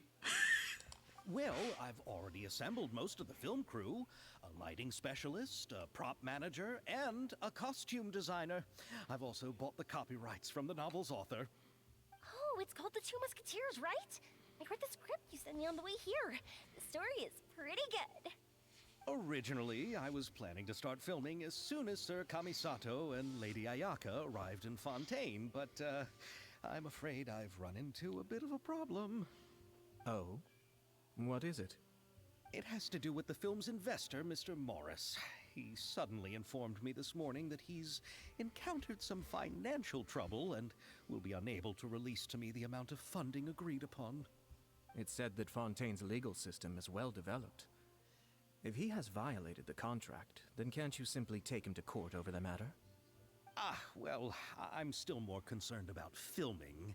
Even if I were to take him to court, I'm afraid it would take months before the case could even be heard. Yeah, Nubila's kind of busy. Is there a way we could raise funds ourselves to solve the problem? I've considered that option too, but unfortunately, it's difficult to gather such a large amount of mora on such short notice. Besides, we have to consider the film festival's submission deadline. Mr. Xavier, if Ayaka and I were willing to perform for free, would that resolve the problem you are currently facing? What? No, out of the question. To have you come all this way just to act for free? Oh, no, that won't do. There's no need to worry, Mr. Xavier. My brother and I had actually intended to work for free after receiving your invitation. Aww. Inazuma has only recently reopened its borders, and needs to strengthen its relations and cultural ties with other nations.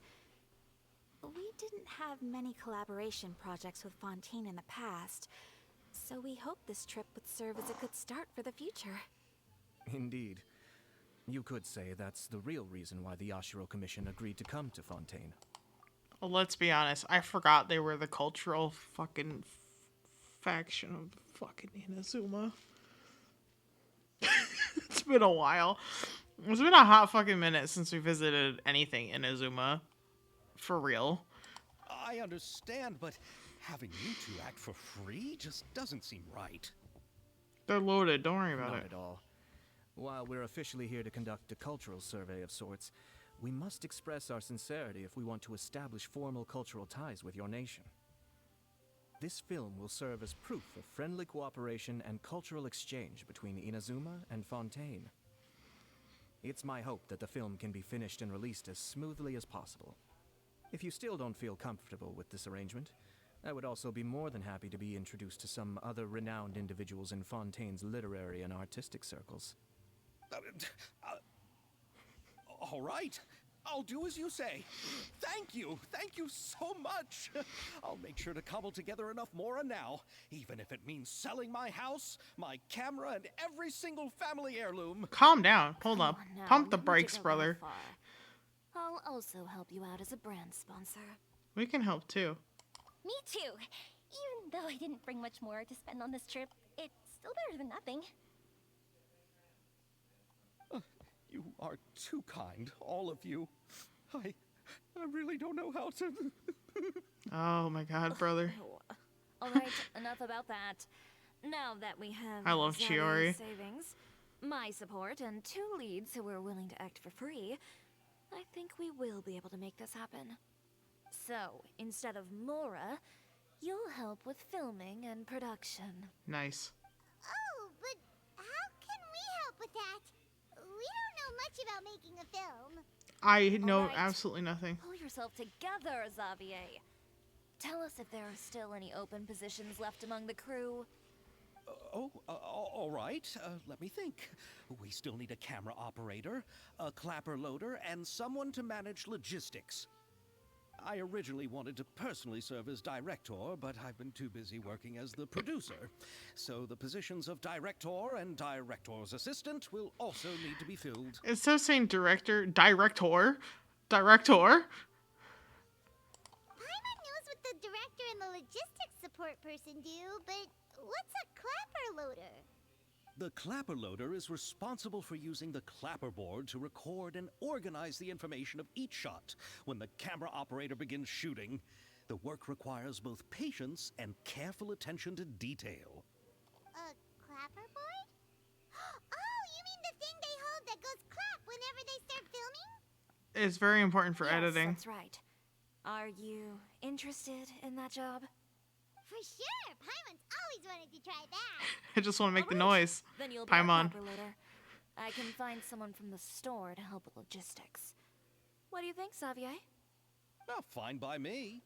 As for our camera operator, I was thinking of letting the Traveler take the role. I can do that. I can turn it on and off again. When it comes to using a camera, Paimon can't even count how many things we've taken photos of during our journey. Yes, that's also what I was thinking. I noticed the Traveler had an eye for photography and composition when we worked together previously. I'm sure that's due to the traveler's journey across Devat and all the places they've seen. After so many adventures, using a camera must be second nature by now. Definitely. What do you is. say, Traveler? Are you interested in the job? Count me in, as long as I'm able to help. Thank you. It really means a lot to me. Come on, friend. Let me give you a big Oh, warm no, hug. don't touch me, don't touch me. So all that's left for us to find is a director and an assistant. Chiori and Yoimiya. I want to be the director's assistant. All we need to do is help the director, right? I can handle that. All right, then all we need is a director. Oh, all the well-known directors in Fontaine are probably also busy working on their own films these days. I'm not sure who will have time to help. Oh, Farina helped out a theater troupe recently by serving as an artistic consultant. She could be a good director, right? Oh, that's right. It's not like she has anything else to do right now. Rude. Farina? Yeah, we know her. Do you really think Lady Farina would be willing to help us with our humble project? Why not? She loves Isn't that the name of the Fontaine's theater. Hydro Archon? My brother has already informed me about what happened here in Fontaine. Yep, that's her. She helped out a theater troupe not too long ago, and now she's taking up work as a director. Oh, I'm so proud of her. Well, I saw that musical. Her performance was perfect, and the storyboards were also excellent. Don't let her form or identity intimidate you. She's the best candidate we can think of right now. You'll never know until you give her a shot. fine. You're right, Chiori. I'll do anything for the sake of my film. Anything! Then I'll have to ask the Traveler and Paimon to show me the way to Lady Farina's residence. I just hope she'll agree to help. We'll see. Do you need us to also come along? No, there's no need to trouble you with this. Besides, you've just arrived in Fontaine, and I'm sure there are many places you would like to visit. Just leave this task to me. It's part of my duties as the producer. Very well. Then we'll be waiting to hear the good news. I'll go with you. By the way, you might want to consider bringing a gift. And don't worry, we won't simply drop you off at Farina's place. We know Farina pretty well by now, so having some familiar faces there should help your chances. Besides, the whole thing was our idea in the first place. All right, then I'll start making preparations. As for the gift... A gift for someone who was once seen as the Hydra Oricon. I wonder what she would like. Probably the cake they serve I here. recall that Lady Farina once fancied a clockwork ring, so perhaps I should get another exquisite clockwork contraption for her. She loves sweets. Huh? Can't we just bring some desserts, like the Fontinalia mousse? You know what I mean? It's on the right track. But wouldn't that be a little too cheap? She does like desserts, though. Isn't the Fontinalia festival happening right now? I heard Abel tell us on the Aquabus that Farina introduced the tradition of going door to door and asking for sweets. To do something like that, she must have a real sweet tooth. Yoimiya gets I it. agree with Yoimiya. If the gift is too fancy, it might actually make her feel more uncomfortable. Alright then, let's go buy some Fontinalia mousse.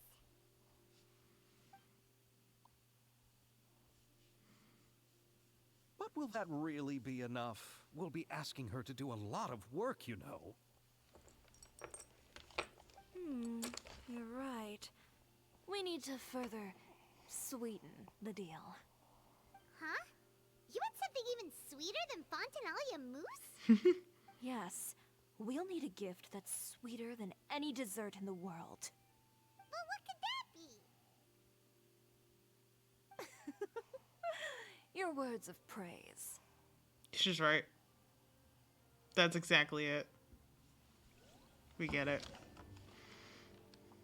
What are they talking about? Oh god, You look go at him ahead. over here. No need to worry about us.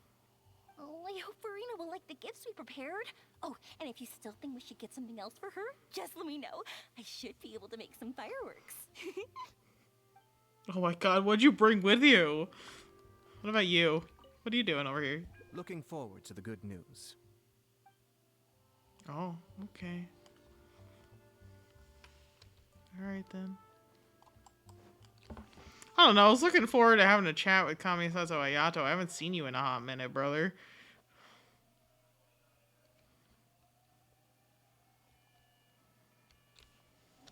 But then I know he is, like, because of his role, one of the most socially distant characters, because he kind of has to be, because he's the director of the Kamisato clan, but, like, you know, maybe a little, you know, nice little chat. Little haha, little hee hee, you know. I haven't seen you in a while.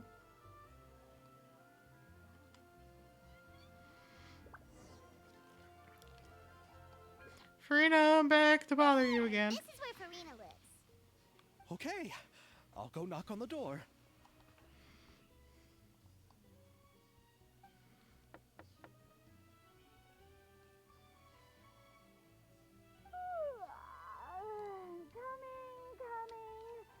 Ugh, seriously, who's knocking before asking me tea?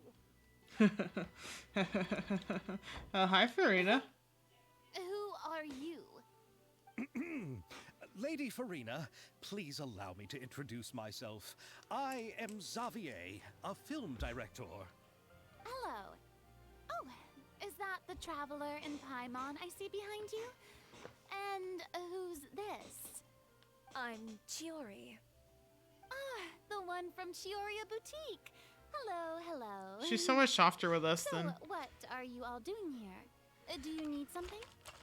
Did you just get up, Farina? It's already past noon, you know. Trying to... Paimon, trying to be nice, remember? Paimon means the weather is so nice in the afternoon and the sun is so warm. Just like how you make us feel. Sleeping in late is a really smart idea. No. I was just up late last night reading some novels. What does sleeping in have to do with the weather? This is a small gift we've prepared for you, Lady Farina. We hope you like You it. guys really just don't No know how need to be fucking... so formal. I'm just a regular person like everyone else now. Oh, is this Fontinalia mousse? It's one of my favorites. That's great! So, actually, there's something we need your help with. Given your renowned passion and understanding of drama, I would like to ask that you serve as the director of our film crew. Director? But didn't you just say that you're a director? Yes, but for this particular project, I'm mainly working as a producer. Besides, I'm sure that your understanding of the performing arts far surpasses my own, Lady Farina. Are the Traveler and Paimon also part of the film crew? Yeah, that's why we're here. We sure are. Paimon's the clapper loader, and he's the camera operator.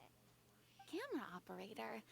That can be a pretty technical job, and it directly affects the final quality of the film. Are you really up to it? I can show you if you like. No, I'm not questioning your abilities. It's just that I've never really seen you use a camera before. Valid. Maybe you can come up with a test for the Traveler and see for yourself. If he can satisfy you with his camera skills, then you'd have nothing to worry about and can join the team. What do you say? You sure are getting better at rolling with the situation, Yeah. Paimon. Oh, I do wish to see how skilled the Traveler really is with a camera. Alright, how about this? We'll work with what we have. I'll give you some scenarios and see if your work is up to my standards. Whatever you... Sure, no problem. Very good. It's essential for the camera operator to understand the director's vision. I'll make my decision after seeing your work. Are you ready? I have high standards, you know. Yep, I'm ready. Okay. Grab the camera and I'll give you a scenario.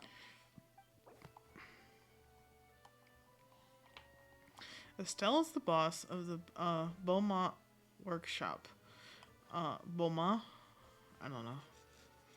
And has always been proud of her foraging machine, as it can only precisely control strength of temperature, as it cannot only precisely control strength of temperature, but also takes no effort from the blacksmith. Let us film a promotional video for her workshop. Remember to emphasize the superiority of her foraging machine. You'll need to film several shots according to the director's requirements and compile them into a video. Camera positioning is key, and you should ascertain the camera position requirements beforehand. When filming, there will be narration requirements. Select the most suitable narration according to the story. To satisfy all director filming requirements, after selecting the most suitable choices for all the camera positions and narration, you may begin filming and see the results. Okay. Okay.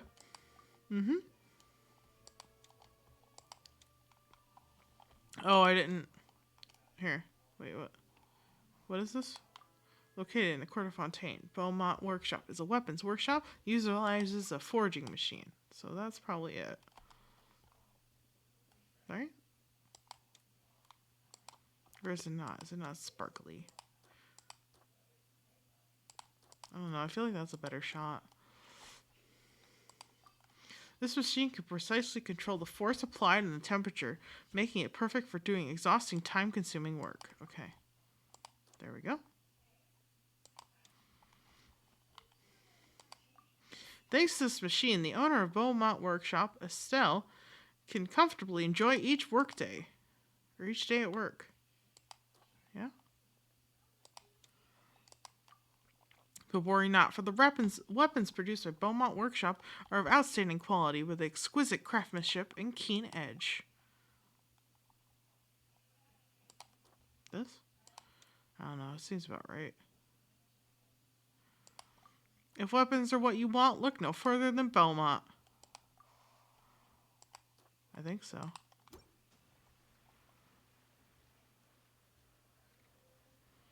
Okay.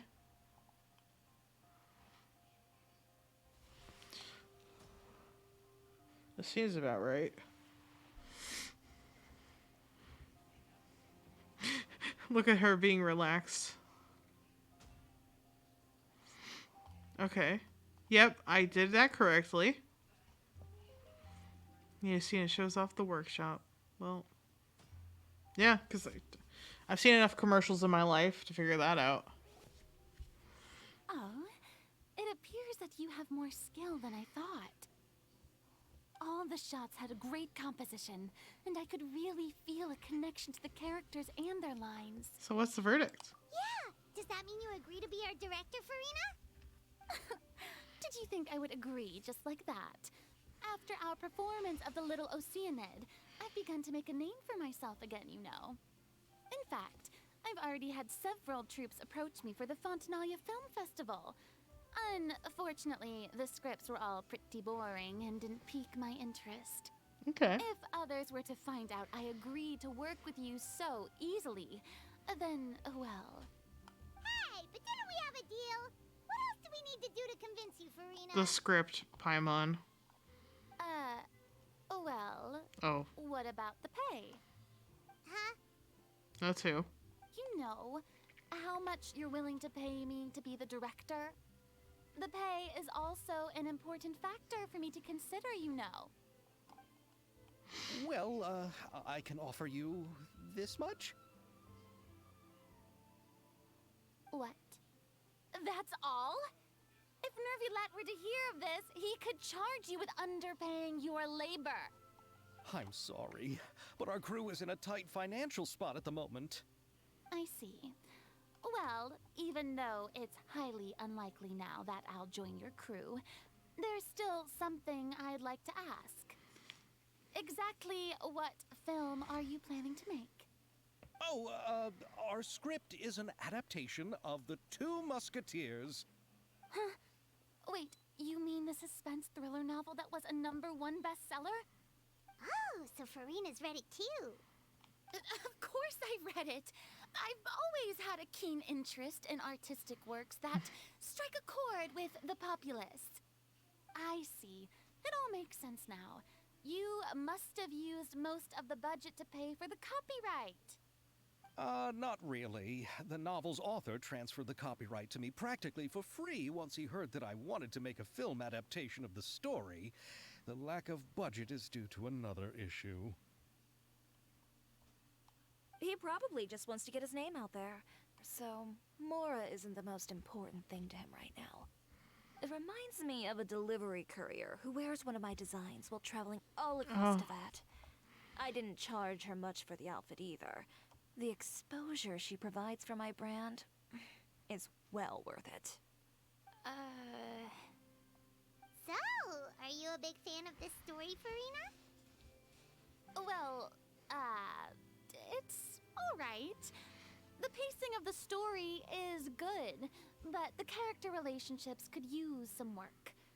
When I was reading it before, I always felt like some things were left on a rather unsatisfactory note. I have high standards, you know. That's a good thing to have. Mr. Xavier, if, hypothetically speaking, I agree to be the director, how much freedom would I have in terms of script revisions and creative interpretation? Oh, as much freedom as you would need. I wouldn't dare doubt the tastes of Fontaine's greatest star. Good. Then I'm free to alter the script as I see fit? Absolutely, no problem. Now's your chance to make a film that you love. All right.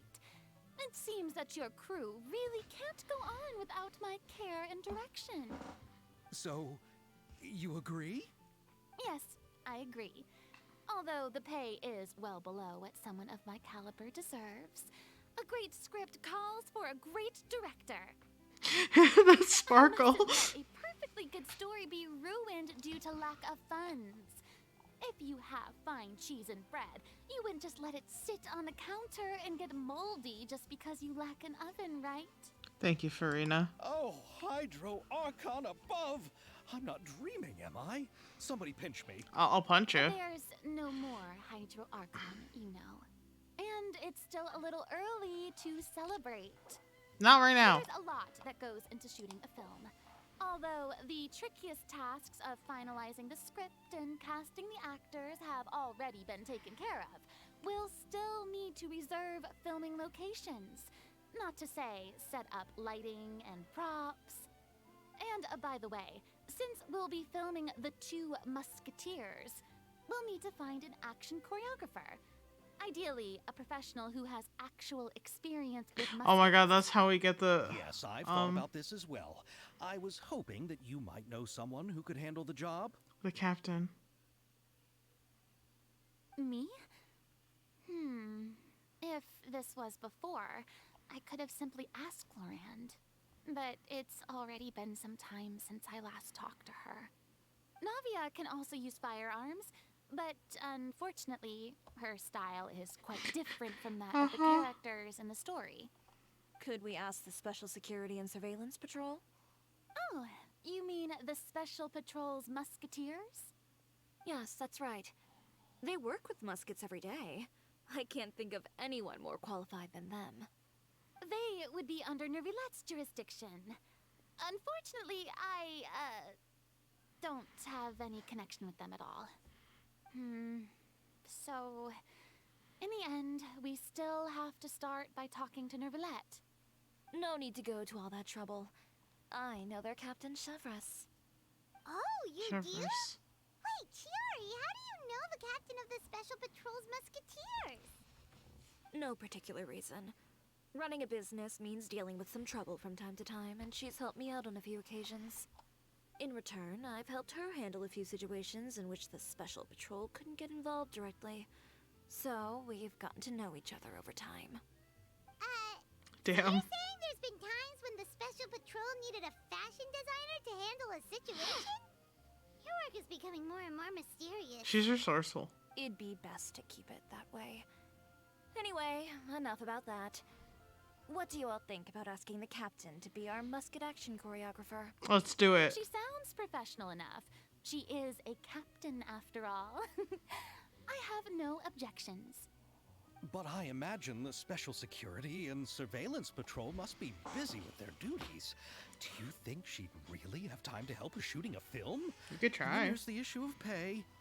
Well, it just so happens that she's also not the kind of person that's just after Mora. As for whether she has time, I'll have to go and ask her first. Then I'll leave that to you. Macaroni's on sale today, so... Macaroni. You can just tell me how things went when we discuss tomorrow's plan later. No problem. Having Farina join feels like a big boost to our team. Of course. Just wait until the day of our premiere. You'll witness the true power of my name in these lands. I did kind of see it. You'll be so glad But yeah, Ayaka is like Traveler needs to be my partner. And Jubal, we're doing good. Though this might be just about the end of it. For me. I didn't ask for the Clapper Loader's commentary. Haha. I can't wait to see our film's premiere. Then let's get going. I happen to know where Chevres is today. By the way, I'm curious. If my pay is so low, then what about our two lead actors? Didn't they travel here all the way from Inazuma? We're doing it for free. Actually, they told us that they see the trip as part of a cultural exchange, so they didn't ask for any pay. What? So is every person in Teyvat who doesn't want money gathered here to shoot this film? Don't tell me Chiori isn't being paid either. I already knew Xavier from before, and he's also agreed to give my brand some good exposure. It seems the gods have really smiled upon you, Xavier. And that certainly doesn't include me, mind you. Yep. Oh my goodness. Wait. Mail? Mail? Mail? Mail? Oh. Tainari. Because it's after midnight. I've heard the ambient temperature is dropping rather quickly in several different climes. I wonder if your travels have taken you to a place with no such inclement weather. Naturally, the rainforest is warm and humid as always, and remains an excellent place to escape the winter chill. So would you consider overwintering in Gandharvaville? There are fresh fruits and mushrooms aplenty, and you can go hunting with the forest rangers, naturally within limits stipulated by the rainforest protection regulations. I can confidently say that every day here is filled with excitement. Should you be interested, then come find me. I look forward to you doing your bit to contribute to the lively atmosphere here. If I could speak. Excuse me. I am also full of gas, apparently. Thank you. It is about that time. It is about after the mid of night. But I see the value in my own work, but I also it's see like the I meaning didn't in all the plan on endeavors of the streaming people of tomorrow. Fontaine. I believe I will continue to take pride. But in depending on fulfilling what my happens, I might stream tomorrow so that I can do more of the event. Because I would like to get that done. Like at least the what you call it? The event, like the cutscene stuff done. But I kind of also want to talk to Chevrolet. You know what I mean. But also my dog is getting very antsy. Hi. I'm trying to play a game here, miss. She is licking my hand while I'm trying to play game. Gameplay. Play game. Game. Gameplay. Play game. It's okay, Bub. All right. This is the place. But where's the captain? Actually, I might... There's hardly anyone around here. The other option... Oh, shit. I was going to say the other option is to do it Sunday. I keep forgetting that New Year's Day is Monday. I have a mixture of a Maltese and a Cavalier King Charles Spaniel. She's a lapdog. She is tiny. You can hear her jingling. She is sitting between me and my computer, actually. And this prevents her from running around and barking. Because sometimes she will do that. She also loves me to death. Maltese are little white dogs that are lap dogs. They have very long hair. I associate them with dog shows and having bows in their hair because their hair is so long and looking like a curtain of fur because they're just floofy. And a Cavalier King Charles Spaniel is like Lady from Lady and the Tramp. I don't know if you've seen that movie. But it's a mixture of those two. I feel like this should be a cartoon Maltese somewhere in existence. I just don't know what it is. But because she's a mixture, she's not pure white. Cavaliers come in a couple different coat combinations. Tricolor, which is black, brown, white. Pure brown, black and brown. And then brown and white. Lola is black and white because Maltese and Cavalier. She's like a little cow.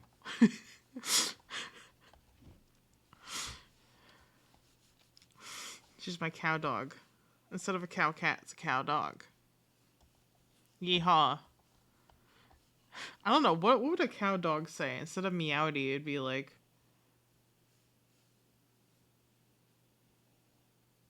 I don't know. I don't think there's a dog equivalent to that. I don't think so. She's over there. The one with an eye patch reading in front of the newsstand. Oh, her! Paimon could tell there was something different about her. She seems kinda intimidating. Please wait here for a moment. I'll go fetch her. She's working now, so you might not want to get in her way. Working? But isn't she just standing there and reading a novel? Paimon, obviously, she is listening to the conversation happening next to her, probably.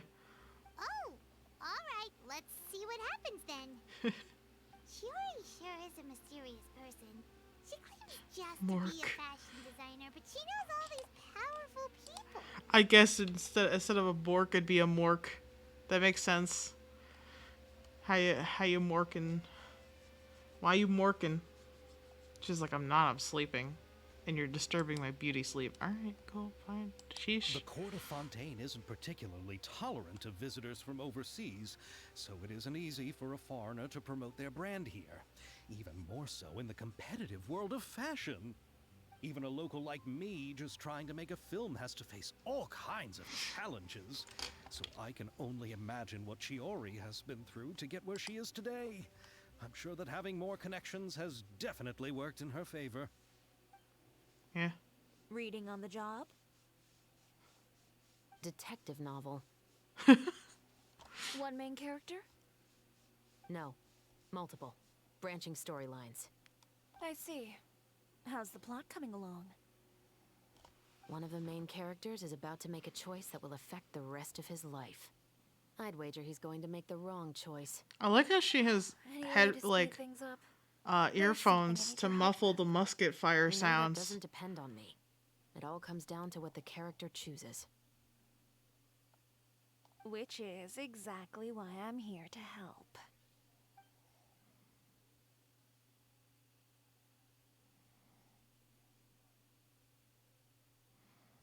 Oh, I see. They're talking about the deal happening behind them. All right. It appears he made the wrong choice in the end. Halt! Huh? What's going on? I mean, can't you tell by her clothes? Hand over whatever you're holding. Oh, it's just a book. I didn't buy anything else. Then I'm sure you wouldn't mind letting me have a look. Excuse me, officer. I don't mind you standing around here, not purchasing anything, but I'd prefer if you didn't disturb my customers. It's bad for business, you know? That not purchasing anything in a fucking mumble like that. Amazing. Another streamer I was watching said the same thing. Yeah, I think it's very clever because people don't really realize. I mean, I've never fired a gun, but guns are very loud. And especially if it's a musket using gunpowder and lead bullets, I'm assuming. Probably very, very loud. Extremely loud. Like, basically, like, you've got your ear up to a fucking explosion. Don't give me that act. You won't be able to get off so easily either. I am Chevraz, captain of Fontaine's Special Security and Surveillance Patrol. I will say this one last time. Hand over whatever you're holding at once. And before you do anything unwise, let me remind you that I'll have you on the ground before you can even think about making a run for it. She's serious. All right. I'll give it to you. But please let me say something first. If there's any contraband in that book, then the shopkeeper here is the one who slipped it in. I don't have anything to do with this. Why, you trying to leave me on the hook, huh? You were the one who said you wanted it. Save it for the interrogation room. Take them away, Letelier.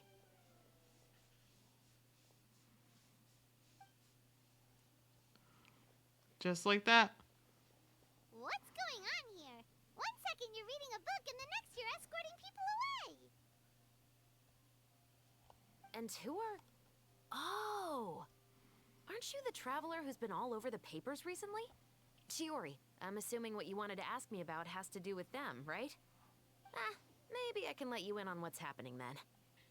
Now that Vache has been brought to justice, no new shipments of synth will be made and distributed to sellers. The Fontaine guards have been busy collecting the remaining synth still circulating on the market. They're still Thanks doing to a it. tip from our reliable source here, this should be the very last batch. Oh, so you were pretending to read a book in order to catch the bad guy. Yes, Paimon. Yes, she was. Oh, Paimon almost forgot to introduce ourselves. Paimon is Paimon, and this is the Traveler and Xavier. Hey, I'm Chevraz. You probably already heard me introduce myself, so I won't bother repeating it. Why didn't you arrest them immediately? You have to have probable cause to make an arrest. Yeah, why didn't you make a move as soon as you had the chance? Were you worried that my intel wasn't accurate? No, I wanted to see if the shopkeeper would turn himself in first. There's that too. All he had to do was come up to me and say that he didn't know where the synth had come from. If he did that, then I wouldn't have had to press charges on him. He had the whole day to turn the synth over to Chevraz. But instead, the moment I came up and blocked Chevraz's line of sight, he took the opportunity to sell it off. Of course. Yep, he made the wrong choice, even though the right choice was right there in front of him. I recognize her voice. But you knew they wouldn't make the right choice. Yeah, I knew. I was just hoping I'd be wrong for once. Enough about that, though. What did you want to ask me about? Yeah, I have little to no experience with guns other than what my brother has told me. So I know they're loud. And they have a long history of at least in this kind of time period being unreliable and louder. Well, it's probably yeah, they probably were louder back then because they were relying on gunpowder in such large amounts to be shoved at the end of the gun. It probably makes a lot more noise. Oh, you see, it's like this. To propel a bullet that may or may not actually go off. The Two Musketeers. You certainly have a good eye for a story. So what do you need me to do? Just be the action choreographer for the actors? You have a good eye for the story, she says. With one eye. Okay, I'm done. No, I'm not. I make jokes like this all the time. Yes, that's right. I want to make sure we get all the details right. I want the actor's posture and understanding of firearms to be as realistic as possible. However, I'm afraid this work will require a bit of your time, since you'll have to be present whenever we're filming. Also, as for the pay... No Garbage. need to say any more. I'll join. Oh. Just like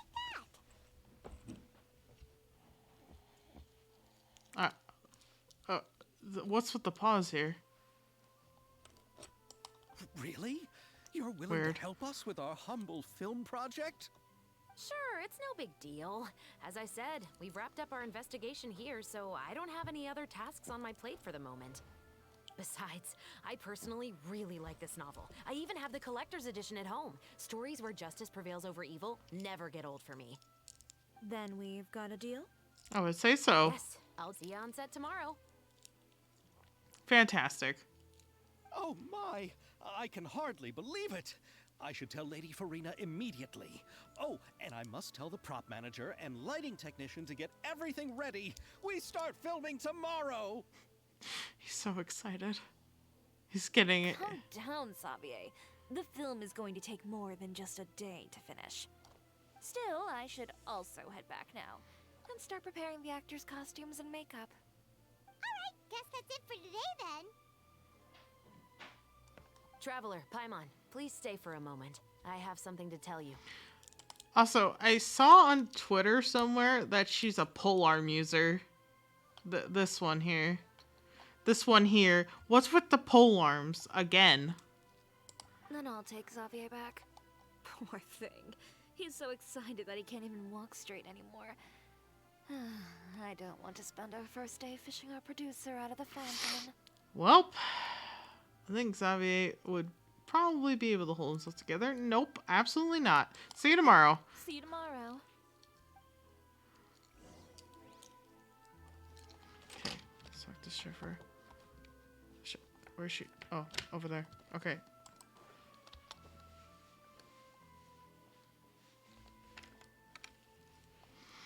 So what did you want to tell us, Chevres?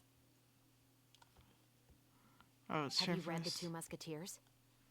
I haven't read it yet. The story is about a pair of children born into the household of a baron and their struggle to survive together and take revenge for their mother. Oh, so that's They why. were raised at the baron's estate, where their mother worked as a maid. The two were illegitimate children that the baron had with the maid, so they were never treated well by anyone. That's why it's Ayato and Ayaka. Makes sense. One day, upon returning home, they found their mother had been murdered and left dead on the floor. It was quite evident that the culprits were the other members of the baron's household, who never had any kind words to say to them. However, the baron was able to exert his influence and keep the whole thing under wraps. The mother's death was eventually deemed as a suicide, and there was no chance of bringing her murderers to justice. The two siblings decided to flee and someday avenge their mother. That's Many quite a years story. later, members of the baron's family suddenly started turning up dead one after the other, all killed by gunshot. A rainbow rose was found on each of the victims' bodies, being the flower that the kid's mother liked best.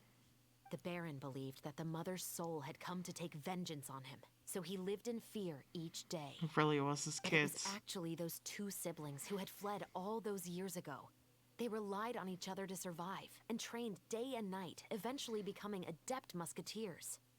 They used all of their abilities to collect evidence and clues before executing their plan and exacting revenge on the Baron. Their actions let the truth behind their mother's death be known to all. Justice. Quite an exhilarating story. Yep, the Baron got what he deserved for his evil deeds, and justice was able to prevail. It was just the kind of story I enjoy. Seems like Why it. you were so willing to join our crew, Chevrolet? You could say it was one of the reasons. Oh, you mean there were other reasons too? I don't know, Paimon. What'd she I've just read say the to me? reports about you. Whether it was at the trials or when you lent your hand to resolve our nation's crisis, you've shown that you've got a strong sense of justice, as well as a great mind for deductions. Wait, so what you're implying is there's a case that you need our help with? Yes, you're as sharp as I expected. It seems you've experienced many similar situations before. I don't feel like I've done a single fucking thing in this game without somebody wanting a favor out of me. And if they didn't, I ended up doing it anyway.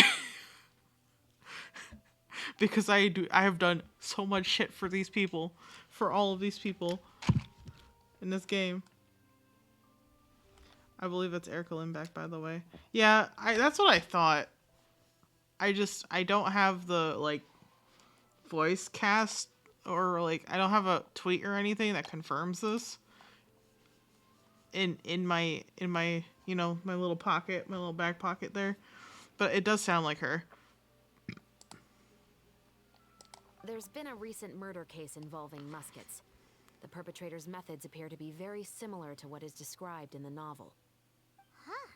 Really? But Paimon didn't see anything about that in today's papers. Because it's under The investigation. Marashose Phantom hasn't yet released any information to the public, because the investigation is currently at a standstill. The murderer is extremely cautious. He knows. A murder involving firearms? But not that many people use those in Fontaine, right? So you think it could be somebody from your platoon? Impossible. Oh. We perform a routine inspection of our firearms and ammo reserves every day. If one of the weapons had been fired, it would stick out like a sore thumb.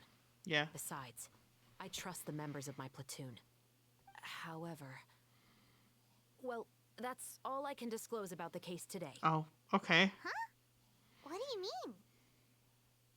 I hope you all can go back and get some shut-eye. You can decide tomorrow whether or not you'd like to join the investigation with me. I'm aware this might not be the ideal time to add more to your plate, but the more capable people we have, the better the chances that justice will prevail. Can't someone from the Special Patrol help you investigate? Carrying out investigations isn't actually supposed to be our responsibility. Our job is to apprehend the perpetrators. Finding them is really up to the Marashose Phantom. You could say I'm taking part in the investigation out of personal interest. Because it sounds like your I book. don't want people to see muskets in a negative way. Oh. And also, that makes I'm sense. concerned about the similarity between the crimes and the story. You mean they might be connected somehow? Well, sounds like somebody's trying to recreate it. Just to make myself clear, this is not an order, nor is it a deal of any kind. It's a request, nothing more. If you two have any interest in the case after we finish filming tomorrow and are willing to assist me, then I would be most grateful. What do you think, Traveler? It's already been quite a day. Well, let's give it some thought. Tomorrow. Yeah, you're right. Paimon's getting a little tired too. We've really been hustling all day. I've been through You'd better head back quite and a get few some quests rest. today. It's good to keep a calm mind, especially when you're about to make an important decision.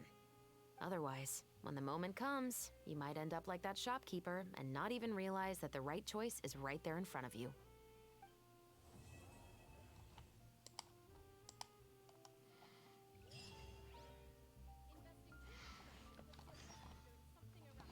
Okay.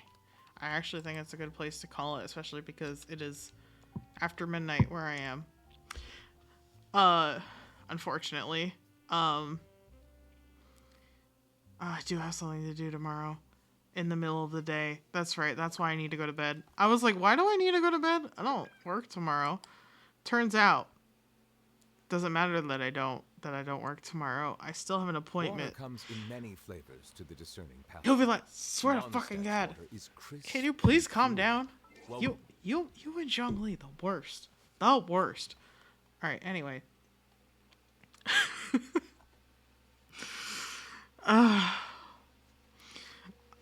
Thank you for joining me today.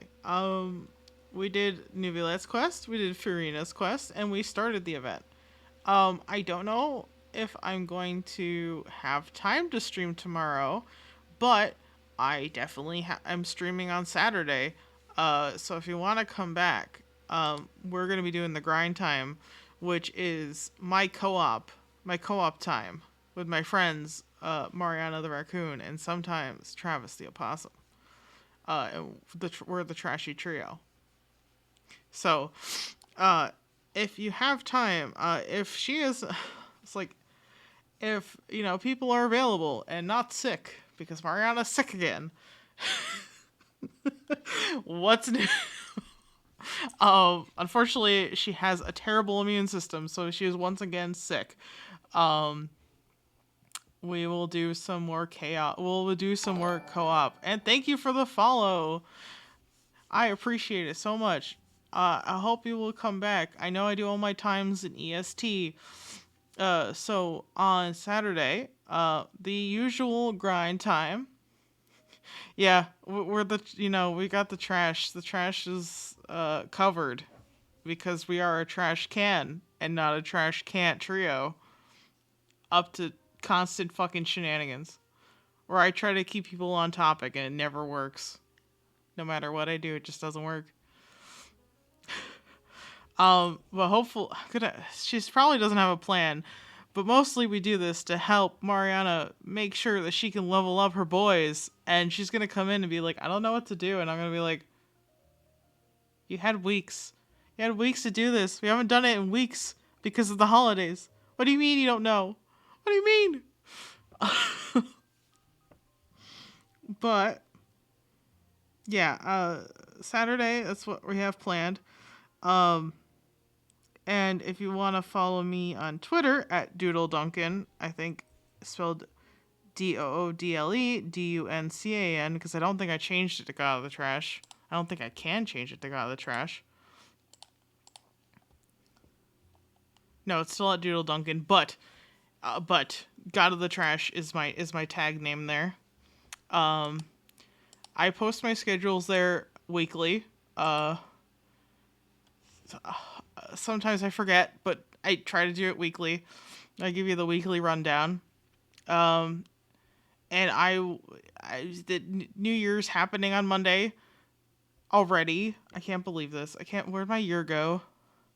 I'm sitting here looking at myself in the mirror going, what happened? How is it the end of 2023 already?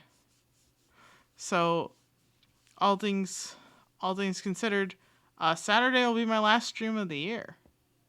So I'll hope you join us for a last stream of the year. Especially because it's going to be chaos. And, sometimes it's fun chaos. Sometimes it's a combination of 3 people screaming over each other because none of us know how to take turns. So, if you enjoy it, we'll see you there. If you don't, just wait for me to post my next schedule, because next week my hope is to finish the event, as well as do some Honkai Star Rail, because the new stuff has come out. And I want to meet Dr. Ratio, because, L plus Ratio plus this fucking man is my type of, I'm too smart for this. Ugh, I'm so bored. So, so I'm excited. So I will see people there. And if I don't, I'll catch you when I catch you. And you'll catch me when you catch me. If you can catch me with those hands. I'm rolling away. I'm running away. I'm running. I'm a trash can on the loose. Okay, anyway, enough of my stupidity. Thank you for joining me. Have a good night, and a good rest of the week. See you later. Lola says see you later. Yeah, catch you next time. Bye-bye.